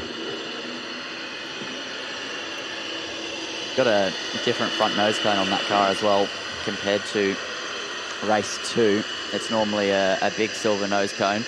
So he's had to replace the front wing at some point. I think that would have been after his collision with the wall in race 1. I just don't think I noticed it up until this moment, unfortunately. But hopefully he can get going again. We've seen a few of the Tim Macro cars, including Brock Burton, come into the pit lane, fix up whatever's wrong, get going again. But I'm not sure with the fact that the front's been lifted off the Safety car lights nose. are out, by the way. Yeah, that he'll get going again. But the safety car lights have been out, so it'll be Marco leading away the field. We know he went really late last time and caught Jensen Marald out, but I feel like Jensen's going to be a little bit more on him this time, and he knows this time that he's really got to push for the overtake. So the eyes will be at the front of the field. Marco Manson, Jensen Marald going into battle once again. Luca Casolo and Angus Bales will be fighting for the final podium place. Don't count out Lana Flack in that battle as well. She's been awfully impressive over this weekend. And Brock Burton as well has snagged a podium in the opening race. Diago Stewart too. So I think anyone from 3rd back to 7th position is likely in the running to fight for this 3rd position. But as they round the final corner, the pace control now goes to Marco Manson. When is he going to launch this field of F4 cars back underway for racing speeds? Let's see. Will he wait? Will he wait? It looks like We're certainly waiting. Yeah, he is going to wait. He went really late last time, down near the entry to the pit lane. Looks like they are picking up speed, so they have gone, and we're back underway for racing action. Marco got off to a good restart there. Jensen Merrill being left a couple of tenths in the dust for the second restart running between the two of them, and Luca Casolo is right up behind Jensen Merrill as they head through turn one. Could we see a bit of inter-AGI battling here towards turn two? No, not quite. Now Jensen needs to go back into that hunting mode that he's been in for the last two races now, as that was on the inside for one of the Tim Macro cars. It looked like Brock Burton snuck up the inside of Lana Flack there. Brilliant stuff from Brock Burton, moving up into 5th position as Angus Bales currently sitting up the back of Luca Casolo, trying to get the last podium place, which is where he wants to be finishing. Kobe Wilson still leading the Gen 1s away at the moment, as that's Will Beck making a move on Rugby Mangan to start his charge back through the field. But importantly here, Kobe Wilson up behind Jamie Lee Sue. We've seen the Gen 1 driver overtake Jamie a few times to try and get the clean air, and in fact that was the deciding factor in how he won by 9 seconds in race 1, and he's already trying to put the move onto Jamie Lee Sue so Lewis can't close to the back of him. Manson made a brilliant restart on that. He got the gap and he's held it. And Marold, as soon as he saw off his teammate Casolo, is now trying to bridge that gap. But this is the biggest gap between the two of them all weekend. Yeah, it absolutely is. A 9/10 of a second, that is the biggest gap. So he's clearly got some pace underneath that thing, or Jensen could be managing a little bit more than last time, because I think he ran out of tyre towards the end trying to attack Marco Manson, which is why he just kept on falling back and then closing and then falling back and closing. He was just overheating, I think, just a little bit at the end of the second race. But down the start-finish straight they go. That gap now over 1 second. So that is an important gap, because that means Merrill will be getting absolutely zero slipstream, as here is Diago Stewart and Lana Flack looking to go into battle. A small lock-up there from Brock Burton up the road as well. We know Diago picked up the last podium place in race 2. Now he's looking to make his way back up into the top 6 in this race, as Jensen Merrill closing up now back within 8/10 of a second to Marco Manson, as Angus Bales also keeping Luca Casolo honest, only 4/10 behind. A brilliant that restart has really helped him, but now we're getting interesting because Casolo is being closed in by Bales, and in behind him is Burton in P5. Brock Burton showing some impressive pace at the moment, as a matter of fact, really closing up to the back of Angus Bale. So could he be going for his second podium of the weekend? There's a few moving parts in this Gen 2 battle. Meanwhile, in the Gen 1s, Kobe Wilson has managed to clear Jamie Lee Sue to extend his gap to Jackson Culver, who's ahead of Lewis Gotch at the moment. So Culver finished third 2 races in a row now. He's looking to go one better and finish ahead of Lewis Gotch. Those two have had 2 titanic battles through race 1 and race 2. Now they're probably going to have another one, because Lewis does not give up that easily. They've also got a charging Will Beck coming up behind them, so they have to be looking in their mirrors, as Jensen Merrill sets the fastest lap of the race with a 1:29.0, which will beat his previous set race lap record of a 29.1. So he's absolutely on fire at the moment with a 29 dead in race trim. It was 200s faster than Manson, so it was not a great inroads, was it? Yeah, he's put his best lap of the weekend together, and it's still not really enough. That is the 2 best drivers on this grid at this round. But you've got to wonder too, that obviously trailing behind Manson in that second race has hurt his tyres a little bit. But then Manson didn't have the tyre issues because he's been out in front, so he's getting no heat on the front tyres at all. Yeah, and it is a big factor. I don't think anyone had fresh sets heading into this last race of the weekend, so I think they'll be using the same set of tyres that they were in race 2, unless they're using their race 1 tyres. But that is something I'll have to ask post-race, because it is a bit tricky to keep track of. I speak to the engineers, and even they go, oh, the Gen 2 tyres are so confusing, so sometimes they don't and know the engineers might be known not to tell you exactly what's going on as well. They don't want the word to get around. Second spot at the end of the second sector, Manson has gone faster than anyone else in the race, and it's 0.2 of a second faster than Merrill. So he's controlling this race well at the moment.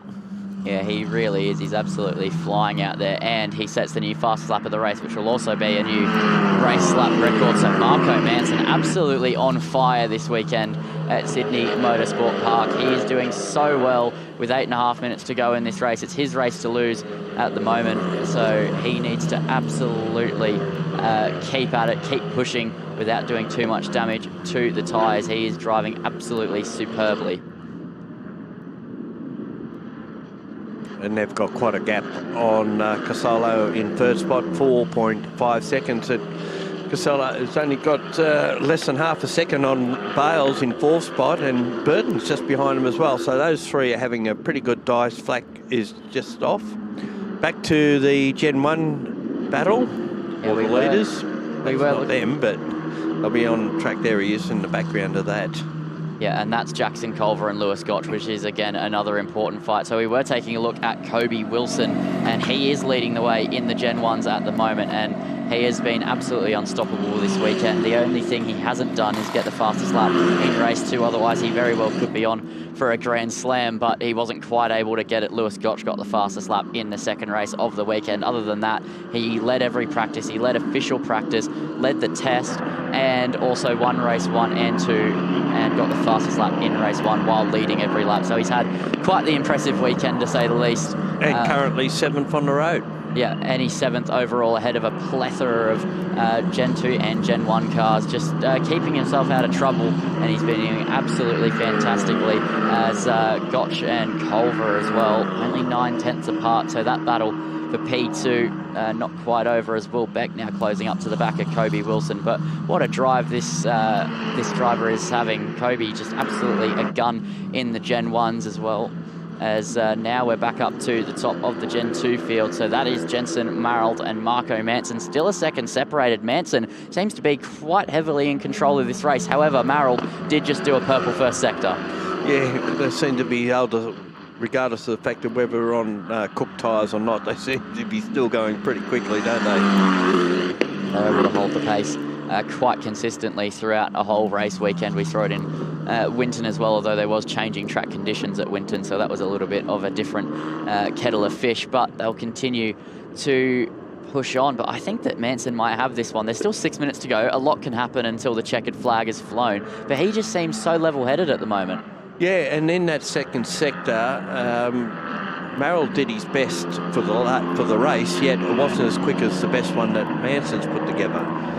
Yeah. Mind you, not a lot in it, but all the same, I think it was a 10th of a second, and overall, this might be fastest lap to Merrill, but will it make much difference?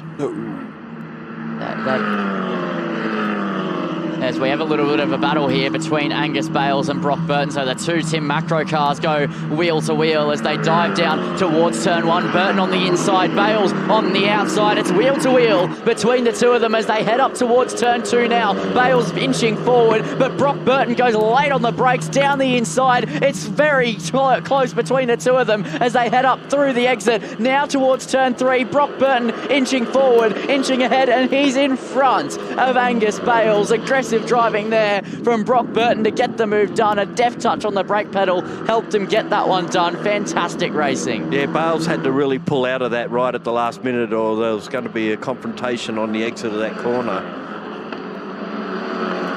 There was an arm out the window then, I noticed as well. Yeah, so who knows what that was about. There's a few drivers that like to stick their hands. Well, that was Burton who put his hand out the window, so I don't know what that was about. But yeah, who knows, but he has gotten the move done, and he'll now try chase down Casolo. He's got 4.5 minutes to close 1.8 and then overtake as well. Catching is one thing, passing is a completely separate story, as Angus Bales is now under pressure from Lana Flack. He had a terrible exit off of turn 8. The car just not cooperating with him at the moment, and now Lana Flack looking to take his position inside the top 5 for F4 Racing Australia. So let's see what she can muster up as they round out of the final corner. Lana doing really well this weekend, just consistently inside that top 5 as they head towards turn 1. She's in the slipstream. Diago Stewart also watching on at the back as we get a new fastest lap of the race set by Marco Manson into the 1:28 on race trim. Absolutely flying at the moment as through turn 1. Now towards turn 2. Angus is going to surely have to defend the inside. Lana clattering over the exit curb there, though the car bouncing up and down. The F4 car's not really a fan of the exit curb at turn 1 here at Sydney Motorsport Park, and she isn't able to move past him just yet, but I think this battle is far from over.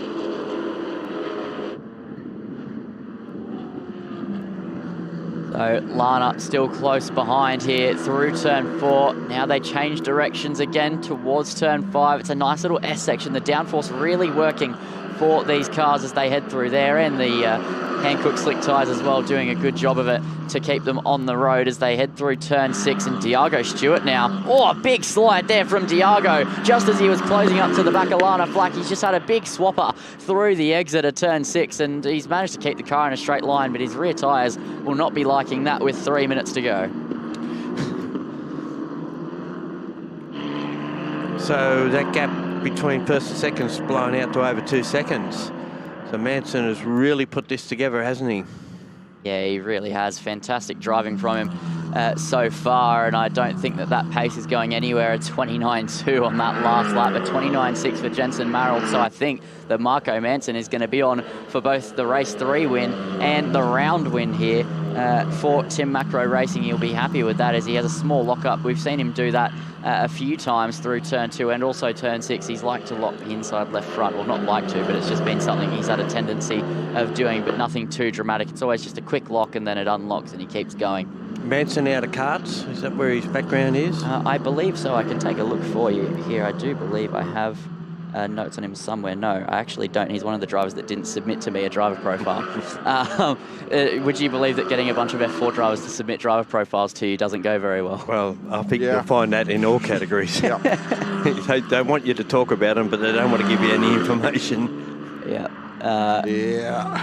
It's always a fun time. I was chasing them pre-season as well as Dimmy, who helps run the category, was helping me out. You really have to corner and do it face to face. Yeah, that's what I did with Xavier at Winton. I finished day 1 and I walked up to him. I was like, "So you didn't submit a driver profile?" And he goes, "Oh, didn't I?" And I was like, "No." And he goes, "Oh, sorry." And it was like, "I'll take you out to dinner and I can tell you all you need to know." And then we did that. So that's pretty much the only way I've managed to physically get a profile out of someone. So Burton's right on the back of Casolo now for 3rd spot. Bales has dropped off that little bit of a dice at the moment. And then we have Flack Beck up from the back of the field after that indiscretion or being hit on the first lap, is now up to position 7. As now it looks like Burton has really closed up to the back of Casolo. There'll be 2 laps to go in this race, so this will be the second last lap, and Brock Burton is right there. Can he claim his second podium of the weekend, or Casolo, can he pick up his first of the weekend? We saw him pick up a few podiums at Winton Motor Raceway, but he's not had such success here in Sydney Motorsport Park, and it looks like he could be on for a podium position, but he's got to hold off Brock Burton. Meanwhile, Lana Flack and Angus Bale still going at it for the edge of the top 5 too, so there's a few battles still going on as well. Further down in the Gen 1 category, Jackson Culver and Lewis Gotch only separated by a 1/10.5 for second position, so that's a major podium places. This is Kobe Wilson at the moment leading this Gen 1 category for the 3rd time in 3 races. He's not led a lap. As that's side by side there between Lewis Gotch and Jackson Culver as they head down the hill towards, it looks like turn 4 they go, and I think Lewis was on the inside line. Has he been able to make that move stick here on Jackson Culver? He has. So Lewis Gotch moving back up into second position, and he has 1 more lap to hold off Jackson Culver. This is going to be a battle that goes all the way to the end, but Lewis is wide. That allows Jackson Culver to get the run underneath. We'll have to see where he comes out the other side, but great racing between the 2 of them so far as we head on to the last lap of the race here in the AU4 Championship Round 2. It's Marco Manson from Jensen Marald. 2.3 seconds separates them, so all Marco has to do is bring this car home, and he will be the round winner here at Sydney Motorsport Park. That is Martin Dudley and Xavier Babichocki at the moment close together on the track. Xavier has had no such luck this weekend at Sydney, so you'll have to have a better time next time out at the Bend in South Australia, hopefully, for Xavier. But What a race it has been so far. This is Marco leading the way. What a drive he's put on display. Everybody came into this weekend thinking Marold was the man to beat, and it looked like that after race 1, and then Manson arrived on the scene after race 2, taking the win, and he took the win by a reasonable 1 second, holding off Marold very well. But this race, he's really come into his own, and this is the championship threat. This is the championship statement. Marco Manson has had an absolutely stellar drive to lead by 2.5 seconds here in race 3. He's only got 2 more corners to go, and a statement will be made. Jensen Marold is not safe in this 5-round championship here in AU4, because Marco Manson has arrived on the scene in AU4 with a vengeance, with a threat to Jensen Marold. Marco Manson crosses the line to win 2 out of the 3 races this weekend, and championship battle on between these two in Gen 2. Well, that makes 3 wins each for the 2 front runners. 2 wins for Marold at Winton and a win for Manson down there, and it's been flipped around this round with 2 to Manson and 1 to Marold, but I would assume that Marold still leads the series. Yeah, I think Jensen just about holds on to it after this round because of Marco's race 1 and 2 results in Winton Motor Raceway. But as well, in the Gen 1 category, Kobe Wilson has been able to hold on again. Actually, he hasn't quite gotten to the line, but he will be 3 for 3, undefeated here in the 2nd round of the AU4 Championship in the Gen 1 category. Stellar driving, and Lewis Gotch towards the line is just about going to hold off Jackson Culver to make it 3 P2s by 4/10 of a second in the Gen 1. So great battling all weekend between Lewis Gotch and Jackson Culver. Fantastic in Gen 1 overall. There is Kobe Wilson as he makes his way. He's clipping the grass on the way in, sticking his hand out of the cockpit. Great driving from Kobe all weekend. Seriously, great racing. So here are the results of race 3. Marco Manson takes home the win from Jensen Marold. Then Luca Casolo rounds out the podium to pick up his only podium of the weekend here at Sydney, and the time to do it is in race 3. Brock Burton not able to get his 2nd podium of the weekend. He settles for 4th. Then you have Angus Bales in P5. Lana Flack can't quite get another top 5 finish here in round 2. Then you have Will Beck. Kobe Wilson wins in Gen 1. Jamie Lee Sue finishes in 9th. And then we have Lewis Gotch in there.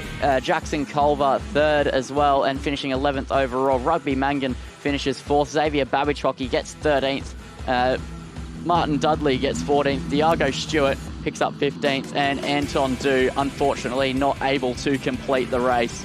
But what an AU4 round it has been. Let's take a look at some of the highlights. So this is the race start. Marco Manson took the lead and never looked back by the seams of it. Will Beck tried to have a go at it, but into turn 2, Xavier Babichocki throws it up the inside, and they come to blows for the 2nd time in this AU4 Championship season, reminiscent of race 1 at Winton Motor Raceway. Marco Manson drove superbly to round the final corner and take the race win for the 2nd time this weekend. This was Brock Burton and Angus Bales side by side for position, and Brock Burton was able to go really late on the brakes. Watch this here, just catches back up in the braking zone and gets the move done. Angus gave him a fight, but just had no response as they headed up towards turn 3. Fantastic driving between the 2 Tim Macro cars. And then this was Lana Flack trying to claim a 3rd P5 of this round, but not able to quite do it. Diago Stewart finishing in 15th. I'm not actually sure what happened to Diago. He was right up there behind Lana Flack. Luca Casolo claimed his 1st podium of the season, driving brilliantly to hold off Lana Flack. And that is Jackson Culver and Lewis Gotch battling away in Gen 1. Fantastic racing between these two. They raced for all 3 races, and Lewis Gotch was just able to pip him 3 times. Fantastic stuff between the 2 of them, and that'll be a rivalry that goes all season. Culver, of course, won't be leading the championship in Gen 1 coming out of this round at Sydney Motorsport Park, but he's definitely still in the hunt, and so is Lewis Gotch. They're all there or thereabouts fighting for this championship, and then Marco Manson took the flag to become the round winner. There is our race and round winner, and as we get ready for the final race for Prototypes and Clubmans and Supersports, we'll be taking a break, and we'll be back for that shortly.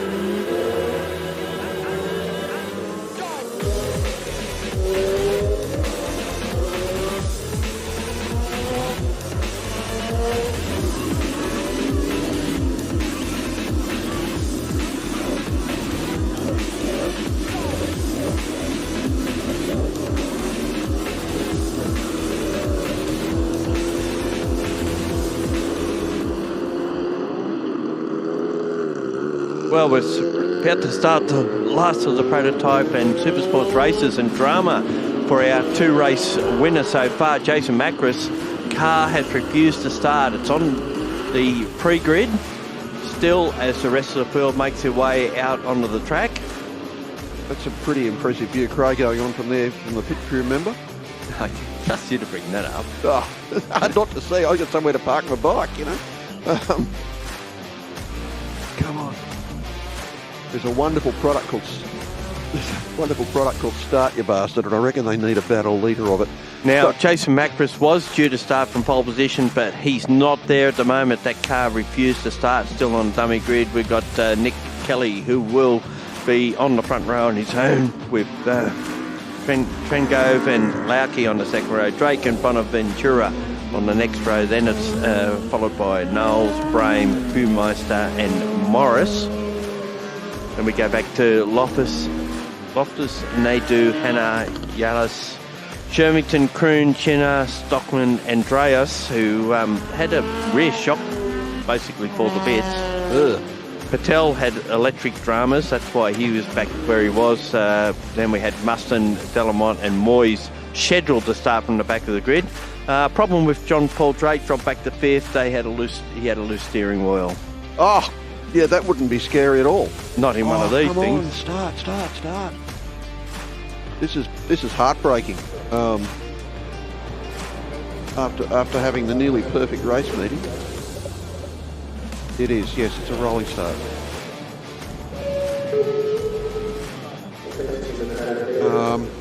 Looks like everyone's standing around looking sad and angry, so that's that for that car, I'd imagine. Oh, that's a tragedy for Jason Macris. He has dominated the race weekend. Okay, this introduces actually a little bit of interest to the race, but not the way we wanted it to.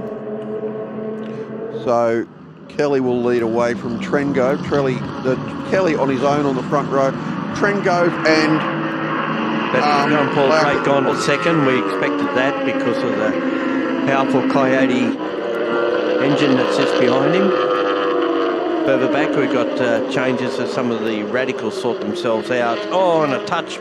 That's turned around. That's Terry Knowles has gone around in the what was that? Prada. Prado? No. In the Prada. That's Praga. Sorry, Praga. the R1T. After he drove from the back of the field to be, I don't know, 5th or 6th in that last race, so it was a terrific drive.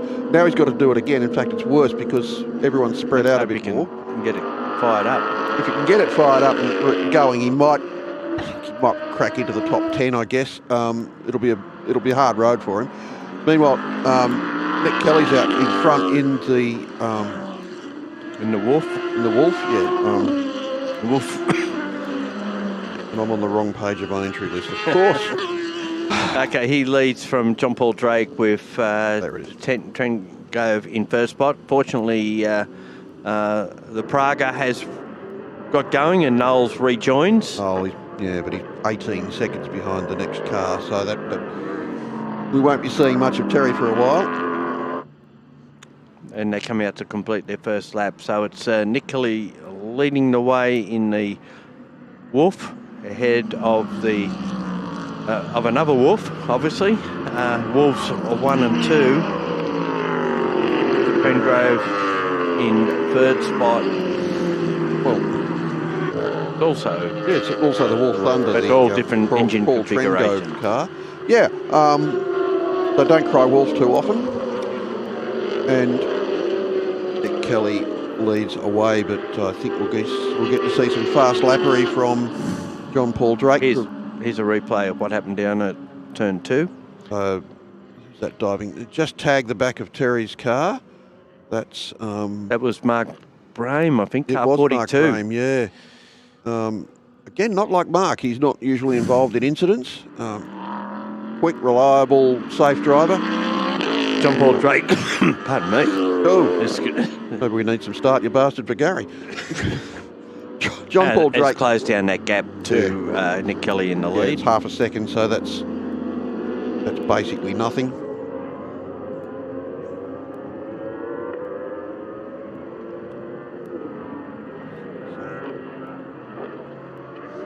Laukie in fourth spot, Bonaventura. So he's continually moved up the field. Remember, he started from the back in race 1, got to about 9th in race 2. And, 6th in race 2, now up to 5th. Morris in the second of the Radicals is behind him in position 6. And at Fumeister, Phil Andreas, who had that drama, is in position 8. Then it's Hannah and Dave Loftus into the 10. And Patel, after all those electrical dramas in the second race, plus dramas in the first race, is currently sitting 11th. Terry Knowles has come into the pits, so he's been in for about a minute now. We'll see whether or not he comes back out. There might be some damage, or he might just be making. This is the battle between Morris and Fumeister for the first Radical, and the leading Radicals just up in front of them. And of course, we've got Australian Prototypes second round and the third round for the Supersports, and Patel again, I would dare say, electrical issues. You just finished talking him up. Yeah, he's in an F1 Mistral, which is the same sort of car that Nick Kelly's running in, if I've got that right. And here are our leaders. Nick Kelly with a narrow lead over John Paul Drake. Oh, John Paul Drake just dropping a couple of wheels off the outside of the last corner. Took him forever to get the car straightened out again. Yeah, and I thought 10 Grove 4, I'm moving out of the way here just in case. Face full of rocks. So that spoiled any chance that John Paul had of getting back to the lead on that lap down the straight. And it cost him speed on the straight as well. Speed, yeah. So he's actually 3K slower than our race leader on that particular lap. When he should have been about 10 or 15 faster. And they're coming up behind Patel's A-League car. Who hopefully will take it into the pit this time and not try and drive past it. And he has pulled up at the entrance to the back of the pits at turn 4.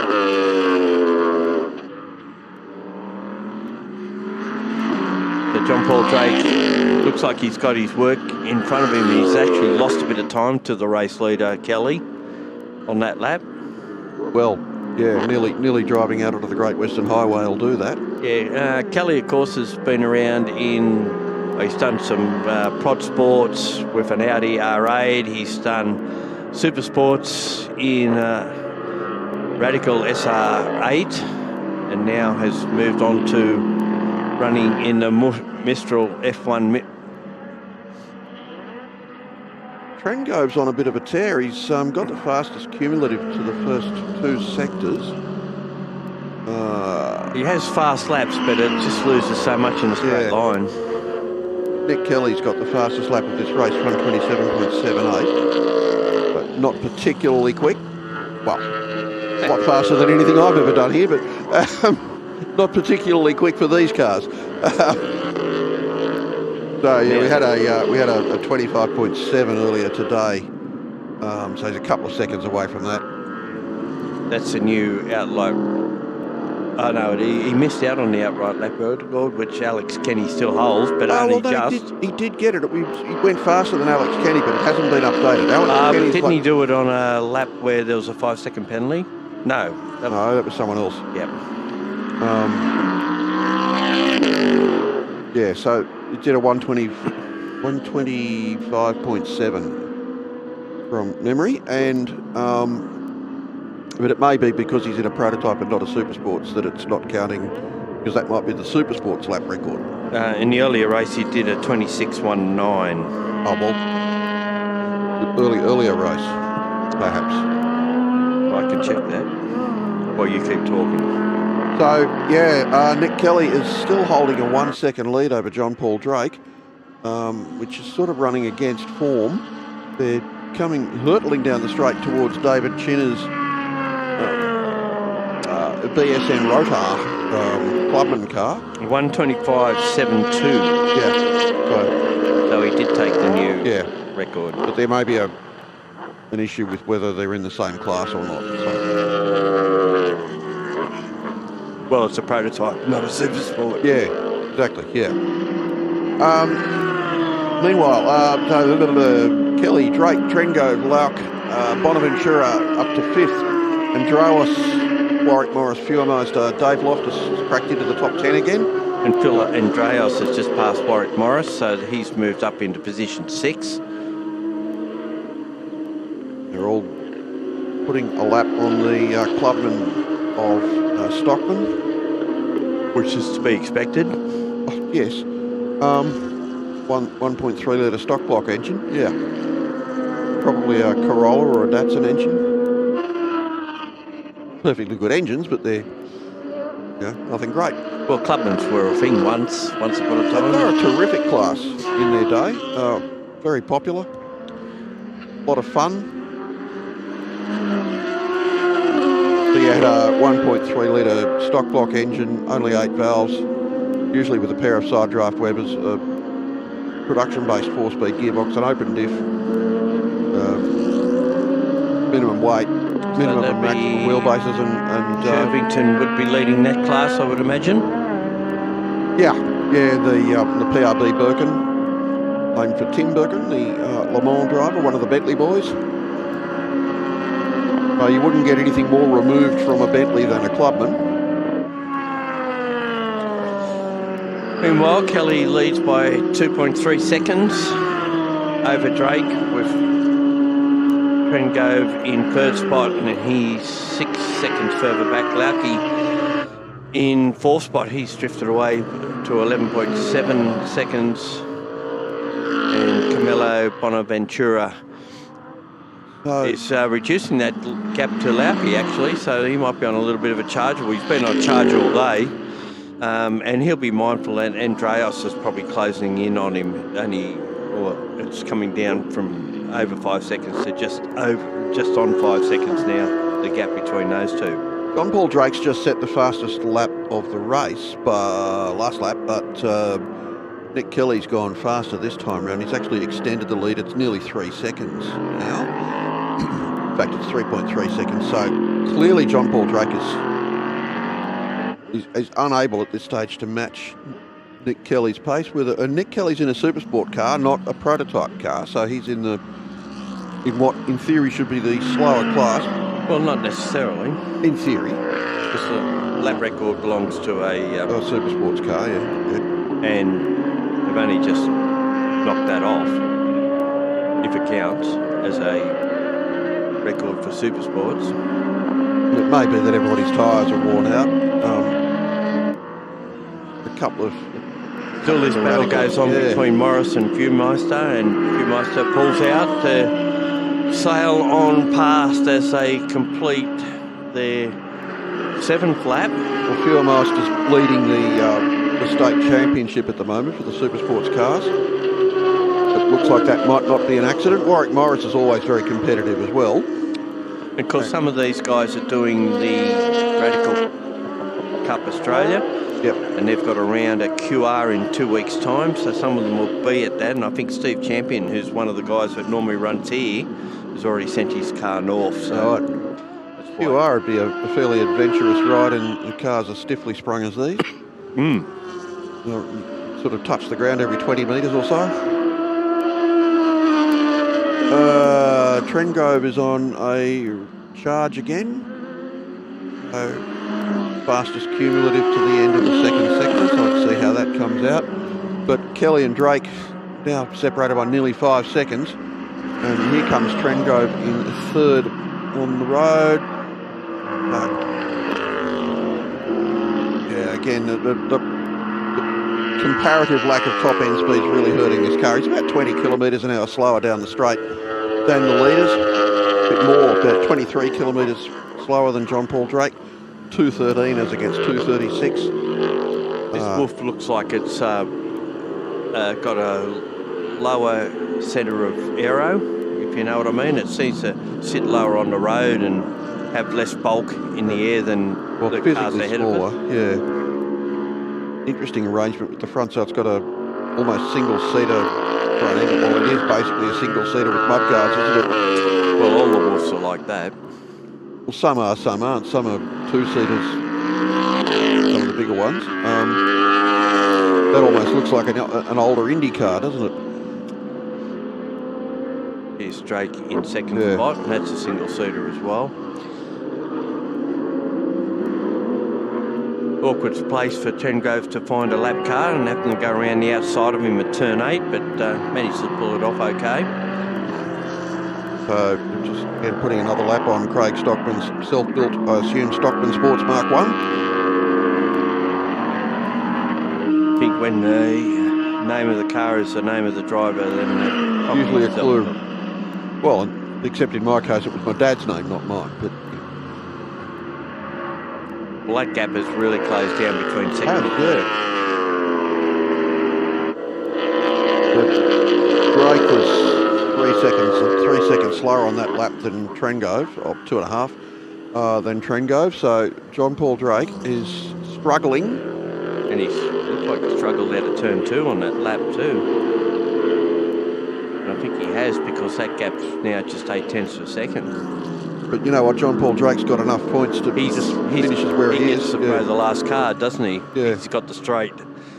Got a couple of minutes to go. He's only 3 points in front of Trengove, so Trengove he'll have some motivation to get past. Whether or not, all the motivation in the world is terrific, but if you haven't got the means, then you're stuck. But Paul Trengove, well, I'll tell you what. Yeah, okay. Shut up, Moxon, because he's having a proper go. So he's right now under the rear wing of John Paul Drake's car. All of 0.3 of a second behind. And look at the gap that he's made. Yeah, just the sheer grunt of the Coyote engine. Wouldn't it be frustrating from Trengove's point of view? See what was how 2.14 last time down the straight. See what difference the slipstream makes. Nothing. 2.14 as against 2.36. So you're giving away 18 kilometres an hour. And that straight's long. It's 1,100 metres. But we got a yellow flag. So someone's had a whoopsie down here at turn 2, or they've Local stopped. yellow. Local yellow. Whoops. Car spun on the outside there. Mark Lauke, who was in 4th position, has spun on the exit of turn 2. John Paul Drake slowed down a lot then. I don't know if... Well, he would have, because of the... So, there's Lauke's car on the side. That's a good-looking car too. Lauke Flour Mills is the name across the front of it. Trying to start it by the sound of it. From our effects mic, which seems as though that's what we're hearing. Of course, quite a few events coming up at Sydney Motorsport Park, not the least being the Muscle Car Masters. Yeah, big event back. So your only chance to see in Sydney the Group C and A Heritage Touring cars this year, the genuine Bathurst and Australian Touring Car Championship cars from the old days. I'm just doing this by memory. So there's also National Sports Sedan Series, Touring Car Masters. Yes. So, and we've got a checkered flag. So let's talk about the present for the moment.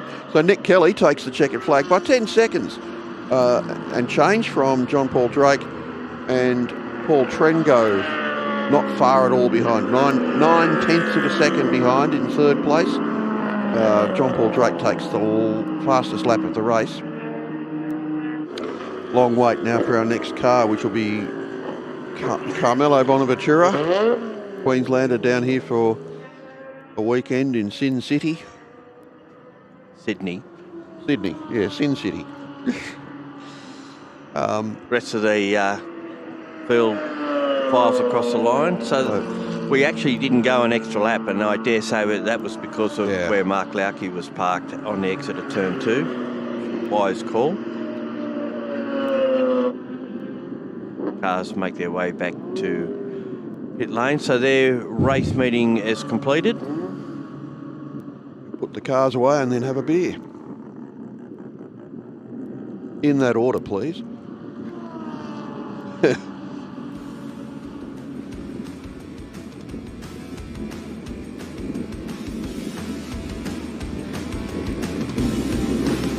All right, just confirming our results. Nick Kelly takes the win in his Wolf. Drake was second, Trengove in third, Bonaventura, what a good weekend for him from being the back of the qualifying to get up the 4th spot. Andreas in 5th, Bumeister got the better of Morris in the end. Then was Loftus in position 8, Mark Braham in 9th, Hannah in 10th. Back to Nadu at 11, Yalis in 12th, Matt Shervington into 12th. I said Matt Shervington then. Oh, well. First of the Clubmans, then Yeah, that's a great result for Clubman. Oh, with David Chenna behind him. and Stockman Yeah, there so, as well. yeah. Lucky a non-finisher, Kroon a non-finisher, Patel again, Knowles of course out, and Makris unfortunately didn't make the start. I feel like going and giving Gary Patel a hug. He's just had the worst day. Mustin didn't make the start either, nor Delamont or Moyes.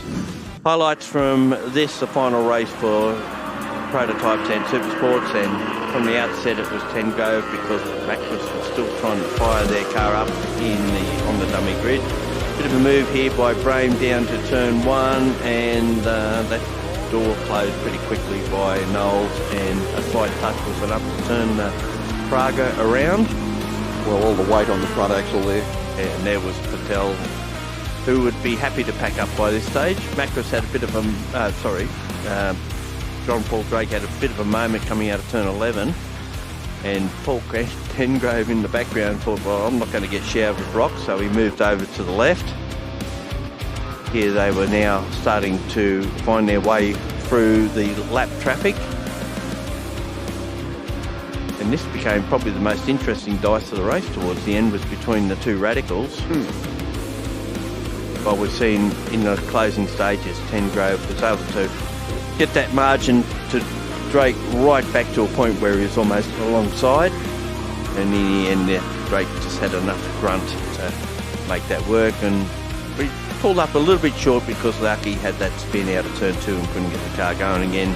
While Tengrove came down the straight and took the victory in the third and final race for this round.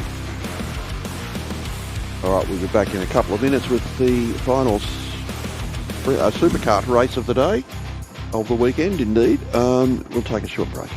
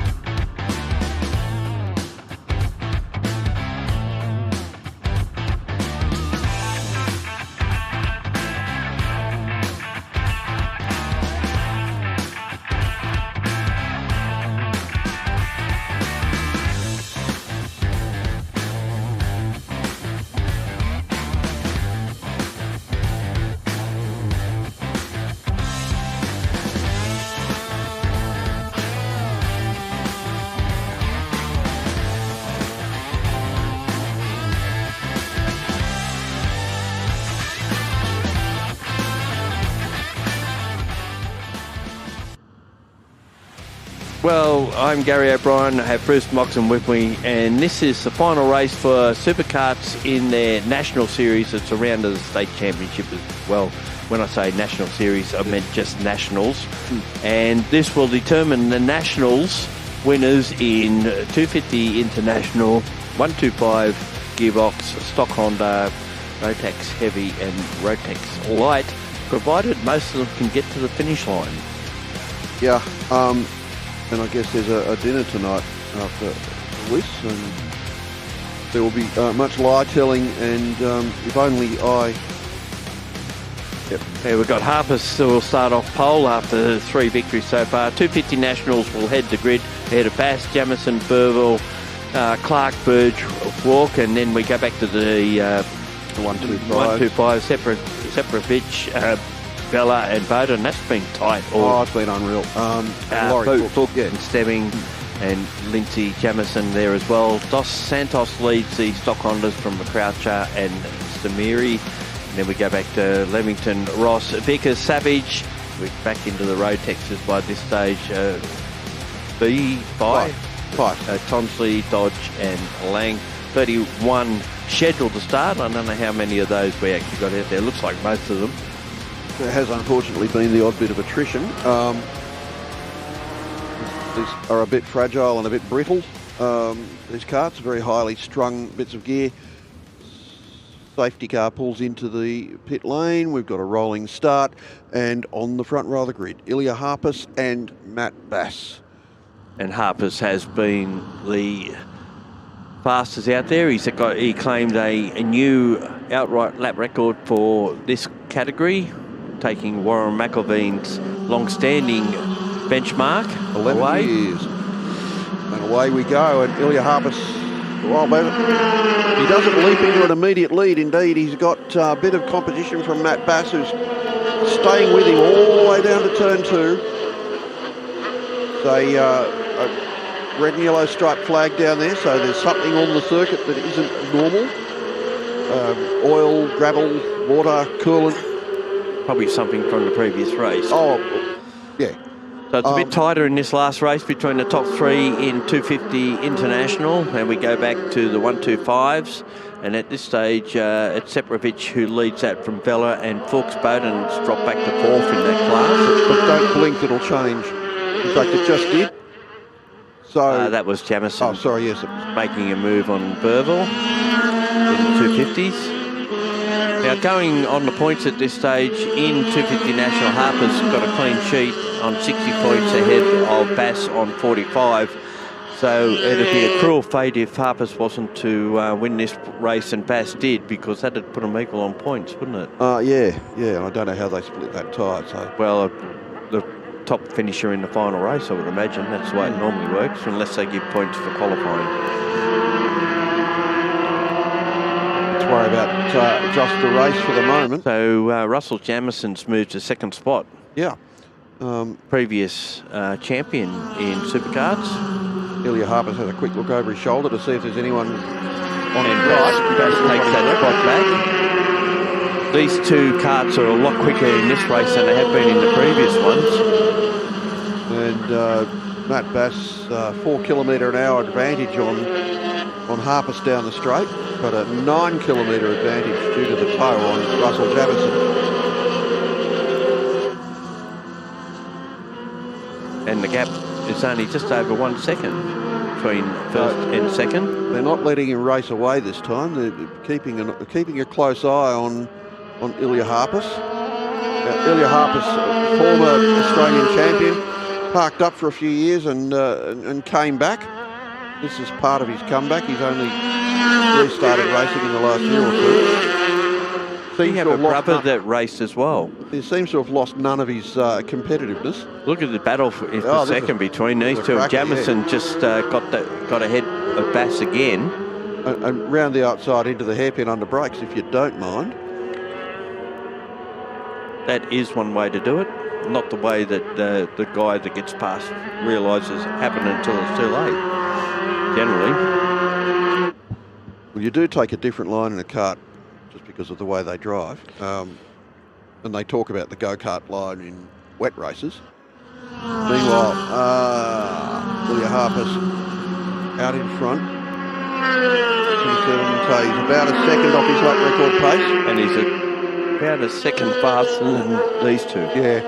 Well, that's it. He's warmed up now. He's off. Be interested to see what this lap is. So in In the 125, Superkarts is leading from Vela, James Bowden and Laurie Fuchs. But again, there's only tenths of a second between them, really. Oh, Bowden's a couple of seconds behind Lee Vela, so he's dropped away a little bit. Jock DeSantos looks like he's still leading the stock Hondas. Yep, by quite a way from McGrauther. And Ross and Savage, Dodge is leading the Rotax class. Here's our race leader, and he's just done a PB for the race, or not a PB, A overall race. Yeah. 28 purple sector. To... Oh, but Russell Jamison's just done a purple sector in the second sector. Harper's has got the fastest cumulative by a tenth. There's not much in it. This will, actually, if there's anything, that gap's come down a little bit. Yeah. Yes. So let's see what we do across the line this time. So we've got a 28.8 and from our race leader, 29.2 from second, and a 30.8 from third. So yeah, he's still about a second away from the lap record as Ilya Harper's. But the best cumulative this stage is 28.5 when Harper's only 2/10 off that. Yeah. So here we are looking at the 125cc leaders, and it's still Lee Vela and George Stepanovich, Saparovich, and it's one of the 250s. Between them. Then Clark just behind them. That's now. One of the 250s behind them. Yeah. But these two have been at it for most of the day. And it's been absolutely fantastic watching them. These two are half of the battle group that has disputed the lead in the 125 class, the other two being Bowden and James Bowden and Laurie Fuchs. Sepovich leads on points by 17 at this stage, even though he's second on the road to Vela in the class. Well, I don't think these... Oh, yes, they are live, yeah. That looks... Yeah. And that's the 8. That's Fuchs. They're joining in there. Actually, that's Fuchs and Bowden battling it out. They just got passed by the 44 kart, the 250cc kart. No, actually, they've caught it because he was just behind Vela and Stepovich beforehand. Okay. So he's lost time to them. Oh, and he's got a... Hang on, we've got a problem. Bowden. That's Bowden. He's... the fire's gone out. The mouse has died, the elastic band's broken, and he's done. Hand up in the air, sorry. He was actually second in class on overall points because Vela didn't finish the first race. Yeah. So that's cost him dearly, I think, and that'll probably allow Fuchs to go to third in class. Parovich has just taken the lead in the 125s. Oh, what a shame. Yeah, that's a shocker. So,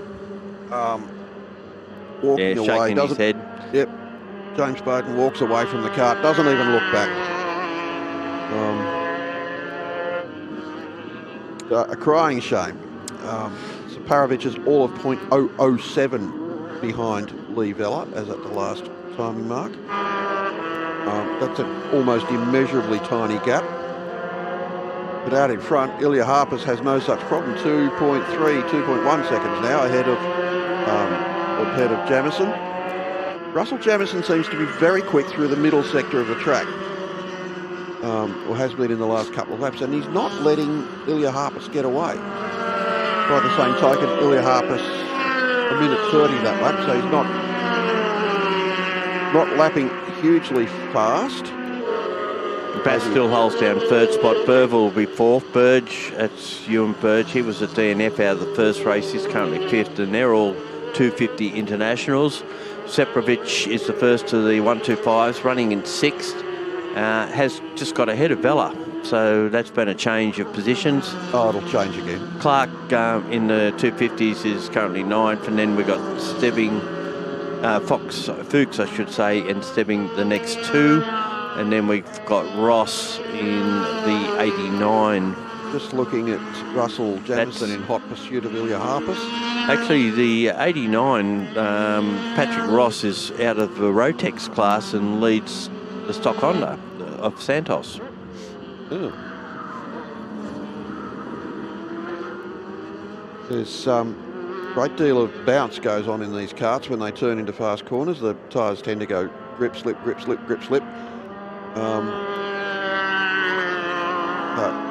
I think the fact that these people keep them on the track is a testament to their skills. They don't use any curbs, and they're coming up to put laps on the Rotex cars, and who are having their own set too.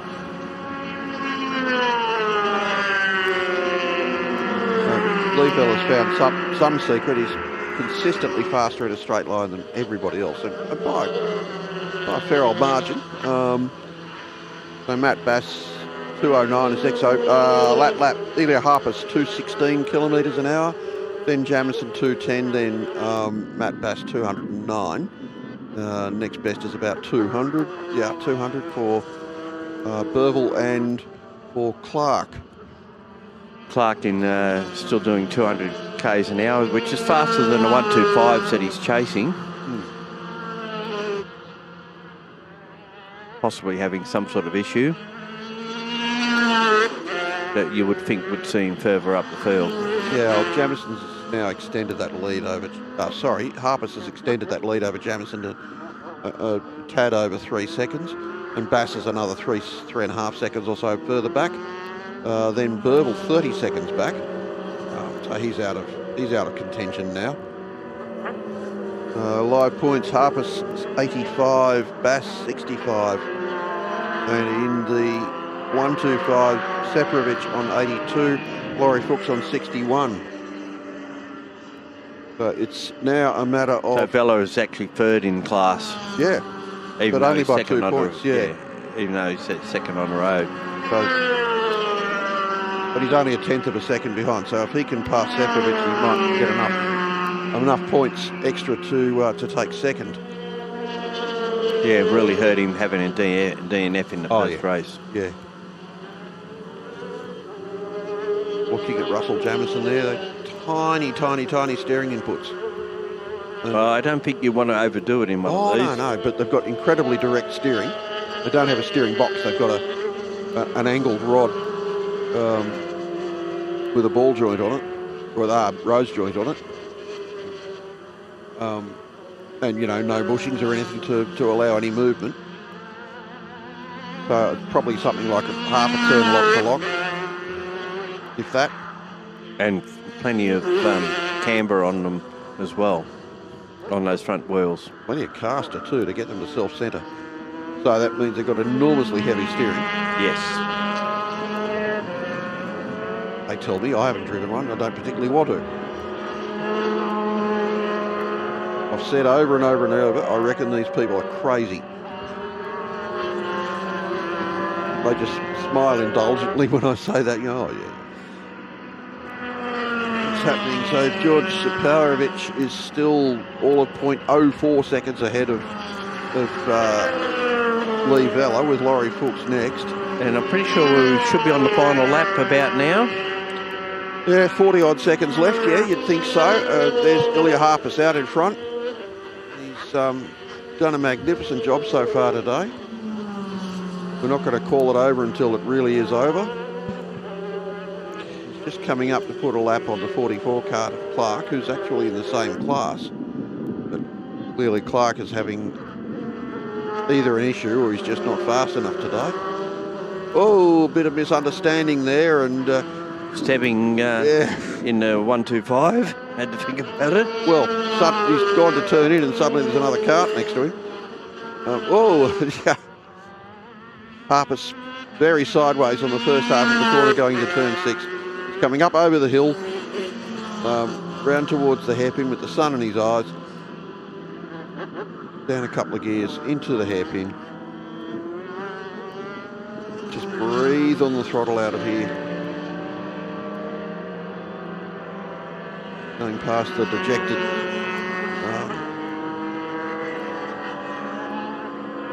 Jamison sitting there at the side of the track. out onto the main straight.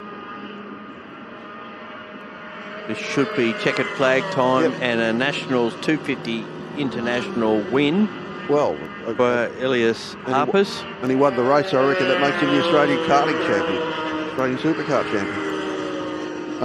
85 points, so I don't know how they've worked the points, but... Well, he gets class points, but, well, he's won 4 races outright, so in our book, he's the SuperKarts Nationals winner. Yeah, terrific work, Ilya Harpers. Well done. Well done. And so Russell Jamieson second, Matt Bass third, Burge and Burville fourth and fifth. Lee Vella is showing as being in front of the 125cc class, so hopefully we'll get to see the finish of that. Line yet. Yeah, well, there's all of 3/10 of a second between he and George Saparovich. And then Jock DeSantos only 1.5 seconds or so in front of his opposition in the stock Honda class. Oops. Actually, Patrick Ross was just behind him, and he's in the Rotex class. Yeah, well, that's a terrific drive then. The Rotex carts just aren't as quick. Oh dear, that doesn't... Oh, okay, it's just bits of debris that he's picked up. Stamiri just having a bit of a moment on the last corner of the race. Oh, Saparovich has just got in front of Lee Vella on the run to the line. 0.05 of a second. So that would give him the 125 Nationals. Yeah, well, title. Well, he had it anyway, but it helped. Yeah. So 9. It looks like Lee Vella hangs on to second in that. Jock DeSantos has a clean sweep in the stock Hondas and 82 points to Ross. Here are our outright results. It's Harpers who takes the win ahead of Jamieson with Bass in third spot. Then it was Burge, Burville, Sepovich, Vella, Stebbing, Clark and Dos Santos in 10th position outright, followed by Ross, Vickers, Savage, McCrowfer, Stamiri, Dodge, Lewington 5, Tonsley, and of course we've had some DNFs as well, and unfortunately Laurie Fuchs, who was running as high as third in class, has not made it to the 9. Bowden went out earlier. Walk and Lindsay Jamieson were also DNFs, as was Langer. And that's that. We've got the highlights now, and away goes Ilya Harpers straight into the lead with the 14 car of Matt Bass in close attendance, and Matt Bass held second all the way through this race. Great fighting through the field. Sorry, Matt Bass did not hold second all the way through the race. Russell Jamieson was third early on. Ilya Harpers. No need to repeat his earlier heroics and lap record pace. Again, a fantastic scrap for the win in the 125s. There was Bowden's unfortunate demise, and very disappointed. Yep. Was on line to be second in the class. Digging and zagging as the superkart competitors. Yeah, had to have a bit of a think about that one. Oh. Yeah. And hey. The number 51. So that was just Amiri. Right at the very end of the race. Bit of a moment for him. There's the checkered flag, and there is our Australian superkart champion, Ilya Harpers, again. So he'll keep that number 1 for another year. We've just got one more race to go to complete this meeting. That's the RX-8 2-driver Cup Enduro. Quick shout out to all the officials here, the volunteer officials, whether you're on the flags, you're in the control tower, or you're doing some sort of officialdom, scrutineering as well.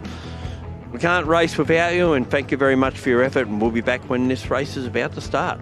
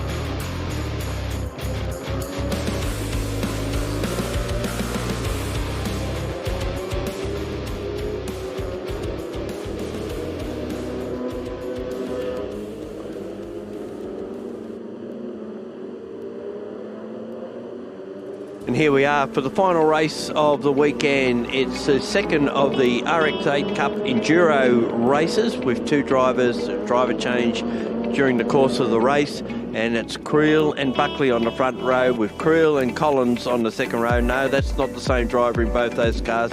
It's Robin Creel in the number 19 and Stian Creel in the 1. We've got Lauer and Hazelton out of P3, Charles Bowden, Wilkes, McGarry. Then it's Scott driving on his own. Bow and Pike, the New Zealander, will be starting out of position 7. Noakes and Shaw out of 8 place, and Caddick out of 9. Starr and Connell round out our top 10. Then it's Grant Bray out of 11. Here another one doing it on his own. Jackson Sutton out of a 12. Linders Formosa. Donahue in the fight for the father-son cups. Patiri in that one as well. Campbell and Lyle. Grice and Grice. Burgess and Burgess. And I'm not repeating myself because I got a stutter. And we go down to big field of cars, 26 in all. Fatty and Kahui were there as well. Hexton, Howard, Forbes, Lynch, Prasad and Baird, Silvestro and Ben Shaw and Dury round out our field. Perhaps you're not hearing things, perhaps you're just seeing double. Yeah, well, I did. Yeah.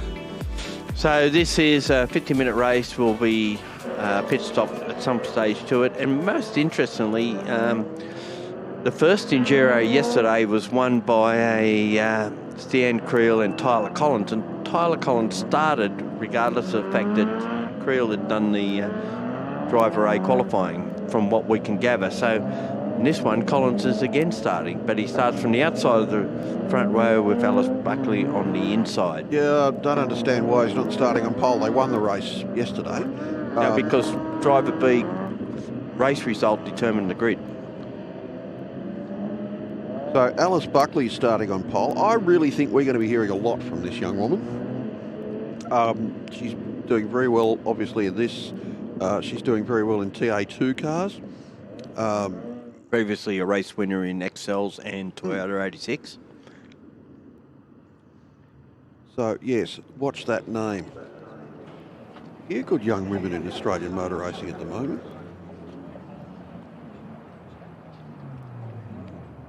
Warming up on the grid. Cars to watch in particular, well, seventh on the grid, Pike and John Bow. Mitch McGarry always very quick in car 88. Rob Scott is a regular front runner in these cars, although he lost a bit of pace in the race yesterday. So, last few cars just forming up. Another interesting change there too is that Michael Hazelton was a B driver who raced in the earlier sprint race, but it's Jake Lauer who's taking the start. Similarly so with the car 99 of Charles and Bowden. Bowden did the earlier race, but... Here we go, lights out and away we go. We've never heard that before. Everyone's away. And now you're going to run Buckley and Collins will run side by side to race 1. Buckley on the inside looks like she will hold the lead. And there's a bit of movement in behind them. And as Scott moves from P5 to P3, he's done a great start. Good, great start to Rob Scott. Whoops, someone, off we go. That's car 11 with the fronts locked up. That's one of the Spatiris who has not left his ABS connected. Big moment. Fortunately, no contact. And we see Pike going down the inside of the 88, which is McGarry. McGarry's lost out off the start. He was on the second row and now falls back to 7th position.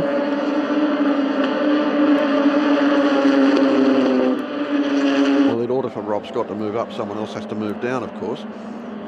Right, we're safely around turn 6, and we're going to head up the hill towards... And Charles moved from the second row back to 4th, Lauer in 5th, Dennis Pike, McGarry, Noakes. Now, Noakes is another of the A drivers to start after Tom Shaw had raced the car earlier. So, yeah, I guess there's no lock-in of who should start the race as long as the B driver did the race this morning. Last night, Tyler Collins ran very, very long. So I wonder if he'll have a shorter stint tonight. Today. Let Stian Creel have a go. It is after all Stian. Well, he leads the series coming into the round. He won 3 of the 4 races at Phillip Island earlier. So the first time past the strike. And it's Alice Buck who leads. Tyler Collins, Rob Scott in 3rd, Jack Giles in 4th, Jake Lauer in 5th, Jared Pike in 6th, Mitch McGarry, Jackson Noakes, Glenn Gamble and Toby Donahue round top 10.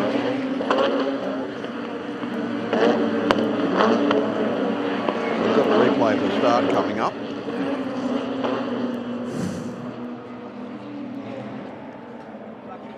And this was the Spiteri car, and he did the right thing and got out of there. Turned right and headed out into the scrub. He had that brake locked up for a long time. The tyre will not be happy. Our front 2 have actually broken away now, leaving the next 4 all locked together.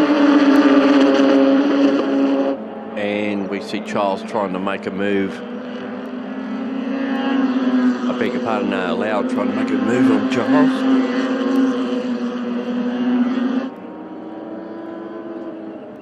Alice Buckley was still Tyler Collins in close proximity. And that's how they raced in the B race earlier today. Nose to tail throughout, and Alice was able to hold on and take the win.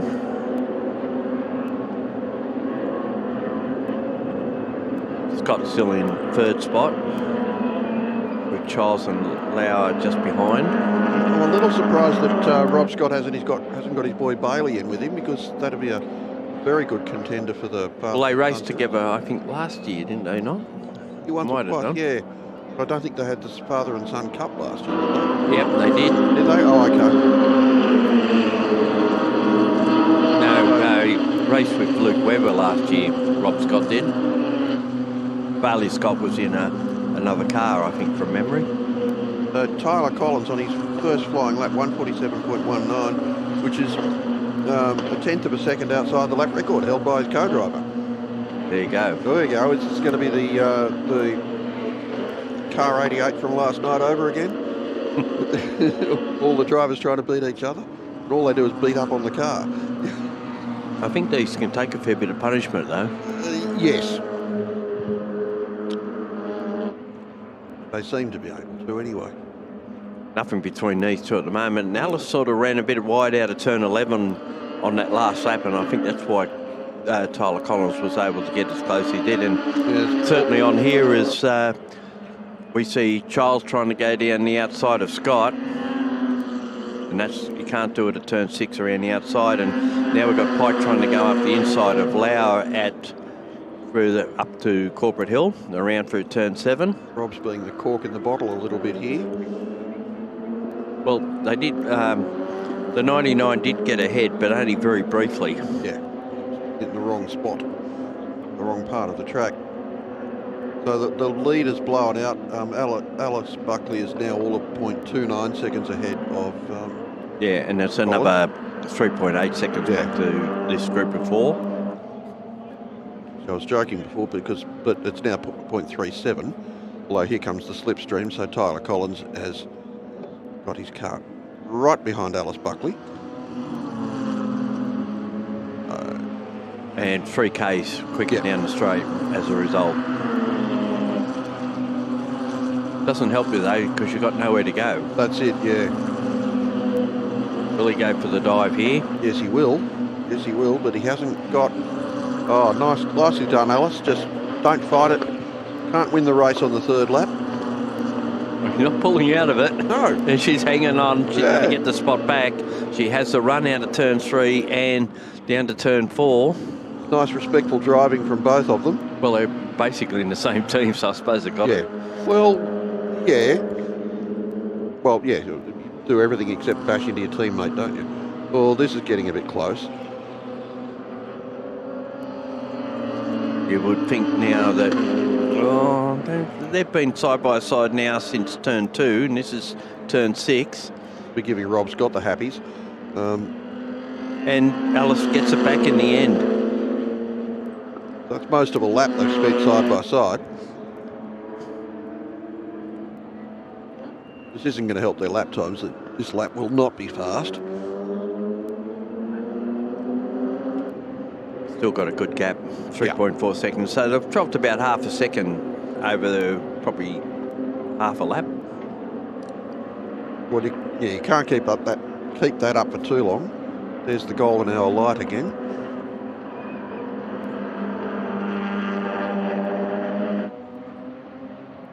Charles Buckley is pulled over to the inside and allowed. It looks like Collins has got the advantage out of that. I wonder if she didn't have a little lift.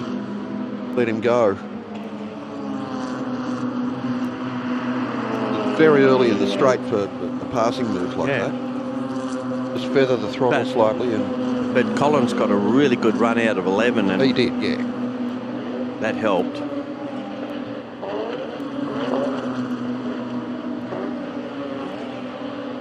And that's the biggest gap between the two of them since the start of the race. Well, Tyler Collins will put his head down and go for it now. Did that last night. Because they would have raced against each other in XLs. Yeah. So they know each other pretty well in the way they drive. XL racing is absolutely ruthless. Whole different discipline to learn to go from front-wheel drive XLs to a rear-wheel drive RX-8. And a very light car to a very heavy car. And the engine characteristics in rotaries are weird.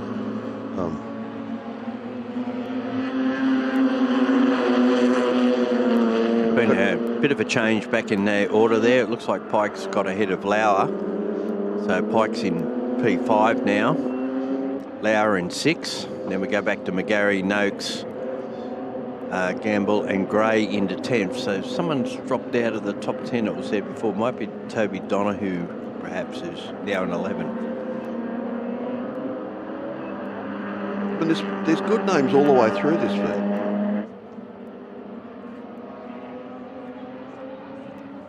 So we're coming up to complete 5 laps with 9 minutes of the race already gone.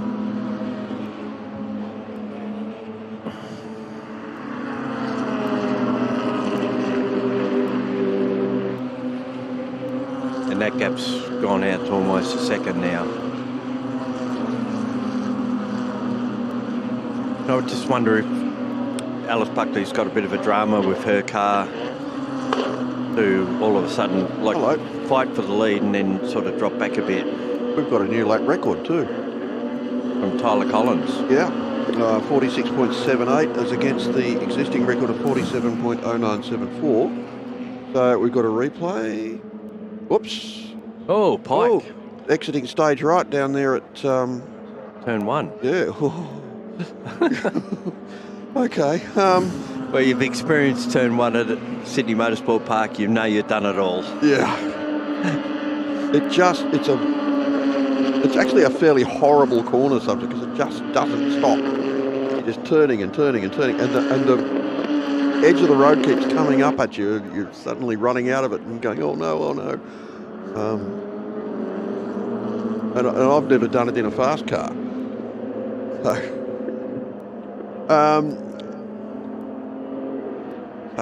CPS window is open. CPS window is open. That's what I was trying to say, yeah. Yeah. Now, I'd expect the Tyler Collins car to pit fairly early now to... What, so you get equal driving? Yeah.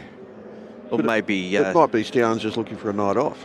Well, a day, yeah. Being generous at day his off, car. Yeah. Well, I'm sure Tyler will have paid some money for the drive. Maybe not, I don't know, but you normally make a contribution, don't you? That's the way it works at our level, or this level. His last lap was also under the lap record, 47.04. So he's going on with it. Car's obviously fast. Look, the temperature's very low out there. Air will be lovely and dense. Then Stian will get in the car and try and go faster. He doesn't strike me as being a stupid man. You do the Jack Brabham thing, you know, you win at the slowest possible speed. You do just enough. That gap's gone out to over 2 seconds. Yeah.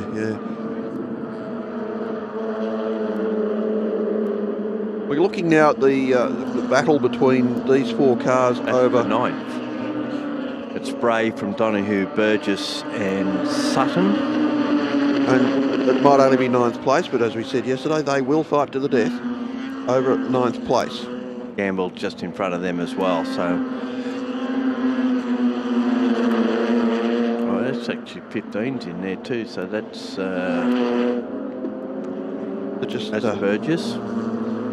Yeah, they're not far behind Knox. They're certainly within a sniff of him. So you get out of one dice and you get immediately almost into another. But you've always got someone to play with, don't you? Something flapping on the back of Burgess's car. I don't know if it's exhaust wrap this time. The guard liner. Or the skirt under the rear bar. I don't think that'd be an issue, would it? No, it's just a bit of plastic. So it appears Gamble's just got a little bit of a margin on Bray, but there's nothing from there on back.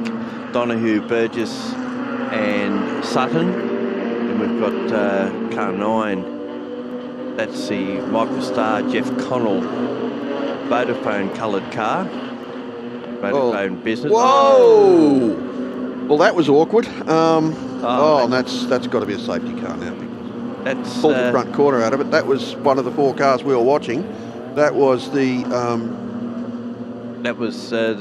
Hayden Jackson Jordan Sutton car. And what the hell happened there? And I think Sutton was at the wheel at the time. Yeah, he was. He's gone for a dive down the inside. Oh, he's just outbraked himself. And then just got right into the side of the 69. Yeah, Donahue's Toby Donahue, who had no idea that was going to happen. No warning. So that'll bring out the safety car, and we are going to have a rash of pit stops, I would imagine.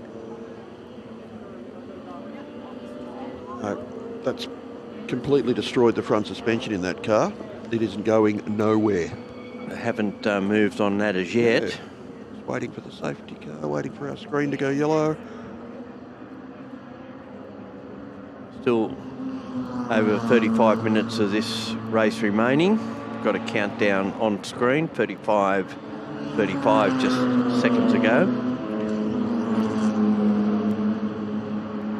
I know normally race control will give the car that's stranded a chance to get moving, but that car's not moving anywhere. That left-hand front is badly damaged. Right-hand front. Right front, sorry. Where's Donahue? Toby Donahue's still out there. Just took a hit in the door. Just shaking his head, wondering what the hell happened. Yeah. Falling back to 14th. Oh, we're going to operate, it seems, under a local yellow, maybe. It is a way off the track. Yeah, but if one car can get out there, so can another. That's not that far off the apron. No, it's not. There we go. There's the safety car. So now we'll have a rash of pit activity as everyone gets in to do their... Like rats out of an aqueduct. Not at the halfway point, but probably a good time to pit if you want to stay in the hunt to win this race. No, you've got to pit under this safety car. You can't assume there's going to be a second one. It might be. So no passing under these conditions, so even though our race leaders have come on the back of a slower car. I think that might be Maisie, actually.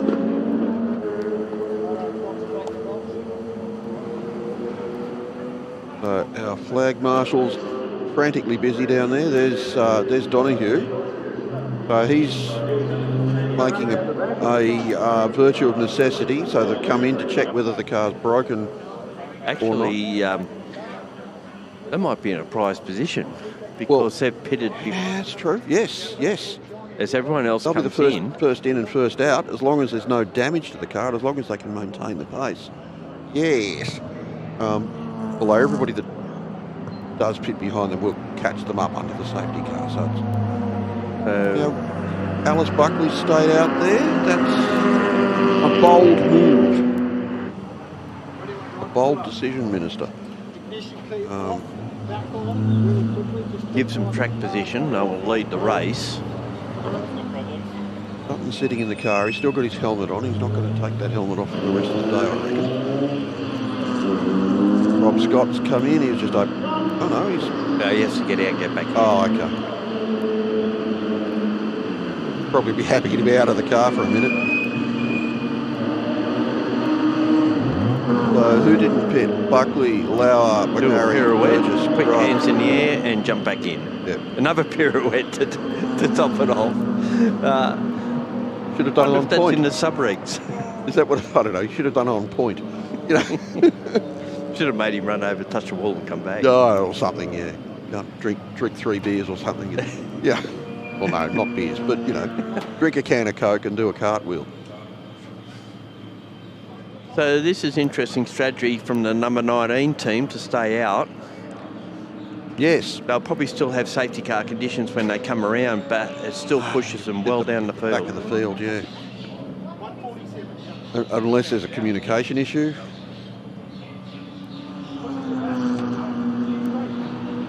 So yes, I think you're right about where are the Donahues in all this? So that's... They're back out in 21st position. Okay, there's Stian Creel out on the track. So this will help the number 8 car, Pike and Bow, because they lost a lot of time with that excursion at turn 1.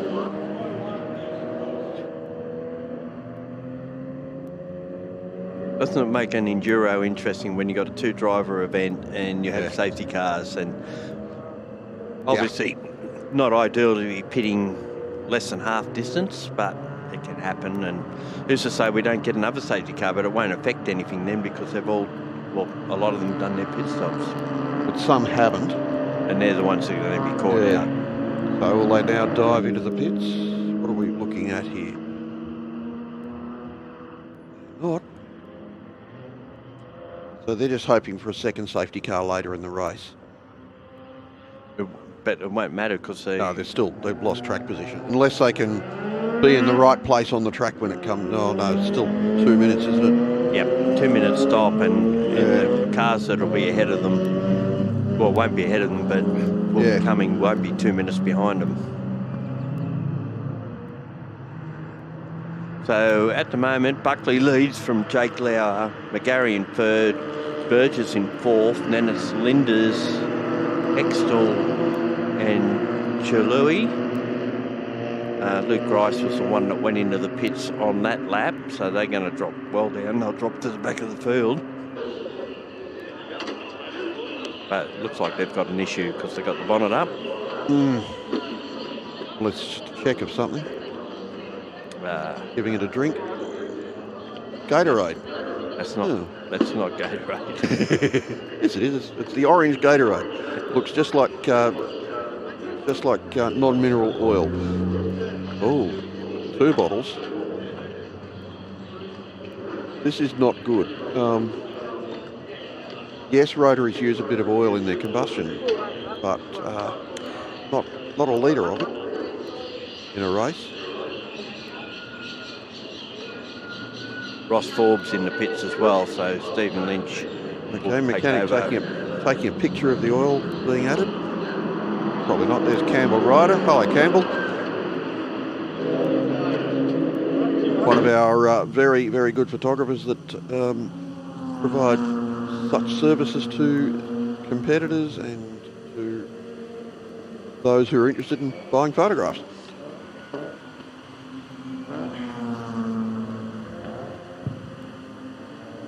Well, it will make it interesting. Now, of our pit stoppers, the leading car there is Deanne Creel in 9th, from Rob Broden, Rob Scott, Tom Shaw, Grant Bray, and then it'd be Prasad, Bow. So Bow's actually picked up a few spots, given that when all the other cars stop, they've picked up a lot of ground.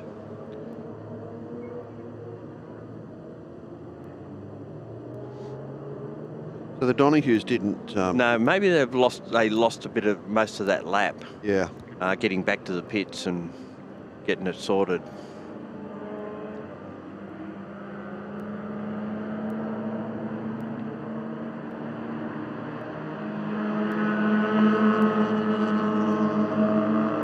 That Vodafone business car 9 of Starr and Connell would have to be the best looking car out there, I reckon. That Vodafone colouring that it's got on it. It sets the car off nicely, doesn't it? Another one deciding to pit on this lap. Again, there'll be another that'll drop to the rear of the field. And the thing is that all the cars that pitted can go quicker because they're not behind the safety car. Here they all come around the top of the track, so they'll be on the back of the train before this lap's complete now. And they're generally faster cars. Well, apart from this first few. The first three. So First four, they're all pretty quick. Yeah, I would assume we'll go back green at the end of this lap. Well, the Sutton car has just come in the back gate.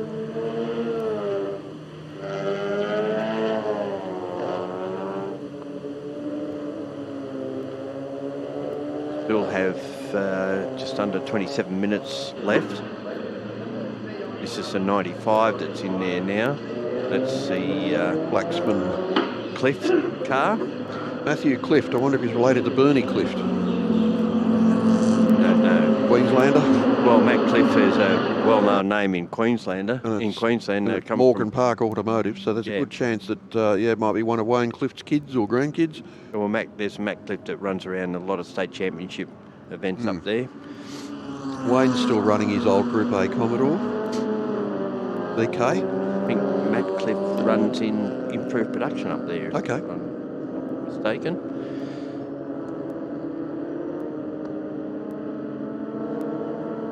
So next round for RX-8 Cup goes back to the sprint mode, and that's here at City Motorsport Park on June 20. That's a day-night, one-day meeting, so that'll be a long day for anyone that's out here for that. That's got Sports International Championship on it as well. We've got the following rounds at Winton, August 15, 16, and then the final 2 rounds starting on October 23 to 25 at One Raceway, and then back there in November as well. They're doing the count out, so 2 minutes is the stop, and so far the closest to it has been the Creel Tyler Collins car at a 2:01.10. Okay, the lights are out on the safety car.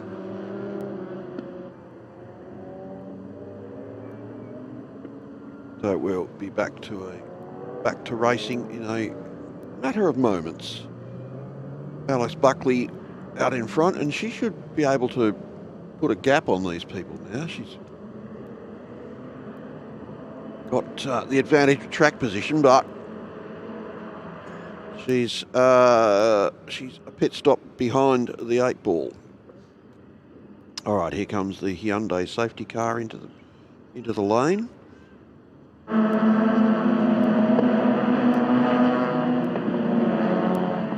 And the raucous rotaries all lined up. Alice is waiting. See when she goes. Green flags are out now, so it's up to her when they go. And there she goes. She's gone. Yep. Pulled a car length already. As we see the third place car of McGarry making a move on Lauer. And look at the gap that Buckley's got. Huge. McGarry to second, Lauer to third. And the Burgess 15 will be the next one through. Plastic dangly bits. Stian Creel having a bit of a wide moment there. Making his way past the 81 car of Chalui. I wonder if he's from the Uchilui earth-moving family. See their trucks around Sydney a lot. So Burgess trying to make a move on Lau as they go towards turn 6. And Buckley already out 1.7 seconds in front of McGarry. Just interested to see, given his form in making his way through the field in very short order, I'm just interested to see how Stian Creel goes over these next couple of laps. Oh, yeah, alrighty, well, Maisie Place having a bit of a moment there. Caddick Place, Yeah. Ashton Caddick, I think, at the Yeah, it is. It's Maisie's car. Sorry, Maisie, I just maligned you. It was Ashton Caddick, and he's had a moment, so he owes the boys a slab. Isn't that the rule? Yeah. Only if you damage it. Oh, okay. So yeah, Alice Buckley's gone. Hello, someone who's that? That's Lau has decided to pit now. 22 minutes, that's half race. Down Creel getting out of the...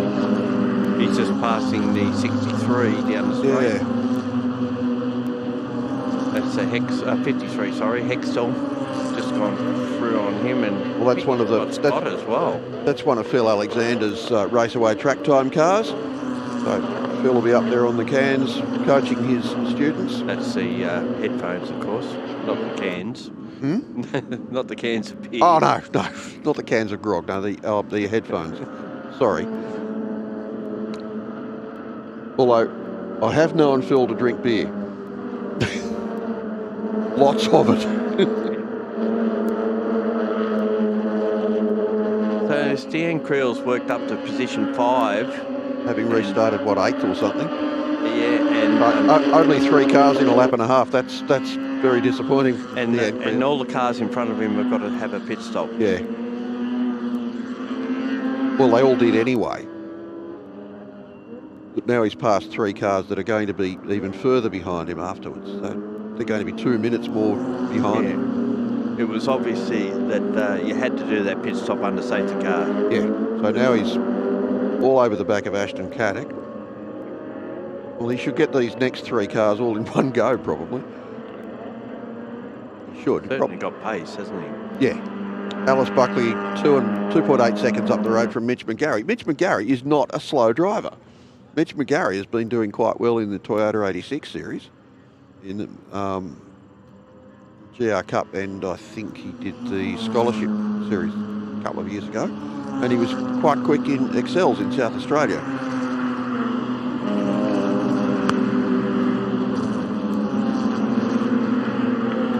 Oh, the high bunch that Creel's got to get past here.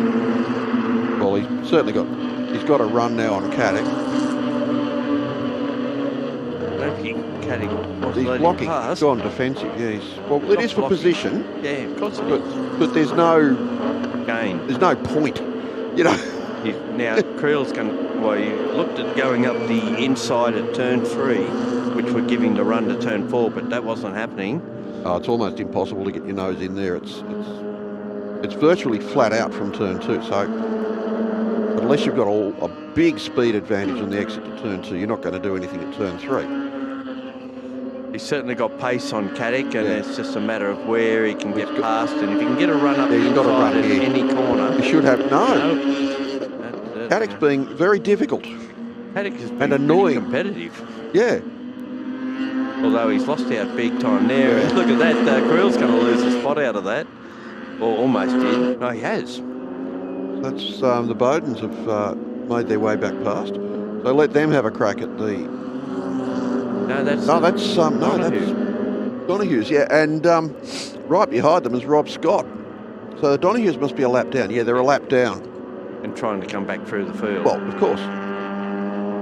But that would have been a bit of a surprise to Creel that someone could slip past him. Well, if the Donohue's can stay in front of Creel and there's another safety car, they're back in the pack. They're at the back of the field, but they're on the lead lap. So, Jink sideways from the red and white car, pulling out. That's car 9 making a move. Car 8, I beg your pardon. No, it is 9. That's the star, Connell. Donohue's are now being very annoying, as well as Caddick. He's got crew on him there. Yeah, take that. Oh, big dive down the outside. And got both of them. Yeah. That's it. No more Mr. Nice Guy. So he should be, he's up to 4th now. He's behind Burgess, McGarry and Buckley, all of whom have to stop. 18 minutes left, 31 minutes gone.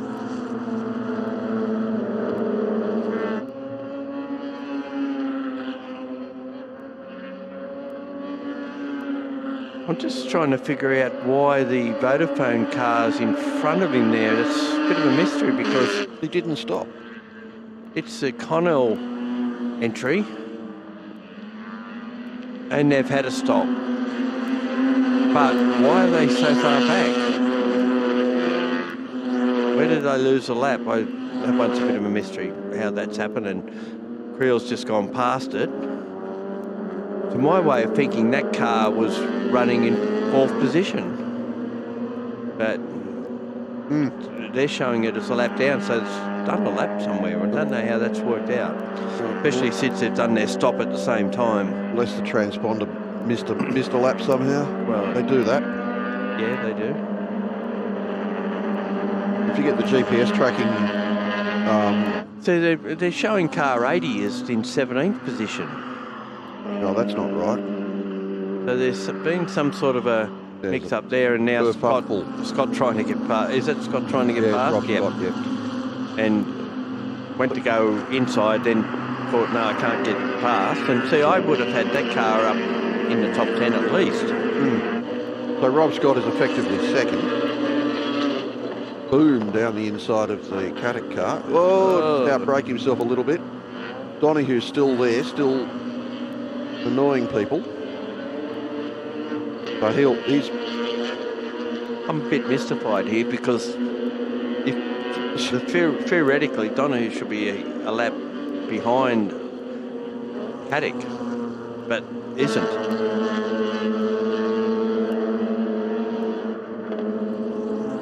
just looking at all these cars that have got these bits of plastic hanging out from under the rear bars. So there's been plenty of nose to tail contact. Just a little skirt that's under the rear bumper cover. One on Caddick's cars looks like it's brushing on the tyre every now and again and making a bit of smoke. Eventually it'll burn away.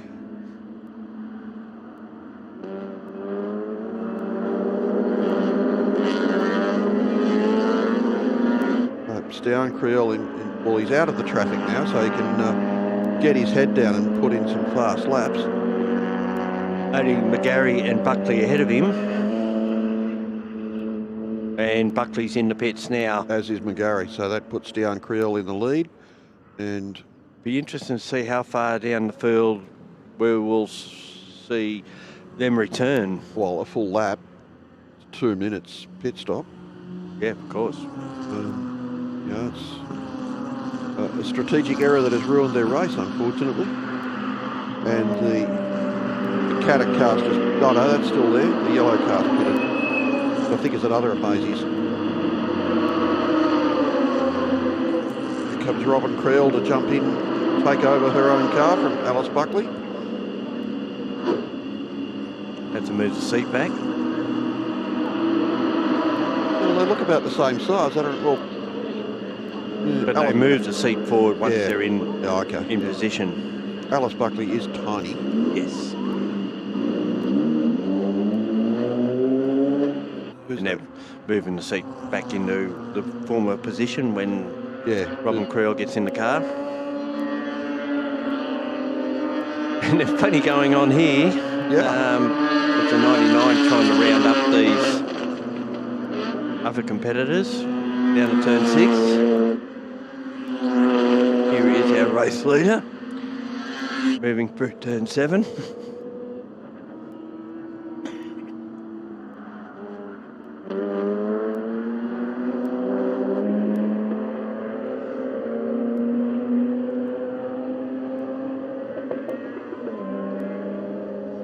There's that. He should leave Rob Scott in second, but he's got 2 lap cars between himself and Stian Creel.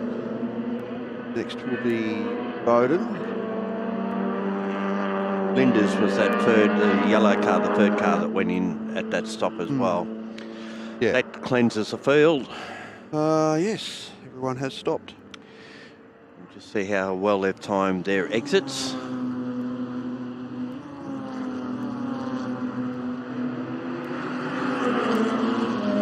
Buckley out in, well, Alec Buckley and Searle out in 2 minutes and 2 seconds. Gary's still there, so he's lost about 6 seconds out of that stop. Now John Bowers up to position 5 in this race, just having passed Bray. After that spin, That's been a good comeback. Strategic call to go into the pits has helped them immensely. well, yeah, the safety car came at exactly the right time for them. There's Alice. Hi, Alice. Pretty happy with that performance, even Well, though she was great. Team management made the wrong decision. kept her out there too long. Yeah. But she got lapped in the car, and I guess that's what it was all about. Yeah. All anyone will ever see is the results. So Stian Creel has the lead. He's just on 4 seconds in front of Rob Scott. Rob Braden in third. Tom Shaw in 4th position, taking over from Jackson. John Bower in 5th, taking over from Jared Pike. The Kiwi, as we like to say, just on the reciprocal arrangement to what the series here does, sending someone over to race in New Zealand. And Bray's just got that spot back from Bauer, so wasn't going to let him get away with that one. Gamble in 7th position. Grice after their stop and a fair drink of oil for that car's in position 8. Cliff in 9th and Connell in 10th. Gamble now trying to... Where you thought he should be, wasn't it? So maybe they fixed up that lap story. Yeah, looks like they have, haven't they? Well, where's car 8? See, car 80's in position 12 now, which is a bit more towards where I thought they should have been. Yeah. That must be Maisie in the car now. They just haven't updated the screen. There's Bauer. No wonder we stopped, so we might have another safety car. Yeah. Oh, JB. Got up to 5th, and unfortunately he's had a drama with it. And that's going to cause another safety car. Oh, have to there. Car 69 disqualified for ignoring black flags. Wee. That was the Donahue car. Okay. After that crash, I guess. Must have thought that it had to be black flag for checks on the damage, perhaps.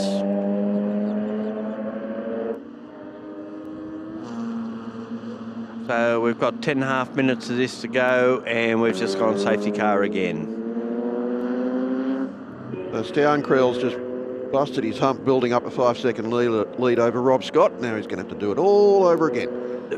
What it will do is allow Robin Creel to pick up some spots. Yeah. She should be able to pass some cars on the road and move from where she is currently in 11th. She didn't lose a lap. No, she'll go to 10th. Because she's just in 10. So for a miscall, well, for not coming in under the safety car, she hasn't done too badly, although they were leading the race. Yeah. And probably got no chance of winning it, but they might get a few spots back as a result. Well, they should do. Down, stop. Stop. Oh, yep. No, I think that... there's a line somewhere that you've... Now, he would have to slow and let that safety car through, or else he's going to be a lap ahead of everyone. Maybe that's what he was planning all along. I don't know how that works. I don't think it does. So that puts Scott as the leading car behind the safety car. And out of all that, Connell is a lap down, but in 9th position. Safety car's letting the field go through. We'll pick him up the next time round. Makes sense. Because there's a line, if you're in front of the safety car at a particular line, Which would be... somewhere near pit exit. Yeah. So remember Jamie Whincup had a problem with that at Bathurst a few years ago. Yeah, but it didn't do him any good. Well, no, because he was in the wrong. He passed the safety car after that line. Hmm. Oh, JB, you've had a torrid weekend, haven't you? That safety car was just a little bit late. Yeah. Heading out.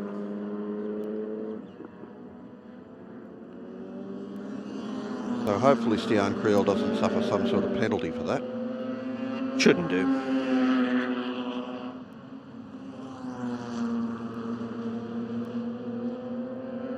Hyundai safety car now waiting just between turns 4 and 5.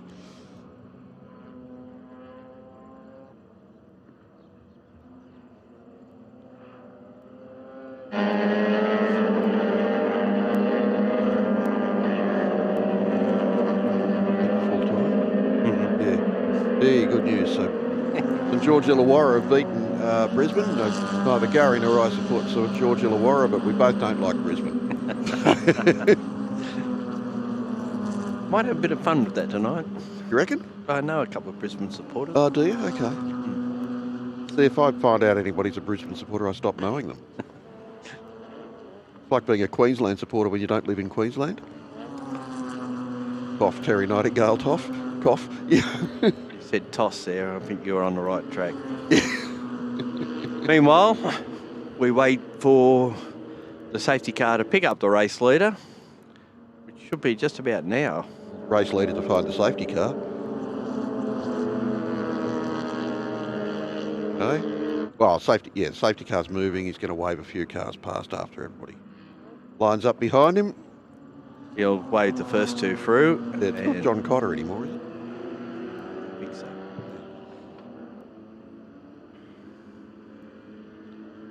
So here we go. So we could go back to green at the end of this lap.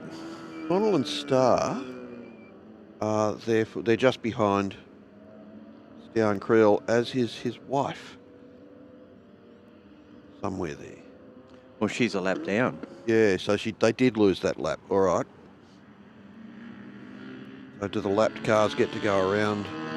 No, this is not NASCAR. So only the top 7 cars are on the lead lap. Although the Cliff car's not showing us coming through yet. But they did a late stop, so they may still be on the lead lap.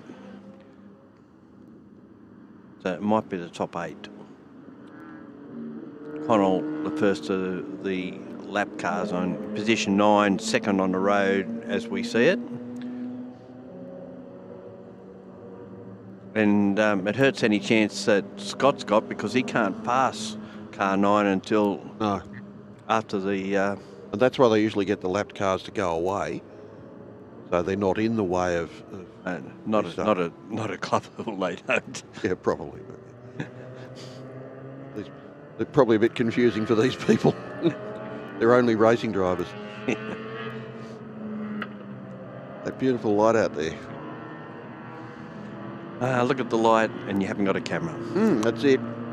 There are other people who do. And next week I'll get this light for the historic races. And probably pouring rain. Oh, shut up. No, they're going to go another lap by the look of it. Yeah, they have to. Yeah, the lights are still on, so... Well, they should just turn off the lights and turn hard left into the pits now, just to make things really spicy. So at this stage, it's Creel from Scott, Bowden, Shaw, Bray, Gamble, Grice, and Cliff has completed 21 laps. As it will be 22 laps, but he's right at the back of the line. Connell then will be the first of the lap cars, in second on the road at the moment from what we see. Creel, Kadich, Hazelton, Wilkes, then it's Burgess, Patiri, who we've seen have an off early on I think it was on the first lap, wasn't it? The Spiteri car went flying through at turn 2. Yeah.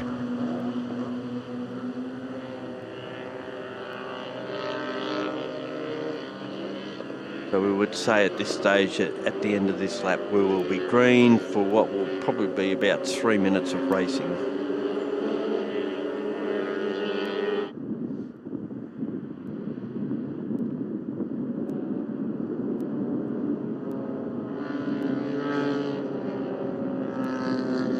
So no pressure on the lap cars. You've got to go like hell so you don't hold up the lead lap cars behind you.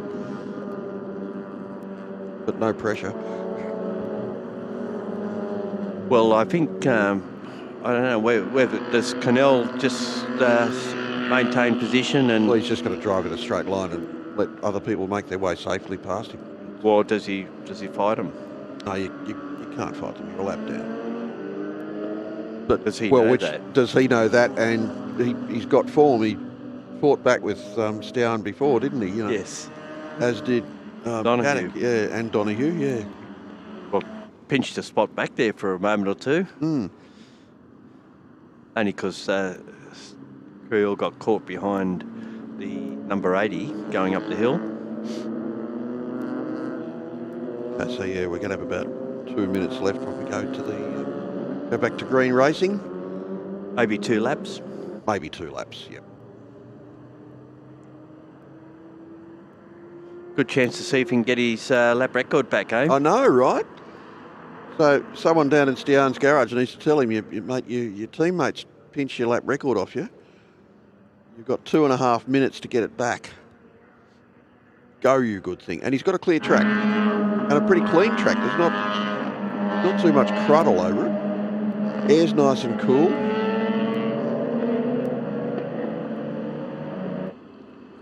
Yeah, currently 17 degrees, but the wind chill has probably dropped a little bit off that. Yeah. So Stown Creel, a second up the road from Rob Scott, and off they go. He left it late. Ben Connell was right on his back as they went through, so Scott got through fairly quickly after all that. So this is first and second, 1 and 17. Bowden now goes third on the road as he gets past Connell into turn 2. And behind that, it's a traffic jam. Because we've got a mix of cars on the lead lap and those down the lap. Cars, and no one's probably quite sure where they are and who they should be racing. So it's going to be like yesterday's race where the Creels will bookend the top 10, at least if they stay where they are now. Well, they were first and third yesterday, but in the long race, but in the short race, they were first and 10th. So Stown making his way up the hill from turn 6. Rob Scott in reasonably close proximity, just still at 1 second or so behind. And then Bowden, Shaw, Bray, Gamble, Grice, Clift, Connell and Mrs. Creel. Approximately half the field will have to live with knowing they got beaten by 2 girls. Now, we're not chauvinists in this day and age. Oh, I love teasing people about that. Well, we would assume now this will either complete the race or they'll be heading out on their last lap. Well, 10 seconds left. We'll get another lap.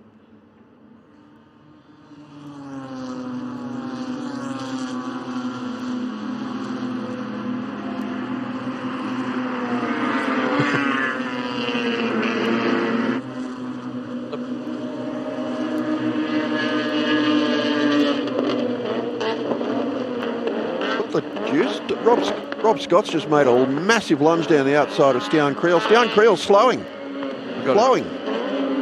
What's going on here? There's a drama for the number 1. Oh, no. Out of it. Yeah, all the tyres are up, so it's not that. Oh, no. What a turnaround. Oh. Well, the race has finished a lap too early for him, or a lap too late. Stown Creel falling backwards through the field with a late drama and just getting out of everyone's way and hopefully not pouring oil over the track like he did at the meeting a couple of weeks ago. So Rob Scott is now our race leader from Rob Braden in second, Tom Shaw in third. Well, Rob Scott did it on his own. The 99 in second spot did it. Car 1 has a black flag. We're hearing that Stian Creel has a black flag. So why would you slow down though? Yeah. So Rob Scott's done this on his own. Rob Broden and Jack Childs being the car in second, and it's Tom Shaw and Jackson Noakes in third, Grant Bray in fourth. Rob Scott will have a black flag for passing the safety car. Creel. Yes, Creel. For That's passing. what it's for. Yeah. Okay. Oh, well, that's a turn up for the books, and we've still got a lap to go, so Rob Scott has to survive another lap. But yeah, why would Stian Creel slow down like that? You keep going as fast as you can, you take your black flag and you lose the minimum number of places. But if he's got a black flag, he's got a pit. Yeah. Simple. Yeah. But you don't back off, you just, I don't know. Okay. But then why would the safety car stop and wait for him to come around again? Yeah. I'm just a bit bemused by it all. All right, well, he's in the pits now. To do his drive-through, yep. At least.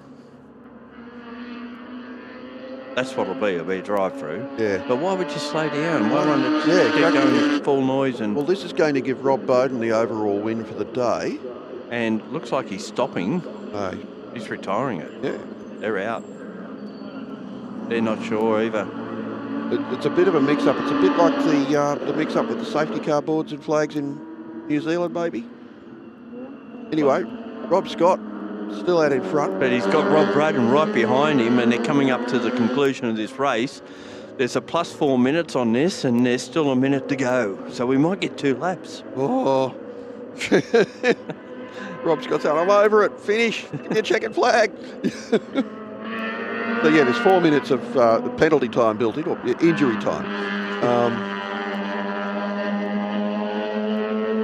So we're just waiting for the referee to blow the whistle. Field comes down the straight, and do we get a checkered flag this time? Checkered flag, and Rob Scott holds on to win just ahead of Rob Braden and Jack Childs in second position.